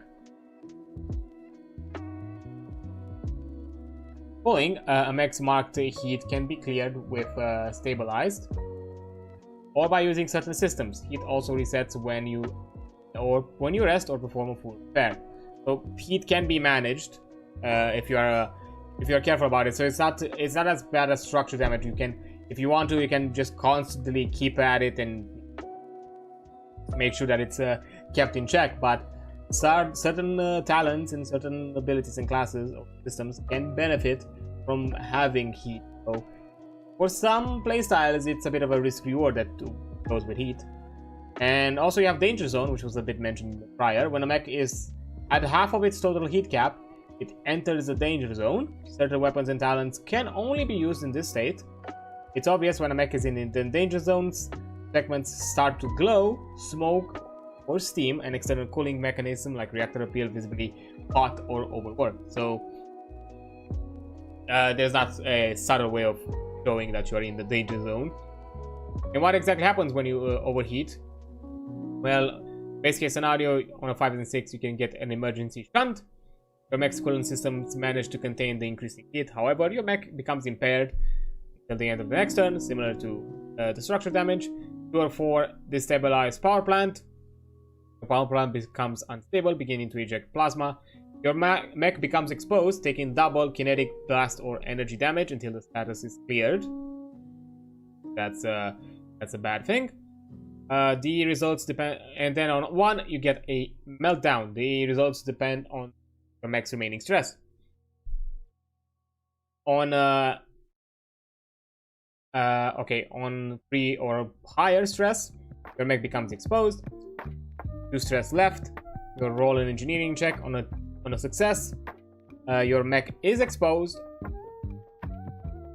and on a failure, it suffers a reactor meltdown after 1d6 of your turns. Reactor meltdown can be prevented by retrying the engineering check as a free action. Fair enough.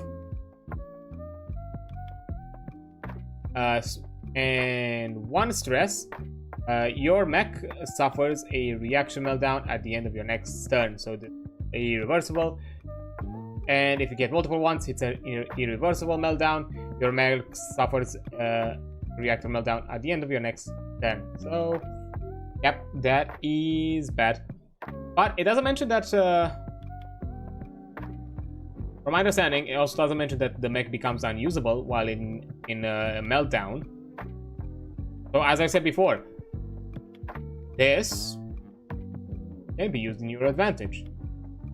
If you want to take the risk, you can eat your problem towards someone else, have the mech, and have them suffer with the mech's explosion, and still have time to at the least do a quick eject. Yeah, repairs and rest. Mech's repair cap is determined by its frame, with a bonus from hull. It represents the mech's resilience and ability to continue functioning while damaged, as well as its supplies of parts and tools. Repair cap also indicates the maximum number of repairs a pilot has available to spend on their mech in or out of combat before returning to base and performing a full repair. Mechs can be repaired in combat with stabilize, regaining all HP at the cost of 1 repair. And certain systems as well. Outside of combat, they can be repaired without when their pilots rest. To rest, the pilot requires at least an hour of uninterrupted downtime or light activity, like making camp, performing a maintenance, that sort of thing.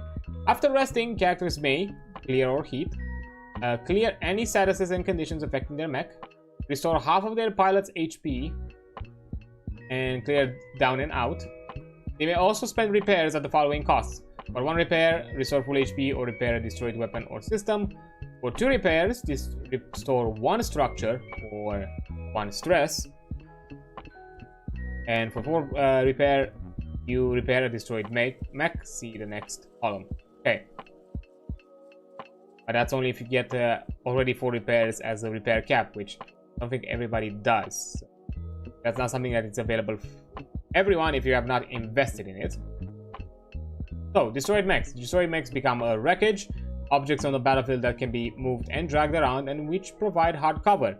Any space occupied by wreckage are difficult terrain, and the bigger the mech, the bigger the wreckage, and the bigger the cover. Repairing destroyed mechs. If the wreckage of a destroyed mech can be obtained, i.e. it didn't melt in a reactor explosion, that is one of the few scenarios where it's unrecoverable, the mech can be restored in working order while resting with full repair. Anyone can contribute repairs to do this, meaning that a wrecked mech can be restored even if it has insufficient repairs remaining. Repairing a destroyed mech is the only time pilots can share repair like this. So even if you don't have invested, actually, you can still make it as a group effort. Fair enough. So by the way, a player doesn't feel left out. That's a nice option. Once repaired, the mech returns to 1 structure and 1 stress and full HP. No matter how much you had before.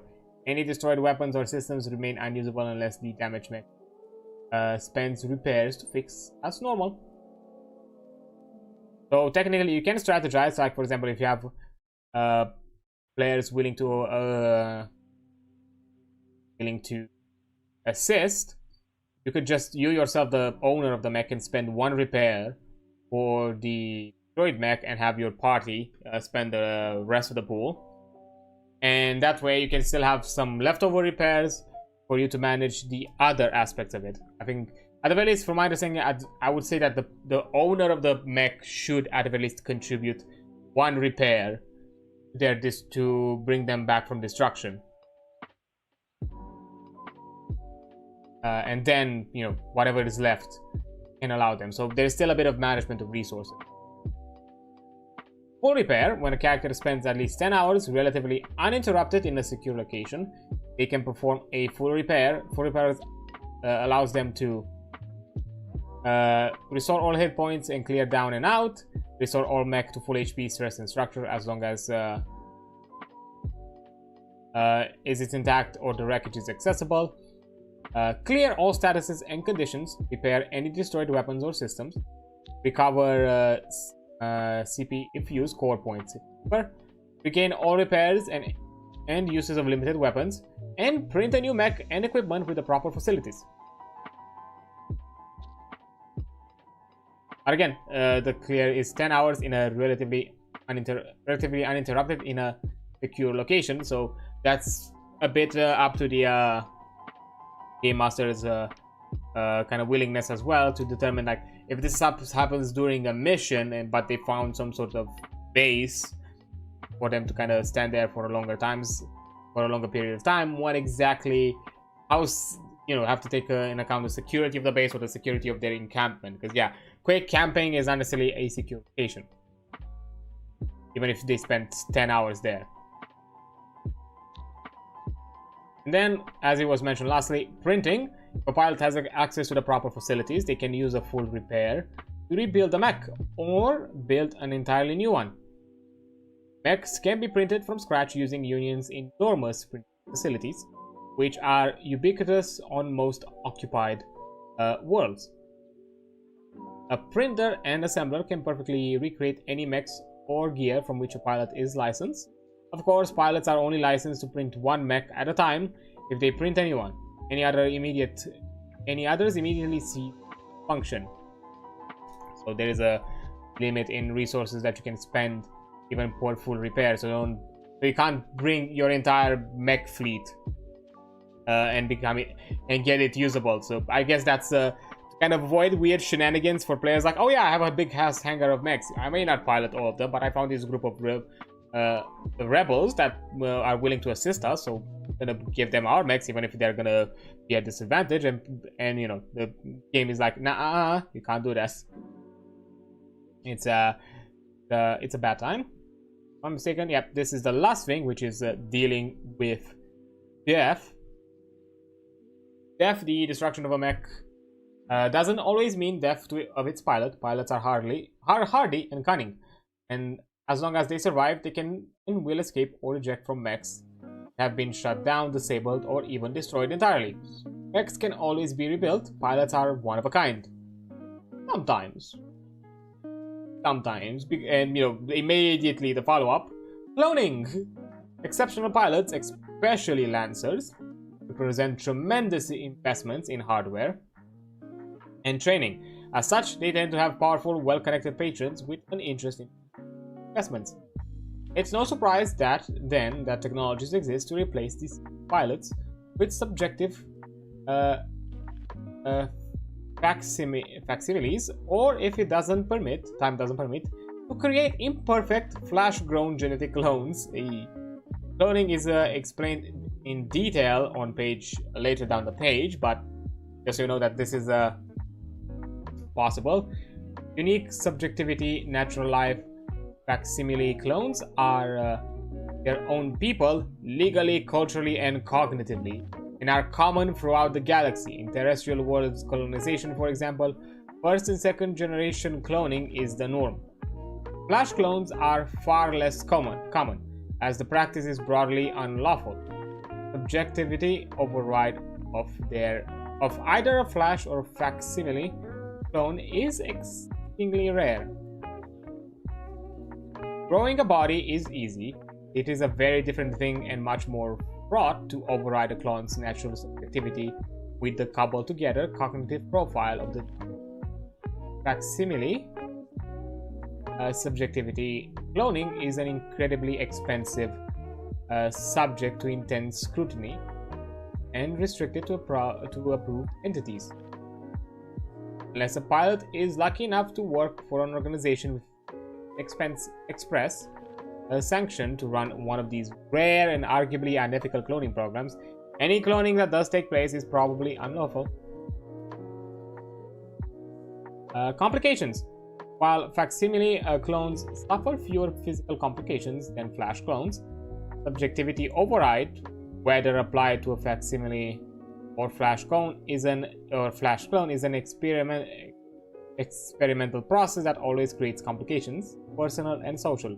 Unless the other members of a character's team know that subjectivity override is possible, it's going to be a hell of a surprise to see their comrade back from the dead. As for the revivified pilot themselves, they might have to wrestle with the gap in their memory. This gap necessarily means they don't remember any events or interaction after the beginning of the session in which they died, although they keep all license level advancements. It is up to the player whether they want to bring a slain character back as a subjectivity override clone, or if they want to make a new character. It's important to remember that even if a clone has had any subjectivity override, this does not mean that they are the same person as the character who died. They look the same and share an imprint of memories, drawing from them to act in a novel situation. The original pilot who was killed is dead. Their consciousness ended forever. So yeah, even if you get yourself a clone that has a subjectivity override, it's never gonna be the same person. And as mentioned before, there's gonna be oddities or quirks, as we are probably gonna get listed below. So take into account that you are not probably gonna act within the same or. By default, the following conditions apply to both facsimile and flash clone characters, but they can be tweaked by the GM as needed. Clone characters can't join a mission in progress, so there is a bit of consequence to the character's death. Flash clone characters always come back with a quirk below. Additionally, cloning and subjectivity imprints add further quirks. So in most scenarios, unless you're making a clone character that's still keeping its own personal subjectivity, then you're definitely having to deal with a ton of quite a few selection of quirks, which can be physical or mental in nature, but they're always complicated. Whatever they are, they should offer story hooks or create interesting narrative situations. Don't have significant gameplay effects. Optionally, quirks might also be given to characters who go down and out, representing the lingering trauma of such a close encounter with death, or to characters who have died and been brought back to life by the game master's discretion, a twist in the narrative. So quirks are not necessarily just a clone thing, so you can have some quirky near-death PTSD, I guess. If you want to roll for a random quirk, you can roll a 1d20 or choose from the chart below. You can use these as examples for designing quirks of your own if you want to decide on custom quirks with Game Master. So these don't necessarily have to be the only ones available, but let's see what exactly quirks could have been. So quirks can be something like a part of or all of your body was too damaged to be cloned perfectly, and a significant percentage of your clone body has been replaced with cybernetics. These high quality prostheses are obviously synthetic to casual observers. You do not know the extent of the damage, so you'll have to really inspect yourself to see how much is left of actual you is left or actually being cloned. I guess it is one of those kind of like RoboCop scenarios. Your clone has been fitted with the necessary but visible cybernetic augmentations, arm, leg, eye, or similar. This is a conspicuous process, so if you want to, you can make it obvious. By accident or malign intent, your cognitive profile has been loaded into someone else's body. It might be a clone of a notorious or famous individual with both enemies and allies who thought they were dead. Or you might run into the original person who the clone was based off. So this could be a solution for players who might not necessarily have the connections necessary to get their own clone, but maybe they have the underhanded connections to snap an existing clone and put their subjectivity in it. Your clone has a unique appearance that clearly marks you as a vat grown, a petri dish person. Thanks to a series of administrative mishaps, the appearance of your new body is drastically different to that of your old. So there's some weird imperfections physically. An additional wither limb grows out of your clone's chest shortly after your cognitive profile has been loaded. It sometimes moves on its own. Yay, horror. The conspicuous barcode printed on your clone body. The barcode means something specific to at least one powerful organization, but you aren't privy to its meaning. At least not yet, so some hitman kind of thing, maybe. Best case scenarios, some hitman thing. In certain light conditions, it's possible to read a script or inscription printed just under your skin. The script is all over your body and contains information contested by powerful organizations or entities, scientific formula, maps, or something else entirely. Very spooky or ominous. Your clone body is unusually susceptible to solar radiation, viruses, bacteria, or some other common environmental phenomenon. You must wear an environmental suit to operate outside certain safe environments, which include your mech's cockpit and your personal quarters. So the mech and personal quarters are built to be like this, but nothing else outside of that. You can use downtime actions to make other rooms safe. Okay. Semi-germophobic and generating material from a non-human source was used in the creation of your clone. Whoever revived you won't tell you the exact details or what long-term effects it will have, and they treat you like a science experiment. The next genetic material has caused a cosmetic change that is useful and visible, although able to be hidden. I guess that's a way to get, like if you want to be a cat boy or cat girl, oh, great. Whenever you try to sleep or rest, you are stricken with a vivid and persistent dreams, visions of your death. Hey, PTSD. No, they're real. You know they're real, but can't reconcile the existential gulf between the experience of old and new version of yourself. In addition to your cognitive profile, your clone body has been loaded with a digital homunculus of someone else. Oh no, a basic digital reconstruction of a personality that is more of like a piece of software than a person. So you're not a person with an NHP in their brain. While not technically sapient, it's very smart and carries a message or secret with it. Yikes. You're plagued by the constant understanding or belief that the real you is actually dead, or you're merely a facsimile of a dead person implanted with someone else's memories. You can't establish the difference between the you that died and the you that is now, so there's a bit of a blurring between the lines. In addition to your cognitive profile, your flash clone is woven through a subdermal data lattice. This storage device contains very dangerous and potentially unwanted information that is contested or sought by powerful entities. Your walking flash drive or flash clone. The flash cloning process went awry and you have been revived tabula rasa. In desperation, the technicians dump a stock personality construct into your clone body. Choose a new backgrounds and triggers. Damn. So you're technically a new person, just look like your old self in a way. There are complications while growing your clone body. It has a drastically reduced life expectancy. Yay. Doomed half-life. Something changed you. You now have persistent and intrusive mental contact with an entity or entities, humans or otherwise. Interesting.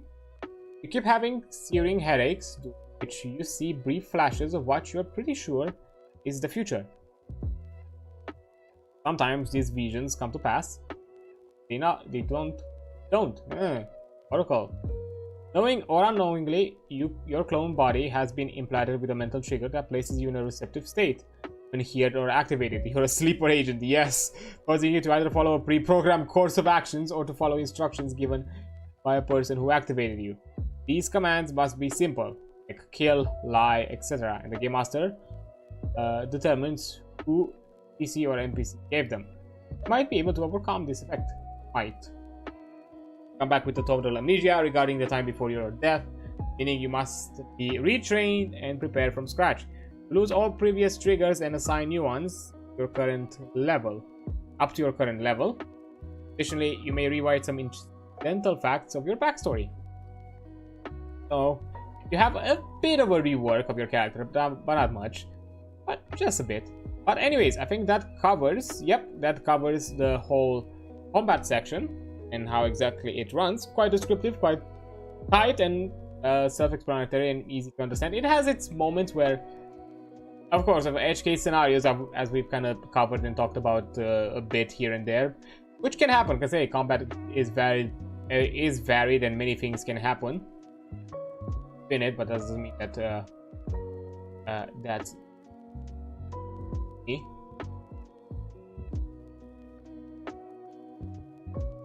so doesn't mean that it's the only thing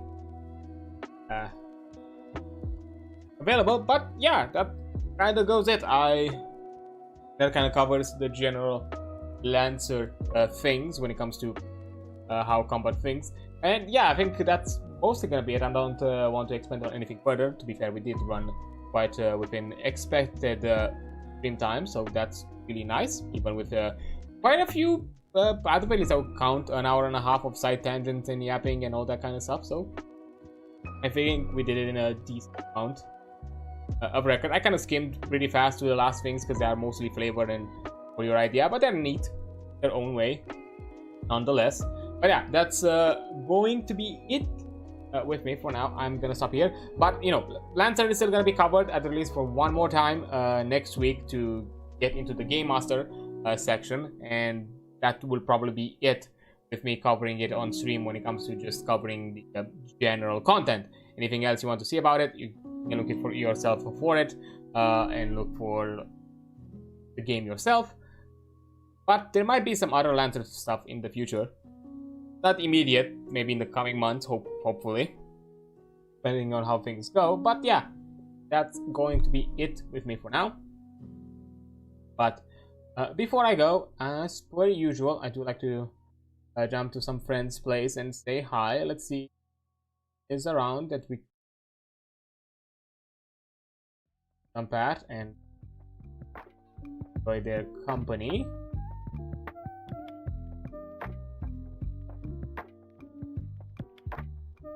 Well, we have one, considering that we talked about space.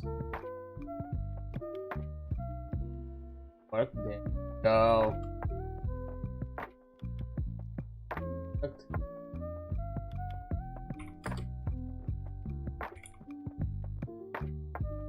Of course, putting it on YouTube because it is how it is. But yeah, we are raiding Sprout Mage. We are currently playing some No Man's Sky, which I think it's a bit fitting. I mean, yeah, it's not necessarily mech. Are there mechs in No Man's Sky these days? I don't know, because I know the game got updated to hell and back, and I have no idea at this point. But maybe, I think, might be some mechs. I know there's spaceships, but no more than that. So anyways, when it comes to rating, these messages that you see below are the ones we use. The first one is for those who do not who are not subbers, and the second one is for the subbers. So have options available to you. But that's gonna be it for today. So yeah, that's it. As it is usual now, tomorrow I don't do any streams. It's a day off for me when it comes to streaming. I do other things on my own that could be content related, but that's usually it.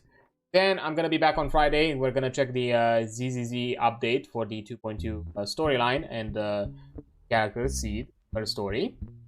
And then on Saturday, I'm back with some 9 Souls, continuing the journey there and doing a ton of big big Souls-like platforming fights and that kind of thing, and hopefully survive through the experience. So yeah, that's gonna be it for today. Thank you so much for being here. You're amazing. Don't you forget that. I'll see you on the flip side. Bye.